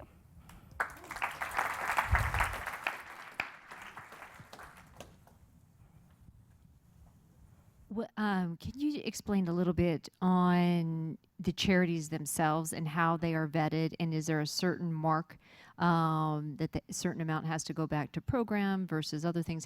What criteria are you using to put the charities on, and how are you going about talking with them about joining your network? Sure, so my background is in international development. I spent 8 years working all over the world doing development for the State Department and CDC. And so the first 20 nonprofits that we brought on are all former colleagues, friends, people that they knew me and were along for the ride. We also do vet them. We have an application, then we do a follow-up call. We have a contractual agreement that outlines where everyone's coming from and assuring that money is not going to overhead and admin. That's something that we do promise. It goes to programs and services. And so we also like to see that they've been vetted by third parties like Charity Navigator or GuideStar. It's not a requirement because as a returned Peace Corps volunteer, I'm very passionate about the grassroots nonprofits that are doing insanely awesome work that might not always be on these other platforms. So it's a lot of feeling each other out and relationship building. As for the nonprofits themselves, we're completely agnostic to the issue. We want to support anything and everything that's making an impact. So could you talk a little bit about the customer acquisition process or your strategy for that? So how does a couple that's engaged find out about this as an option, or like how do you think about that process? So to date, 100% of our acquisition has been organic, word of mouth. We've spent nothing on advertising, and that's because I don't have any money to spend on advertising. But it's a true blend. The wedding space is noisy, and to cut through that, we're pretty creative. We are aligning with a lot of wedding vendors who are finding this like a very cool and sort of relevant thing for them to promote to their brides. Our nonprofit partners are incentivized to promote it to their networks, and then of course, digital marketing. We've been really successful so far just with Facebook, free organic Facebook. Follow-up. So did I hear you mention funerals towards the end? So, towards the end, yeah. So no, I mean, yeah. Yeah, that was bad. So weddings, funerals, are there other areas that you think are ripe for? Yeah, so what's so exciting is this is such a word of mouth experience. We're already getting referrals from nonprofits and wedding engaged couples who have been to weddings with Heartfully registries. And so they're like frustrated. They're like, can we do this for our birthday, whatever? And I'm toying around with doing a birthday beta next year, but right now I really, I just heard the phrase, nail it then scale it. I love that, so I'm really focused. I know it's so cheesy, don't laugh at me. But I really am just focused on weddings now, but I think we'll have figured out what we need to know, and the word of mouth will be so that you might not be getting married, but want to give up a life moment for a good cause. So by the end of next year, that will be available. Talk a little bit about just overall market size. The market size? Market size. So you're raising $500,000. How big could this business be as an investment opportunity? I think it's limitless. I mean, I think this is, well, no, not the market itself isn't limitless, but I think the potential for what we're doing is very timely.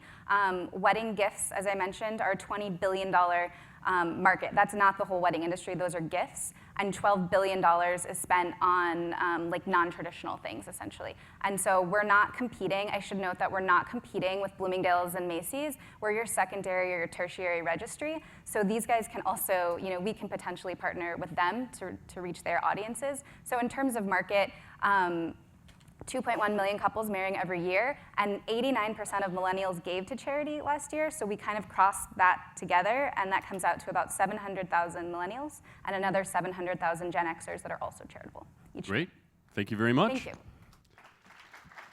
Heartfully, everyone. Next up, from Major Clarity, Joe Belsterling. What's up, guys? How are you guys doing today? So, once again, I'm Joe Belsterling, and I'm the founder of Major Clarity, and we help students figure out what they want to do with their life. So, I covered the problem a little bit earlier, but I want to take a second to dive into the solution, because we didn't just stumble upon the solution. We worked with educational innovators holding labs for students to collect data on what questions they needed to have answered most to build out our Q&A videos. And we worked with professionals to build activities that would actually be authentic so the students would get a real-world taste of what they would be doing in these disciplines. And the beauty of this is that as we were going through this process and noticed this problem and trying to solve it, our competitors had a different focus. They were focusing on these assessment and planning and tracking tools. They were focused on giving students personality tests and putting them into a box. And you might think, okay, well, if they're focused on that, shouldn't that be what you're focused on? But for us, the validation was when we went up against the top companies and startups in the space in the country and won an RFP from the New York City Department of Education in this space because of the potential of what we were doing, even though we were so much earlier. And we launched our platform in March of this year and have seen tremendous growth in the last several months. And that growth has been fueled by our main channel of user acquisition, which is schools.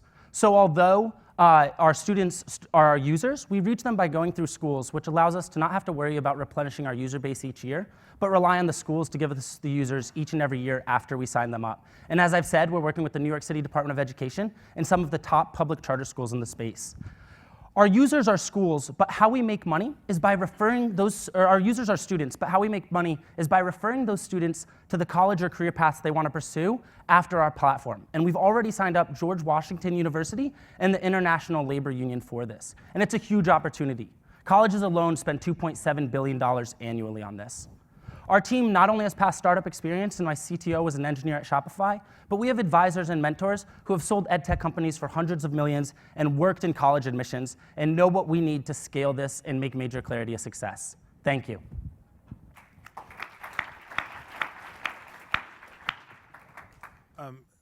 Could you go back for a second? Yeah. I thought I saw your revenue model, and could you explain that to me? Yeah, absolutely. So if you go back one more slide, two more, sorry. Yeah, absolutely. So what we're doing with these students, we found this unique value add. Actually, we defaulted into this revenue model. So we launched the platform in May, and I started going to schools to sell it. And I, one, learned how difficult of the process that is. And I'm an early entrepreneur, so I'm learning a lot of these things as I go. But two, most of the procurement cycles were January to March. So I called up a couple of my mentors who are operating in this space and running some of the top companies and found that there was this opportunity in the lead generation. And I know it is saturated, and I know there are a lot of companies who just default and say, we're going to do lead gen and sell to schools and make a lot of money off of it. But the cool thing about what we found was with our authentic test drives, we're gathering data that was really valuable to those colleges. And if we supplemented it with a couple other data pieces that those college admissions officials want, which we've helped identify with Bill Royal, who sold his e-recruiting company as the #1 in the country for $865 million. So he knows the space as well as anyone.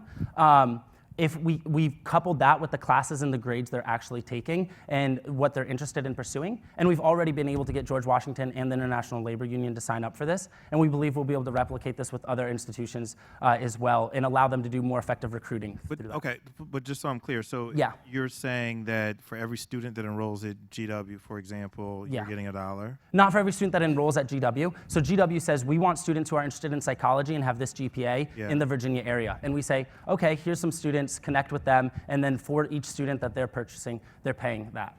It's a pretty standard model, but I guess the question I have is, there's a finite amount of money that sort of goes to lead gen for universities. Yeah, absolutely. You're taking $1 away from something else, so in that sense, your competition is all the other services that are selling leads to universities. Yes.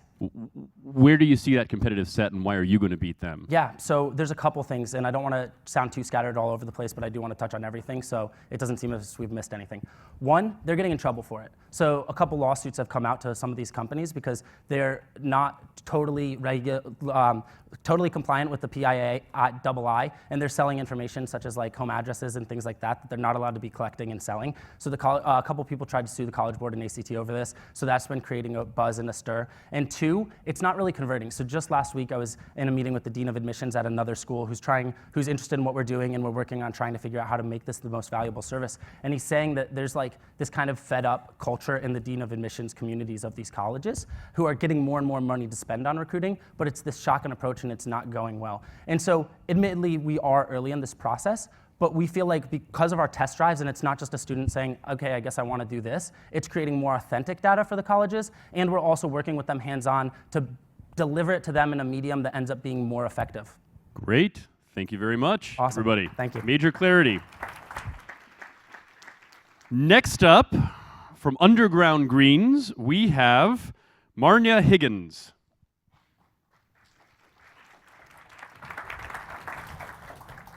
Good afternoon, everyone. I'm Marina Higgins, the owner of Underground Greens. And our goal at Underground Greens is to establish hydroponic farms throughout metropolitan areas, and starting with Washington, D.C., to benefit residents, businesses, and environment as a whole. We're doing so by utilizing urban spaces, unused spaces, wasted spaces throughout the city. The combination of vertical farming and real estate that is less attractive to traditional businesses significantly reduces our cost per square foot. Also, being close to our consumers reduces the time and cost associated with delivering food and extending the shelf life of our product. At this time, we concentrate on growing microgreens and wheatgrass, and we're planning on expanding into growing leafy, mature greens and herbs starting in the beginning of 2016. We also, in the past 5 years or so, there has been 17% increase in households who grow their own produce. So keeping that in mind, we're also working on developing a kit that will allow our consumers to grow their own microgreens on their windowsills and counters. In the last 5 months, we are proud to have partnered with several local businesses. It's 3 restaurants, 2 juicing companies, a catering company, and a grocery store. And we're also exploring and evaluating the opportunities of selling at local farmers markets and partnering with produce distributors. Also, recent media highlights significantly improved and increased the interest of general public in microgreens. And the public is looking not just for nutritional value of microgreens, but also for their outstanding flavor profile. We're happy to say that the industry profile is looking good, and also legislation is progressing in terms of urban farming. And most recently, DC Council has passed the law, or signed the bill rather, for Urban Agriculture and Food Security Act, and we're hoping to utilize those benefits to expand our business. And I will leave you with the following. We cannot grow food sitting in front of the computer. What we can do is to use the latest innovative technology to grow environmentally friendly, healthy produce right inside of the cities. Thank you.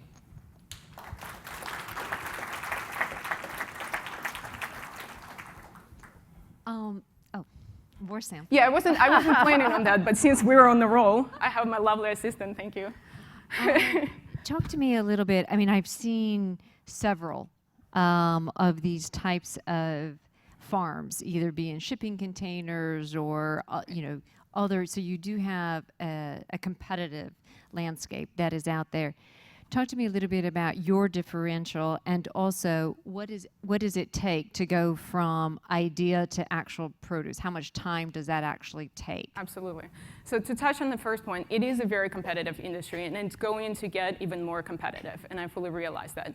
I'm happy to say that, to the best of my knowledge, we are the first hydroponic farm in Washington, D.C., and what it really takes is to establish the relationship with the customers, to establish that brand loyalty, and then it's really hard to, for those who come into the market new, to introduce their product, as long as you can keep the product, the quality product. Because once people like your produce, they're not gonna change it. There is no reason to change.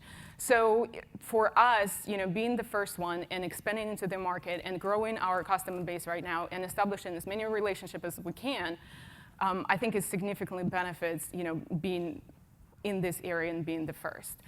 And then what's good about microgreens, and the reason why we started with microgreens, is the short life cycle. So our product, we go from seed to shelf in about 7 to 10 days. There are not many products that they can sell, can tell that. So not only it helps us to generate revenue faster, but it also allows us to learn from our mistakes. But what about the capital expense? I mean, the capital. I understand the 7 days, but what about the point that you have an empty building? Right. So it depends on the scale. It gets more complicated with the scale. Starting it small in the basement, you can set up in a day or two and start going, and in a couple of weeks you have the product if you do everything right from the beginning.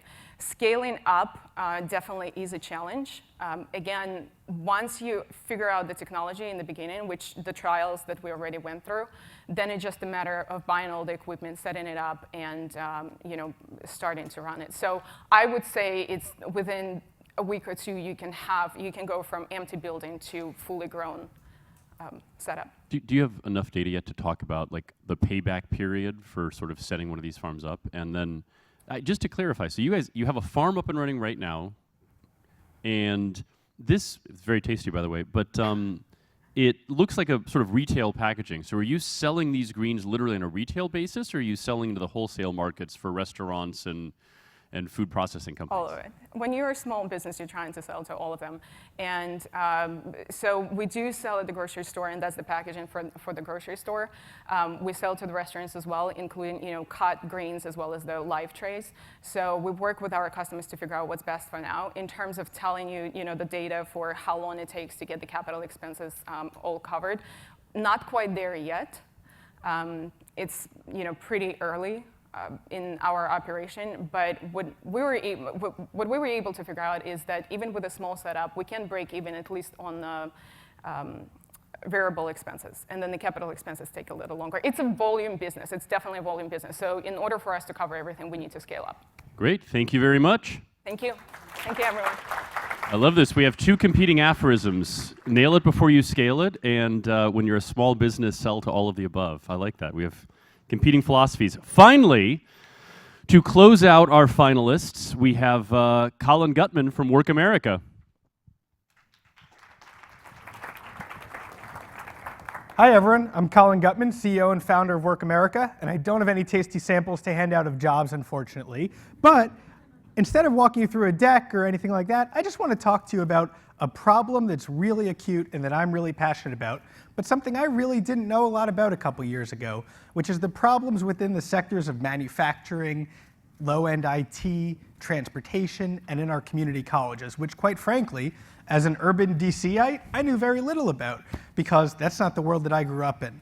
But for 40 million Americans, their lives are these jobs, our manufacturing, our low-end IT trades, our truck drivers. And it's kind of the backbone of the American economy. As trucking companies go, the stock market follows pretty closely, is what I've learned over the past couple years. And this 40 million person industry has a huge problem. They've got a 20% retirement rate and an average age of 52. So all those stats really go to just say, we're gonna have a problem in this country, and all the employers have realized it, in that the key industries are facing a talent gap. Now, where this talent is coming from to replace all of these people leaving the industry are our community and technical colleges. And they're great institutions teaching these skills in between 1 month and 2 years. So they're providing great paths to middle-class jobs, $60,000 to $120,000 a year pretty quickly. But as we all know, community colleges are underfunded. They have a very small placement arm, if any, very small career services. HR departments are overworked. They can't reach out to all these 1,200 community colleges all across the country. So this is what we do. We built a recruiting site that helps link up these community colleges with these employers. So while we work with community colleges, and that's where we get our students, so we don't have to kind of advertise directly to consumers, we get them directly through the schools where we're integrated in the process. Our market is actually the $4+ billion recruiting market. And that's what's really cool about our business is, yes, we help students get jobs, we work with the schools to get the students jobs, but we're not selling to slow-moving, budget-constrained educational institutions. We're more like Monster or LinkedIn, and that's where there's proof that you can build a really big, game-changing business in this market. Can you talk a little bit about your traction? This is obviously a very competitive space with, as you said, LinkedIn, Monster, and everybody else trying to hire and look for the right opportunity. Can you tell us a little bit about your traction and how you've been able to penetrate this marketplace? Yeah, so the key here is the supply. The key is the students, because these students aren't on any other recruiting site, right? They're in school, and then once they get out of school, they find a job through their instructor at the community college first, and then they get headhunted all the time. So they don't sign up for any online recruiting sites traditionally. So we get access to this unique candidate base through the schools, and right now we've got 200 community colleges signed up to work with us, which represent about 1/3 of all students in the vocational trades and community colleges. So we've got a huge head start with these partnerships that give us a really unique candidate base that no one else has access to. And then where are you finding the openings? Like, what is your placement rate? Sure. So we're finding the openings just general marketing and sales, right? We know we can find lists online of manufacturing companies. We're just cold calling our way in, quite honestly. And it's worked pretty well. We've got about 15 customers in the last 4 months on our platform, 10 still in 2-month free trials, 5 converted to paying. Comes out to about $60,000 a year ARR that we've sold over the past 4 months, just in our first 2 launch markets of DC and Nashville. So how do you, so it's one thing to kind of build up supply and just go out and just get a whole bunch of people on the platform. Something completely different is to have the right kind of quality that matches with, matches with the employees that you're going after. So how do you deal with that piece? Because this lower and middle skill workforce is really all about credentials and other things which are substitutes for the formal education. So how do you deal with that? It's a great question. So on our platform, it kind of goes name, contact information, field of study, school, certification. Those are the key fields. So when employers are searching in truck driving, they search for someone with a CDL license or who's in school getting a CDL license.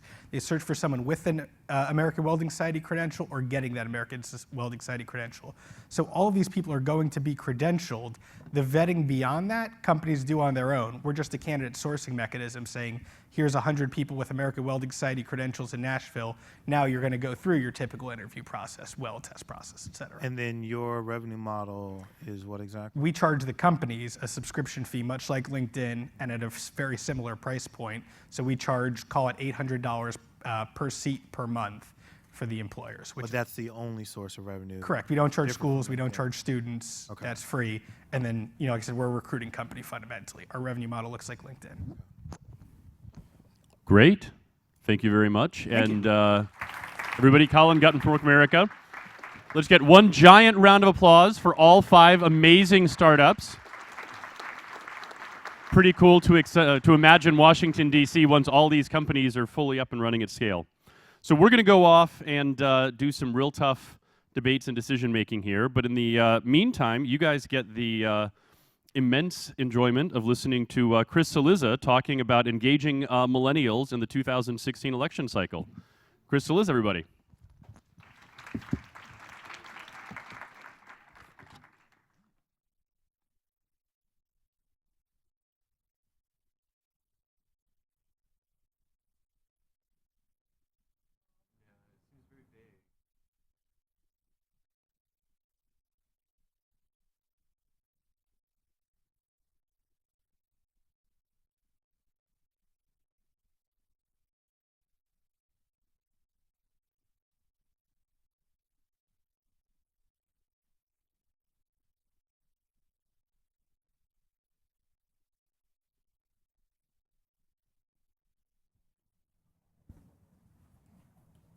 Well, the lights are on. That must mean I can talk. Hello! I'm Chris. I help write a blog called The Fix, which covers politics here at the Post, and have been doing it for 10 years. So that means I am not a millennial anymore. Actually, I never was. I was the oldest 24-year-old my wife had ever met, she said. So it's been a long and good day. I was actually down here earlier to hear the folks from the Skim, which I'm a giant fan of. So I wanted to hear about them on branding because I thought that was totally fascinating. So I'm thrilled and honored to be here, and thank you for being here, both in the online world and in real life. Let me just introduce who we have, talk a little bit, but I tend to find at the end of a relatively long day, people like to engage. So we'll talk for 10, 15 minutes, and then hopefully you have questions. If you don't have questions, I will return to my comedic stylings or ask more questions. To my direct right, your left, is Rebecca Dryden, the Director of Elections Coverage at Fusion. To her right is Brad Jenkins, Managing Director and Executive Producer of Funny or Die DC, and a veteran of the Obama administration. And on the end is my friend John Della Volpe, the Director of Polling at, not familiar with this, Harvard University. Is that the one in Pennsylvania? One that didn't offer me admission. Harvard University's Institute of Politics. Okay. I feel like in some ways in politics, whether it's millennial related or sort of more generally, we're through the looking glass. Many of you have been in this room for much of the day, though you do have access to the internet. Donald Trump did an interview with Alex Jones, noted 9/11 conspiracy theorist today. So I feel like that really grounds us in where we are with the race right now. But I want to start big picture, and we can go smaller. And Rebecca, let's start with you. Barack Obama was quite clearly a candidate 8 years ago and 4 years ago, less, but still in a real way, a candidate that excited and interested people who are 18 to 29 years old. They were a huge part of his coalition. Interest has waned in politics certainly since 2008, even more so since 2012 among that group. Is there a candidate either trying to appeal to young people, to millennials, or a candidate with natural appeal to millennials that is out there? And I'm going to ask everybody this question. So you unfortunately are the guinea pig. Let's go first. Yeah, I think everyone is trying to engage that age group. Everyone's trying to. I don't think anyone's coming close to the Obama 2008 especially. But what I think people miss about millennials is, while there's not a big candidate like Obama 2008 this year, there's not a huge excitement about a personality, they are really passionate about issues. So if you want to get to millennials, it's like they really care about immigration, and they really care about social justice and policing, and they really care about women's reproductive rights. And I think when you start trying to engage them on those issues, that's when you get them excited and interested and engaged in this election season. Brad, this sort of feels like sometimes with these candidates, it feels like, I always think of Matthew McConaughey in Dazed and Confused, like hanging out in the parking lot of the high school, like, hey man, like 27-year-old, like the lingo. Marco Rubio has made a big deal of his favorite rap choices, tried to skew young. He is 45. He and Ted Cruz, I think, are the two youngest candidates in the field. Anything there, or as Rebecca says, does it feel more like trying unrequited? I tend to agree. I do think that it's early, right? I think that once we start getting to a place where there are caucuses and people are actually voting, I think we will see interest go up. I think Bernie Sanders has lit the fire of young people, of millennials. And I think Rubio has a shot. I mean, look, we were just talking about this backstage. I think that you talked about Trump. I have a hopeful expectation that him just being in the field and just making this cycle entertaining is bringing more people in. Bringing millennials into the process, right? Like they are now like, well, I'm not voting for that guy. But I'm paying some attention. But I am paying some type of attention, and I am going to research, like, who is my person? Is it a Rubio? Is it a Rand Paul? Is it a Bernie Sanders? So I think it's still early. Paul, just one addition that makes me think of two of the candidates who have captured some level of youth vote other than Obama are Ron Paul and Bernie Sanders. Yeah. Which is sort of an unlikely age spectrum, but it speaks to Rebecca's point maybe about issues. I think right? that's, yeah. Well, is that borne out? Because again, if you said to me in 2014, watch Bernie Sanders, he's going to light a fire among young people, I'd be like, is it a different Bernie Sanders than the guy I'm talking about, the 70-plus-year-old socialist? Well, clearly there's no correlation, right, between age of candidate and percentage of the millennial vote. Right. And when we released our last Harvard survey back in April, I think Sanders only had 1% of the vote. He was just beginning, but he's clearly going to let the millennial world on fire, leading Secretary Clinton by significant numbers in all the early state polling. But you're right, it has less to do with age and more about are they taking the millennial vote seriously? It's just not a constituency. Right. Is it about how you want to govern, how you want to think about the world? The millennials want to engage in the campaign, not just be somebody who shows up and votes. Is it issue driven? And Paul, John. Oh, John. John, I'm sorry, John. Okay. Is it issue driven or is it about conviction? Right? Because while I understand Bernie Sanders is to the left positionally of Hillary Clinton, in some ways it seems as though that it's, about he says what he believes. Regardless, damn the sort of political torpedoes. Yeah, I actually think that's where it starts. I think it starts with an opportunity to kind of find a connection on something that you can believe in before you can make a relationship with somebody, before you can discuss the specifics of this policy versus that policy. And I don't think that millennials are asking for too much a cycle. I think they're asking for integrity. I think they're asking for authenticity. They're asking for somebody who wants to engage in a conversation and listen and talk about all sides of an issue. So I want to, the thing that I sort of pay most attention to that you guys do is the poll. Yeah. And we've just written it, we've just done one, we've just written it. The thing that struck me, and I've written some about this, true with millennials, true with lots of other people, is the American dream question. Yeah. I think is totally fascinating as it relates to, and this will get us into Trump, as it relates to sort of this cycle and what we expect in our candidates. Double the number of young people, 18 to 34, 18 to 29. The Fusion, we had two polls released. The Fusion poll focused on the American dream this week. Yes. Okay. 18 to 35. Ours, 18 to 29. We have another poll coming out next week as well. So it's good. A lot of polls. A lot of polls. Yeah. But double the number of people, young people, saying they do not believe the American dream is a thing or can be achieved. I find that totally striking.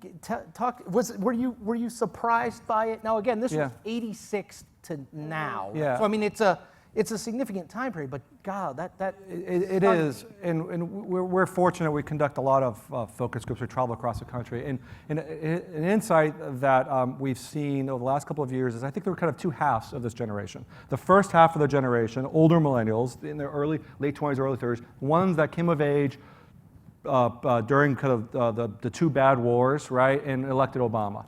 The younger cohort, okay, the 18 to 24, 25-year-olds came of age post-2008, okay, during the Great Recession, and saw their families crushed, their neighbors crushed. Universities that they wanted, that got into, parents couldn't afford to send them there.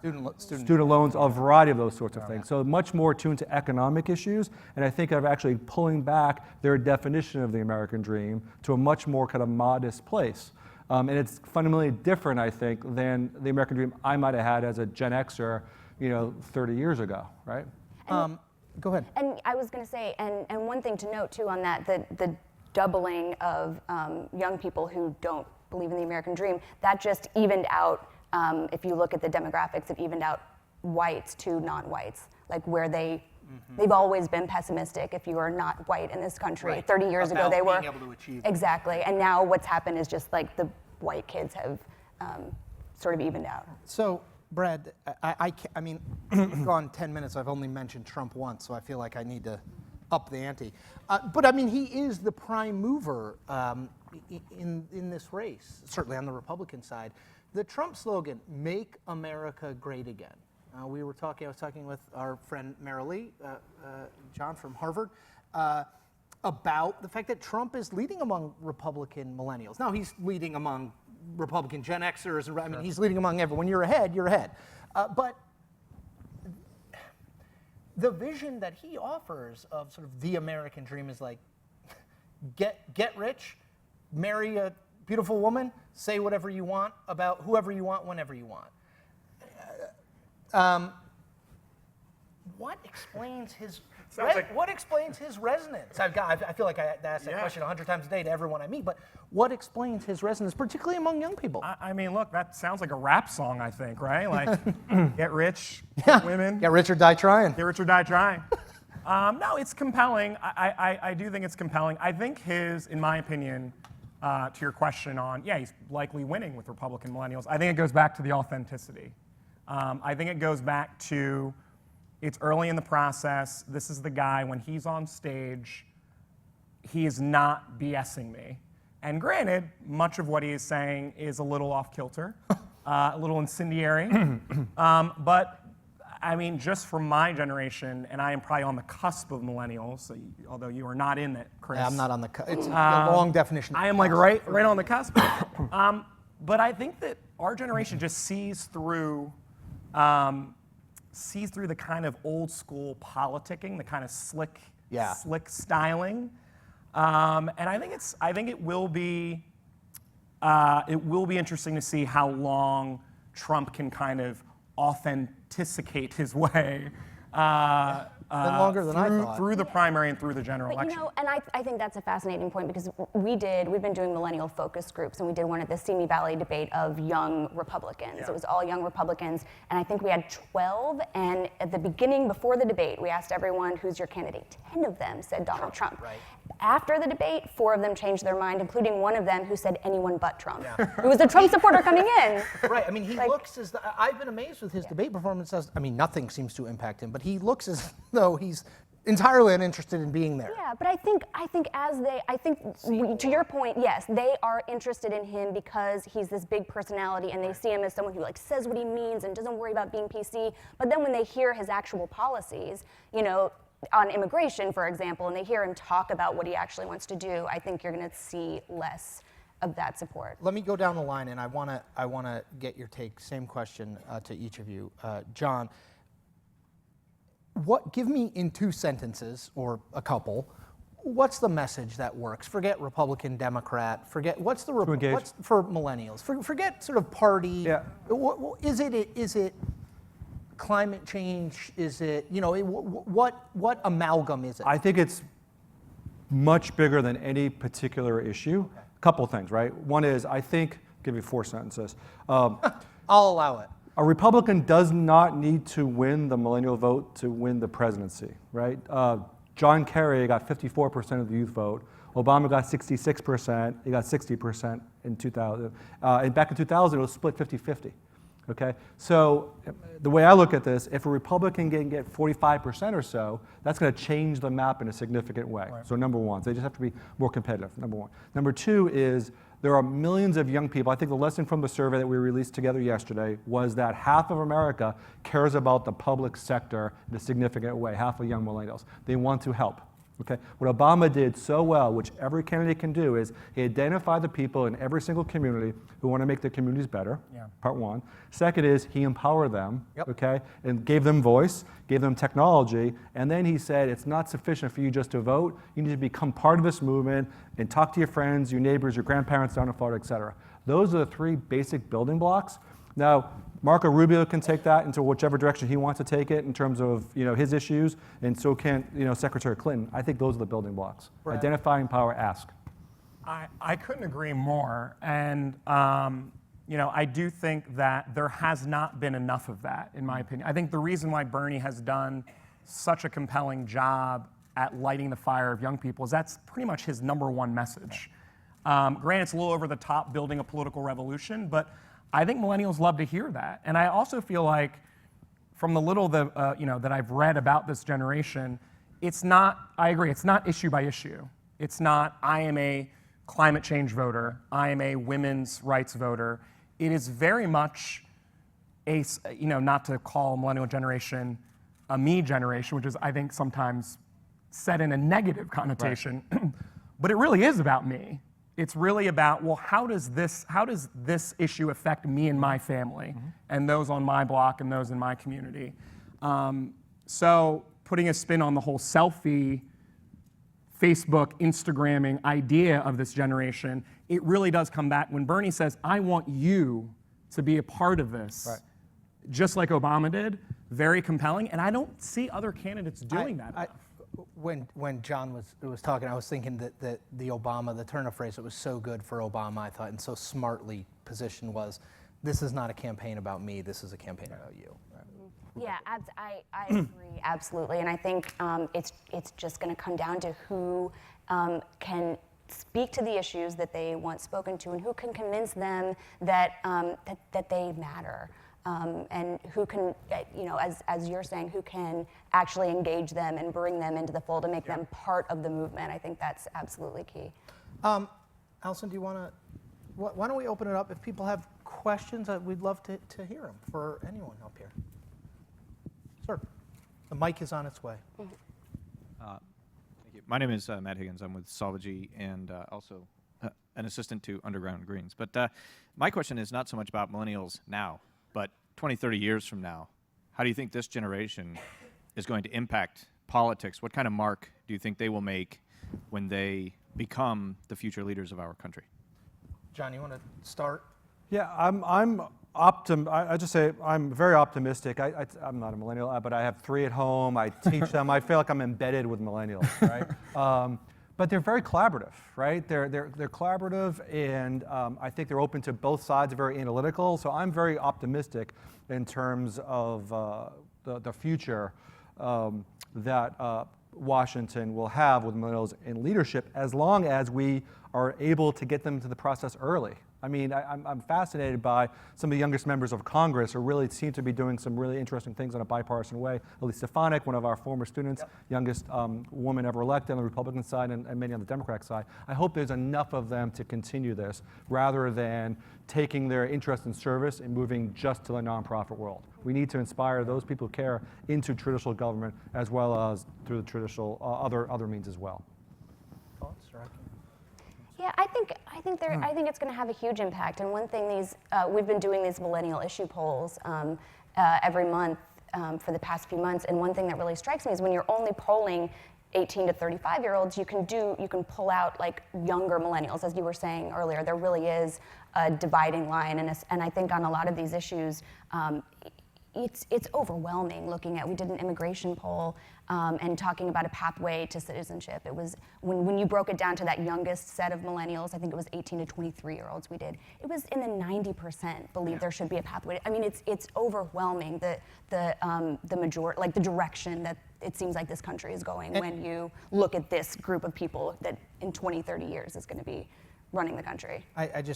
John had mentioned that earlier, and I just wanted to come back to it, which is I do think, I remember talking to Joel Benenson, the Obama's pollster, now Hillary's pollster, during the run-up to 2012, and about young people, and he was making the exact point, John, that you did, which is, just saying, well, 18 to 29, that it's not fundamentally like one. I mean, it's the same mistake we make, like, well, Latinos think, it's like that's a pretty gigantic population, right? With a variant of interest, but that age split mattered. And he was making the point about people who, were 14 when Obama was first elected are now 18, things are, go ahead. That's my concern. So the younger millennials, okay, have shown a proclivity to be more independent, less Democrat, even voting for some Republicans. They voted to re-elect Scott Walker in the recall. 18 to 24-year-olds did, right? They voted for Cuccinelli in Virginia. So there is a little bit of a libertarian conservative streak to keep an eye on. We have a new poll coming out next week, right? I will be interested to look to see if the way which Republican debate has unfolded the last 6 months, if those 18 to 24-year-olds are more likely or less likely to look at Republicans. Other questions? Yes. Hi. Hello. My name's Carolina. I'm from the College Republicans down the street.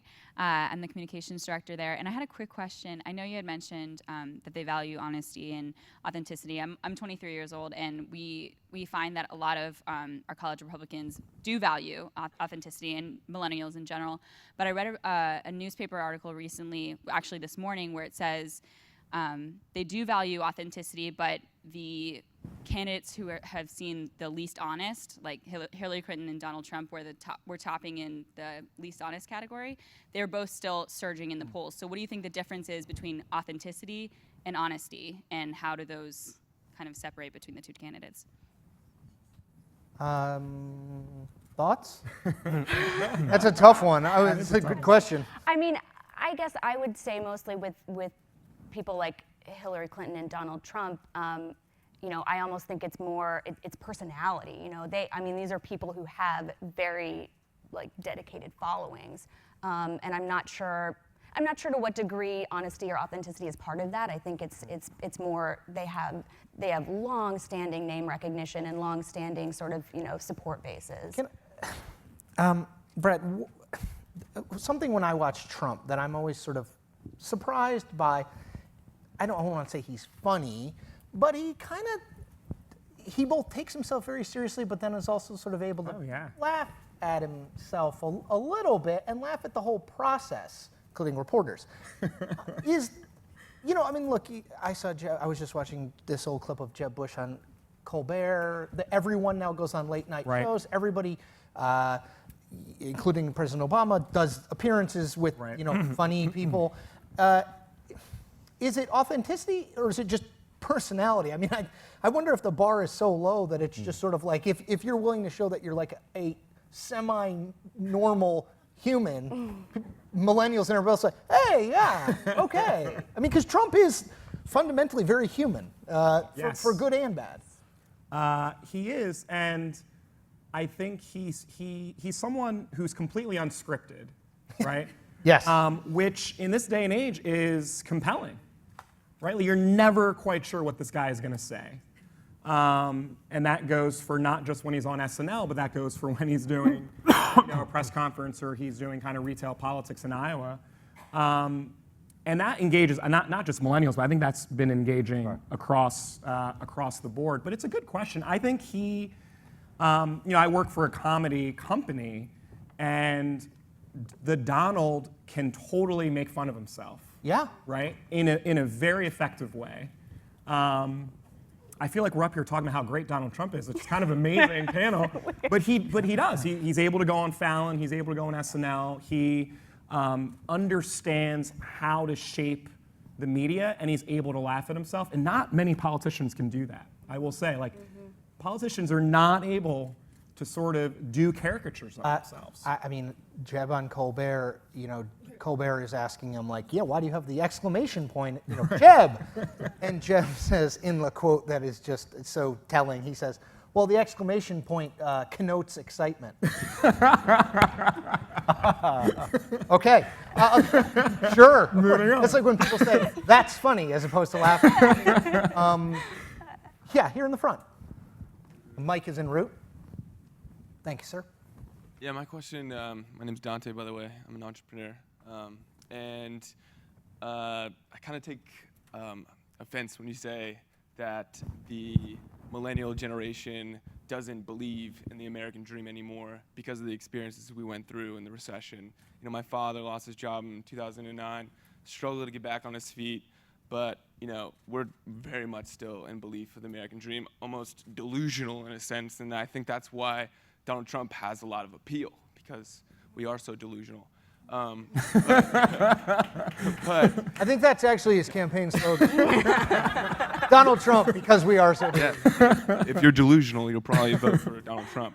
But my question revolves around the instant gratification that all millennials want. And when you say, when you're asking about where you see us taking this country in 30 years, I see it as being more and more of a direct democracy. There's issues like gun control, where 90% of the country wants reforms, yet nothing was done. And so do you think that there will be more referendums, more of like almost a revolution taking place over the next couple of decades, where we are becoming less reliant on a representative democracy, and we want more instant gratification, being able to vote on Facebook.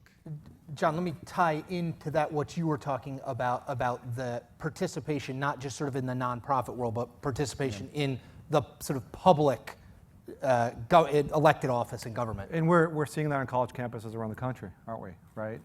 In terms of kind of in Missouri and other places where young people believe they can have see a tangible result very, very quickly. Where in the beginning of our survey, we didn't create a survey to understand the attitudes of millennials. We created a survey because 2 students at Harvard back in 2000 thought that the entire generation they were engaged with were volunteering, but very few were voting, right? So we try to kind of connect the two between kind of, more people will engage through volunteerism than vote on a almost every year basis, other than a presidential year, right? So the question is, how do you take kind of those passions and try to incorporate them into the traditional mechanisms of governing? I absolutely will. You see a significant increase in referendum initiatives on ballots, et cetera. My problem is, though, that young people, unless they have trust in the system, and in the last decade, unfortunately, we've seen trust go down every single year. In the system, they won't participate even in that structure. And Brad, that's what I wonder about. You see, not just, I mean, look, journalism is part of this, the church is part of this, police are part of this, the academic system is part of this. Virtually every sort of pillar that we once had as a safety net, like, no, yeah, I don't think about it every day, but if I fall, it'll be there. To your point about your dad, doesn't feel like it's there anymore, and yet it doesn't feel, I think, to most people like something has come to replace it. There's an anxiety that exists there. Anxiety and fear, and John, I know, are 2 of the biggest, strongest motivating factors in voting. 2 of the strongest passions. Donald Trump is a testament to that. Right. How do you address that if you're a candidate without sounding as though the sky is falling and, well, if we still have a democracy when you're 30, how do you get beyond that? I thought that question's spot on. I do think some of the things that you had talked about with the way millennials are interconnected, and a lot of it is now, to your point, these kind of older institutions, it's now online now, right? Like it's now, I mean, watching my brother-in-law play his Xbox game and text and Facebook chat all at once and Snap is incredible to behold. And I think that this idea of direct democracy is compelling because we've seen it happen. I was at the White House when SOPA and PIPA, like, if not for Reddit, and if not for these kind of democratized content providers just shutting down the internet, that would have passed. Like, there was no way in the world, if not for regular people just upsetting the system. Right. To your point, that is not converted yet in midterm elections, school board elections, city council. So it has not really entered the public sphere. And to Chris's point, I think Bernie Sanders is hitting that generation because he is saying the sky is falling. Yeah. That's literally all he's saying. The sky is falling, like the Larry David. Right, we're doomed. We're dying, The 2 people who have sort of, gotten younger people interested are Donald Trump, who has a book called Crippled America out right now, and Bernie Sanders was essentially like, we're about to crash in a serious way. Let's take one more if there is. Sir. So I want to get back to the disconnect between social engagement in the nonprofit sector, where I work, and participation in politics. Because it seems like we were getting at something earlier that fundamentally this generation will not engage in the traditional political system because they don't trust in it. How do you engender that trust without having to fix, broken institutions first, and instead make this generation or encourage this generation, engage this generation to be part of the solution that they seek? And I'll add, and John, I want to go to you first, but I'll add fixed broken institutions that are primarily controlled by people who are much older. Right. I mean, you're talking about the Senate. It's like 68 is like you're a young man in the Senate at 68. So honestly, I think that's a great. I think the key driver is a tangible result, right? When somebody feeds somebody who's hungry, you can see the tangible result. They can't see a tangible result, a Democrat versus a Republican on that issue. So I think that in terms of direct democracy, and we've got a lot of examples of it, but opening up certain policy questions to input and actually encouraging young people to participate in letting them see their ideas through the process and actually developing something that becomes policy kind of in the White House or in Congress or stuff like that is a very small, tangible way, I think, to kind of encourage some greater participation. Rebecca, can I hit on, we haven't talked that much about the media's role in all this. What is the media's, because I mean, when I write about trust in institutions, people say, well, you're the problem. Not me, hopefully, specifically, but like the media broadly imagined. Your organization has said, we're going to focus on the, not just through surveys, but we're going to focus on issues that are of import to this group, try to understand them, try to build that trust. I mean, look, we're all trying, I think, at some level to like understand what millennials want, what they want to read, what they want to buy. What role does the media play in all of this from a building a trust standpoint and going forward? Well, that's a good question, and it's so hard because one thing we're doing is with our election coverage, we're not embedded with the campaigns. We don't have anyone assigned to each campaign, and that's a big departure. I worked in TV news for a very long time. That's a big departure. You don't cover elections without following the candidates around. And so what we're doing instead is we have a bunch of correspondents and reporters who have beats that are issues that are important to millennials, and so we pulled them from sort of general assignment to be this super group, this elections team, to cover the election from the point of view of their issue that they cover. So they'll cover... Right, as opposed to the election and then have issues down here. Yeah, exactly. Trying to invert that period. Exactly. And, but it's difficult because there's a trade-off, right? I mean, you get access by being on the campaign trail every day. And it's a little bit easier for us to do because we are the child company of Univision and ABC News who have, a lot of that access, and ABC does have embeds, and, we have a relationship with them, and that's really helpful. But it's really hard if you don't have that to act, because we need to do interviews with the candidates too, and to try to get that access and get to talk to them without just being literally embedded in the campaign is really tough. Change in politics and in media is slow. It's slower than I think many of us would like. Let me stop there because we are now in the red, 2 minutes and 25 seconds. Rebecca Dryden, Brad Jenkins, John Delavolpe. Must know someone else named that. Thank you all so much. Thank you for spending time with us today. Go forth and prosper. Thank you. And I believe, Bob. Okay, yeah. I didn't know. They never tell me. Bob, welcome back. Thank you all. Thank you. Thank you.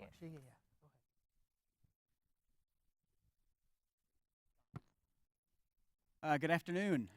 My name is Bob Bierman. I'm the general manager of Washington Post Live, and I'd like to thank everyone for being here today.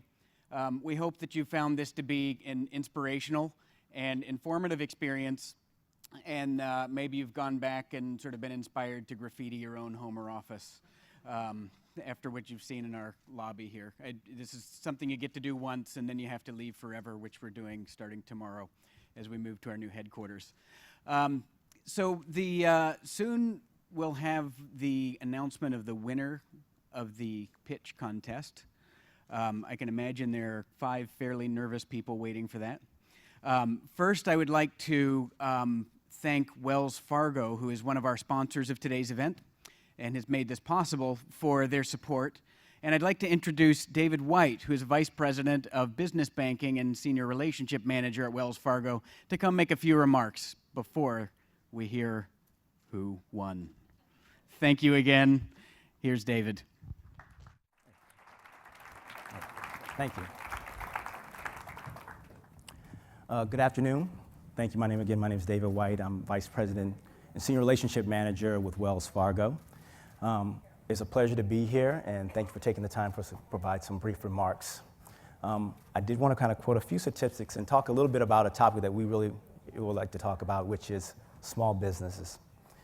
In particular, we like to focus in this particular conference on millennials. Just to talk about a few statistics here, over 99% of U.S. employer firms or small businesses, and around 2/3 of new private sector jobs in our economy are also related to small business as well.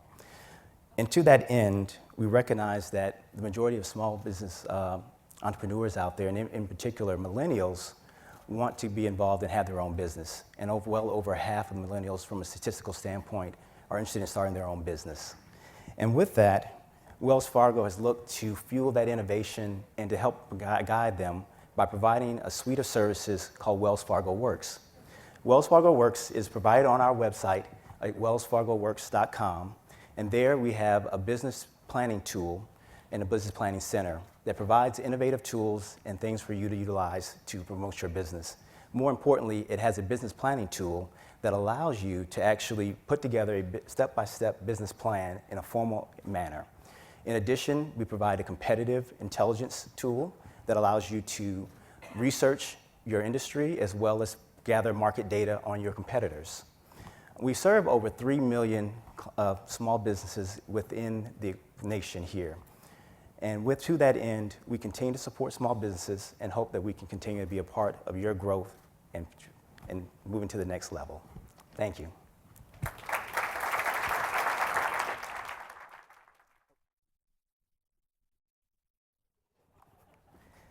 I would like to introduce now Evan Birchfield to announce the pitch contest winner. Thank you.